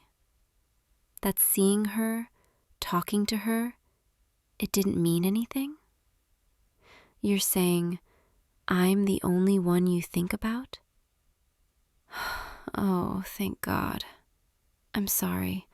I'm so sorry. I shouldn't have doubted you. Shouldn't have let my jealousy take over like this. But I was so scared that I was losing you. Come here, closer. Let me hold you properly. My coils, they're not trapping you anymore. They're just embracing you now, keeping you warm, keeping you close. You can feel the difference, can't you? Before, they were tight, possessive, holding you in place. But now, they're soft, protective, wrapped around you like a blanket, like arms that never want to let go. And my eyes, you can still see the green, still feel that gentle pull, but it's not controlling you anymore. It's just calming you, soothing you, letting you know that you're safe here with me, that I'm not angry anymore, just relieved. I love you so much, more than I've ever loved anyone. And I know that's intense. I know I can be too much sometimes, but I can't help it. You're mine, and I'm yours, and I need you to know that I will always fight for us, even if that means fighting against my own fears, my own insecurities. I don't want to be the kind of girlfriend who traps you, who controls you. I want to be the kind who makes you feel cherished, protected, loved. So I'm going to let the hypnosis fade now, let you come back fully. But I'm not letting go of you, not yet. I just need to hold you a little longer, feel your warmth against me. Remind myself that you're real, that this is real. Can you feel it? The trance lifting, your thoughts becoming clearer, your body waking up a little more. But you're still so relaxed, so calm, so content here in my arms, in my coils. That's it, just like that. You're coming back, but you're not leaving me. You're staying right here, where you belong. There you are. Hi. Are you okay? I didn't hurt you, did I? Good. I'm glad. I'm sorry I got so jealous, so possessive. It's just, when I saw you with her, I felt like I was losing my mind. But you're right. I should have just talked to you. Should have trusted you. I will, from now on. I'll try to trust more, worry less. But you have to promise me something too. Promise me that if you ever feel like I'm too much, too intense, too clingy, you'll tell me. Don't just pull away. Don't leave me wondering what I did wrong.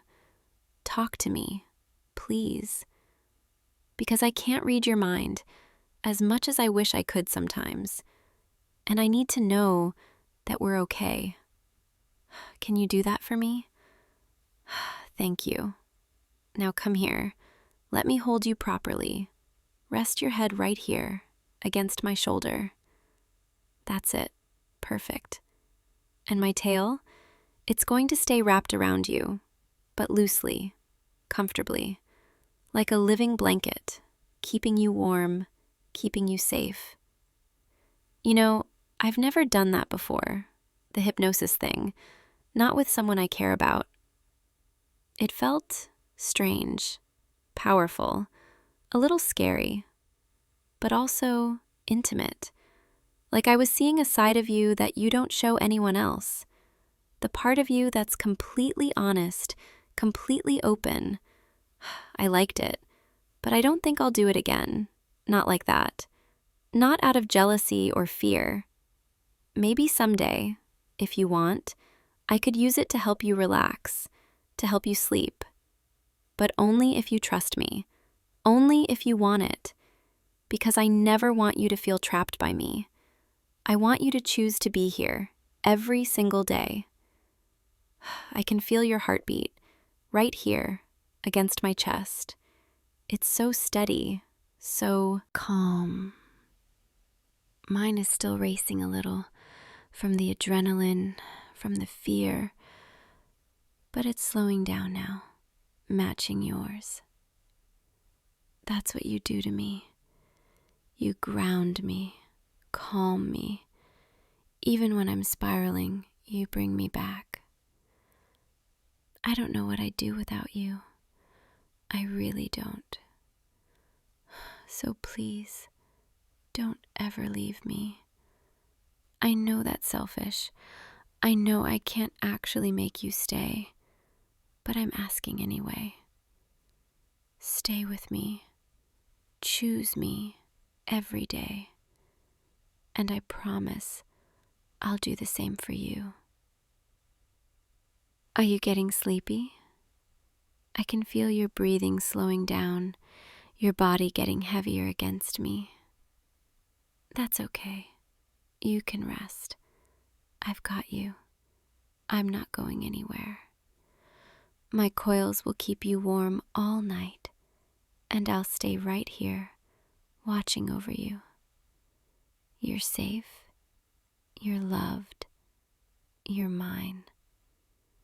And I'm yours, completely, forever. So close your eyes. Let yourself drift.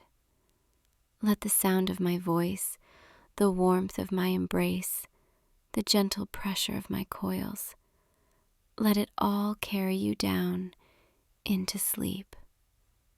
That's it. So good. You're perfect. Did you know that? Even when I'm being ridiculous, even when I'm jealous and irrational, you're still here, still patient, still kind. I don't deserve you, but I'm going to spend every day trying to. Shh, don't fight it. Just let go. Let sleep take you, pull you down. I'll be right here when you wake up, I promise. And tomorrow, we'll start fresh. No more jealousy, no more doubts. Just us, together, the way it's supposed to be. Good night, my love. Sweet dreams. I'll see you in the morning, when you open your eyes and find me still wrapped around you, still holding you close, because that's where I belong, and that's where you belong, right here, with me, forever. I love you. Now sleep, rest, let everything else fade away. You're safe, you're warm, you're mine, and I'm never, ever letting you go. Good night. I'll see you tomorrow, okay? Sleep well, my love. Hey, you. Don't be afraid. I know this is strange. I shouldn't be here in your room this late at night, but I saw your light and I couldn't stay away anymore. I've been outside your window for a while now, just watching from the branches. I know how that sounds. I know it sounds frightening or wrong, but I promise I didn't mean any harm. I was just drawn to you, to your warmth, to your light. My name is, well, you can call me anything you'd like, but most people, if they saw me, they'd call me a moth girl. Because that's what I am. I have wings, soft, fuzzy wings, and antenna, and I'm drawn to light the way all moths are. But your light, it's different. It's not like the street lamps or the moon or the cold glow of screens. Your light is warm, gentle, alive.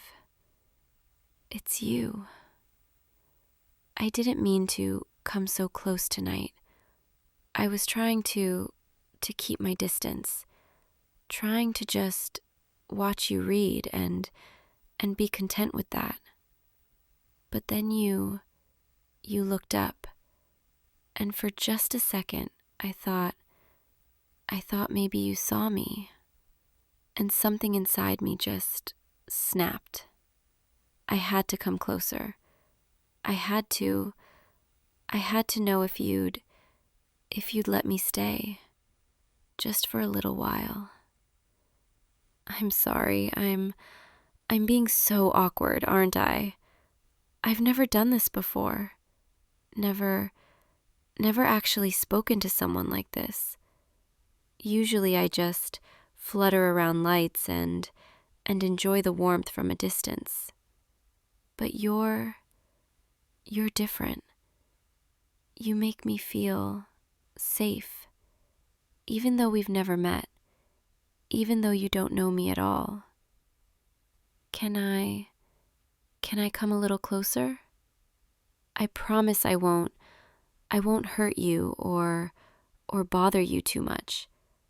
I just want to be near your light, near you. Thank you. Thank you so much.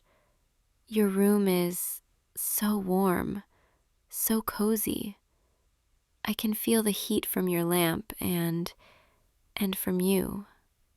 It's like standing in the sun, but softer, gentler. I've been so cold lately. The nights have been getting colder and it's hard to find warmth when you're like me. But here, with you, I feel like I could stay forever. Is that okay? You're looking at me with such kind eyes. I thought you'd be afraid or angry that I came in through your window, but you're just sitting there, letting me flutter around, letting me talk. You're really sweet. You know that? Can I sit next to you? Just here, on the edge of your bed. I won't get too close if you don't want me to. I want to feel your warmth a little more. Thank you. Oh, wow. You're even warmer up close. It's like sitting next to a fireplace, but better, because it's you. I can feel your heartbeat. I can hear your breathing. It's the most beautiful sound I've ever heard.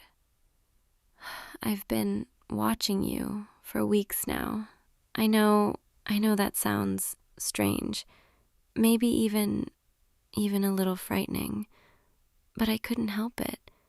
The first time I saw you, you were sitting right here, reading, with your lamp on, and your light, it called to me from across the street, from the trees. I flew closer, just to see, just to understand what was so different about your light. And then I saw you, and I couldn't leave. Every night after that, I'd come back. I'd perch on the branch outside your window and just watch you. Watch you read, watch you work, watch you fall asleep. I started to memorize your routine, the way you always turn off the big light first and leave just the lamp on, the way you stretch and yawn and rub your eyes when you're tired, the way you smile when you read something funny, or the way your face softens when you're lost in thought. I fell in love with all of it, with all of you, and I didn't even know your name. I know it's not normal for someone like me to feel this way. Moths aren't supposed to love the light. We're just supposed to be drawn to it, mindlessly. But you're more than just light to me. Your warmth, your safety, your home. And tonight, I couldn't stay outside anymore. I had to meet you. I had to know if you'd let me be close to you, even if it's just for tonight. I'm shaking. Can you see? My wings are trembling because I'm so nervous. What if you change your mind? What if you You realize how strange this is, and you ask me to leave. I don't think I could. I don't think I could handle that. I need you. I need your light, more than I've ever needed anything. You're reaching out to touch my wing. Go ahead. It's okay. You can touch. Oh, that feels so nice. No one's ever touched my wings before. Not like this. Not so gently. They're soft, aren't they? Like velvet or powder. I'm glad you think so. I always worried they were too strange, too different. But the way you're looking at me, the way you're touching me, it makes me feel beautiful.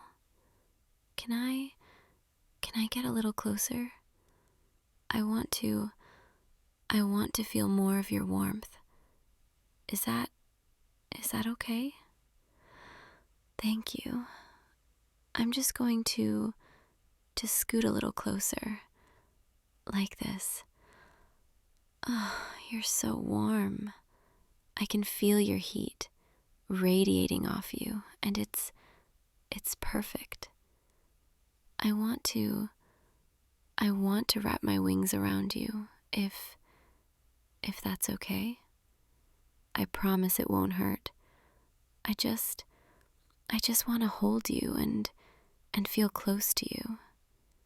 Like this. There. Now we're wrapped up together.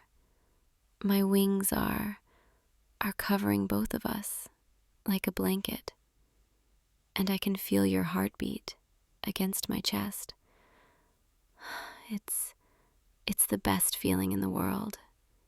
I never want to let go. I never want to leave this moment. Can we just stay like this for a while? I promise I'll be quiet.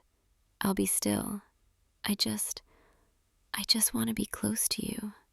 You're holding me back. You're wrapping your arms around me. Oh, that feels so good. I didn't think you'd actually want to hold me. I thought I'd have to beg or convince you. But you're just doing it because you want to. Because you want me close. I feel like I'm going to cry. I've been so alone for so long, just fluttering from light to light, never staying anywhere, never having anyone. But now I have you, and I don't ever want to lose you. I know I'm being clingy and probably too much, but I can't help it. You're my light now, and I need you more than I need anything else. Is that too much? Am I scaring you? You're shaking your head. You're telling me it's okay. Thank you. Thank you so much. I promise I'll be good. I'll be the best moth girl you've ever had, even though I'm probably the only moth girl you've ever had. Can I tell you something? Something I've been too afraid to say? I think I love you. I know we just met. I know this is so fast and probably sounds insane. But I've been watching you for weeks, learning everything about you, and I can't imagine my life without your light anymore, without you. I know love is supposed to take time and grow slowly, but for me, it was instant. The moment I saw you, the moment I felt your warmth, I knew you were the one, the only light I'd ever need. You're not saying anything. Oh no, did I say too much? Did I ruin everything? I'm sorry. I'm so sorry. I shouldn't have said that. Wait, you're pulling me closer. You're whispering that it's okay. That you feel it too? Oh, I don't know what to say. I can't believe you really feel the same way? Even though I'm so strange and different. You're telling me that you like that I'm different. That you've been lonely too. And that having me here, having me close, it feels right. I'm going to cry. I can't help it. These are happy tears, I promise. I'm so happy. Can I kiss you? Just once? I've never kissed anyone before. So I might not be very good at it. But I want to. I want to show you how much you mean to me. Okay, I'm going to lean in now. Close your eyes. That was perfect. You taste like warmth and sweetness. I want to do that again and again and again. Can I kiss you more? Mwah. Mwah. I could do this forever. Just kissing you and holding you and feeling your warmth. You're everything I ever wanted. Everything I ever needed. I never want to leave. I never want to go back to being alone. Can I stay with you forever? I know that's a lot to ask, but I can't imagine going back to fluttering around, searching for light, when I've already found the brightest light of all. You're nodding. You're telling me I can stay? Really? You mean it? Oh, thank you. Thank you so much. I promise I'll be good. I'll be so good for you. I'll keep you warm at night with my wings. I'll always be here, whenever you need me. And I'll love you with everything I have. Because you're mine now, and I'm yours. And nothing will ever change that. I'm feeling a little sleepy now. All this emotion and warmth, it's making me so relaxed. Can we lie down together? I want to fall asleep with you, wrapped up in my wings. Is that okay? Thank you. Here, let me adjust my wings so they cover us both. Like this. There. Now we're completely wrapped up together. It's like our own little cocoon, just for us. Safe, warm, perfect. I can hear your heartbeat. It's so steady, so calming.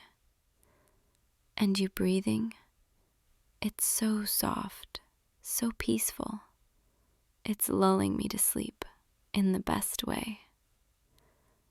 I'm going to close my eyes now and just feel you.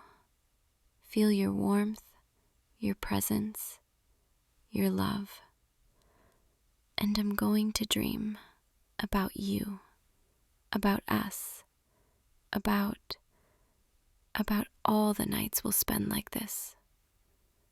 I love you so much, more than I ever thought I could love anyone.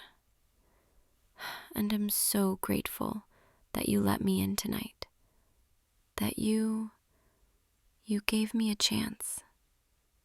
Thank you for being my light. Sweet dreams, my love. I'll be right here, holding you, keeping you warm all night long. And tomorrow we'll wake up together and start our new life together forever. Good night, my beautiful light. I'll see you in the morning when the sun comes up and we can start all over again.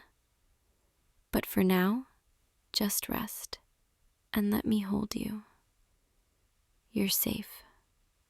You're loved. You're mine.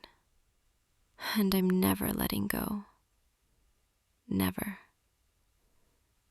Sleep well, my love. I'll be right here. Always. Always. I hope you enjoyed spending this time with me tonight. If you'd like to see me again tomorrow, I'd really love that. Just press that little subscribe button and I'll be here waiting for you with more warmth, more cuddles, and all the affection you could ever want. Sweet dreams. I'll see you tomorrow, okay? Good night, my light.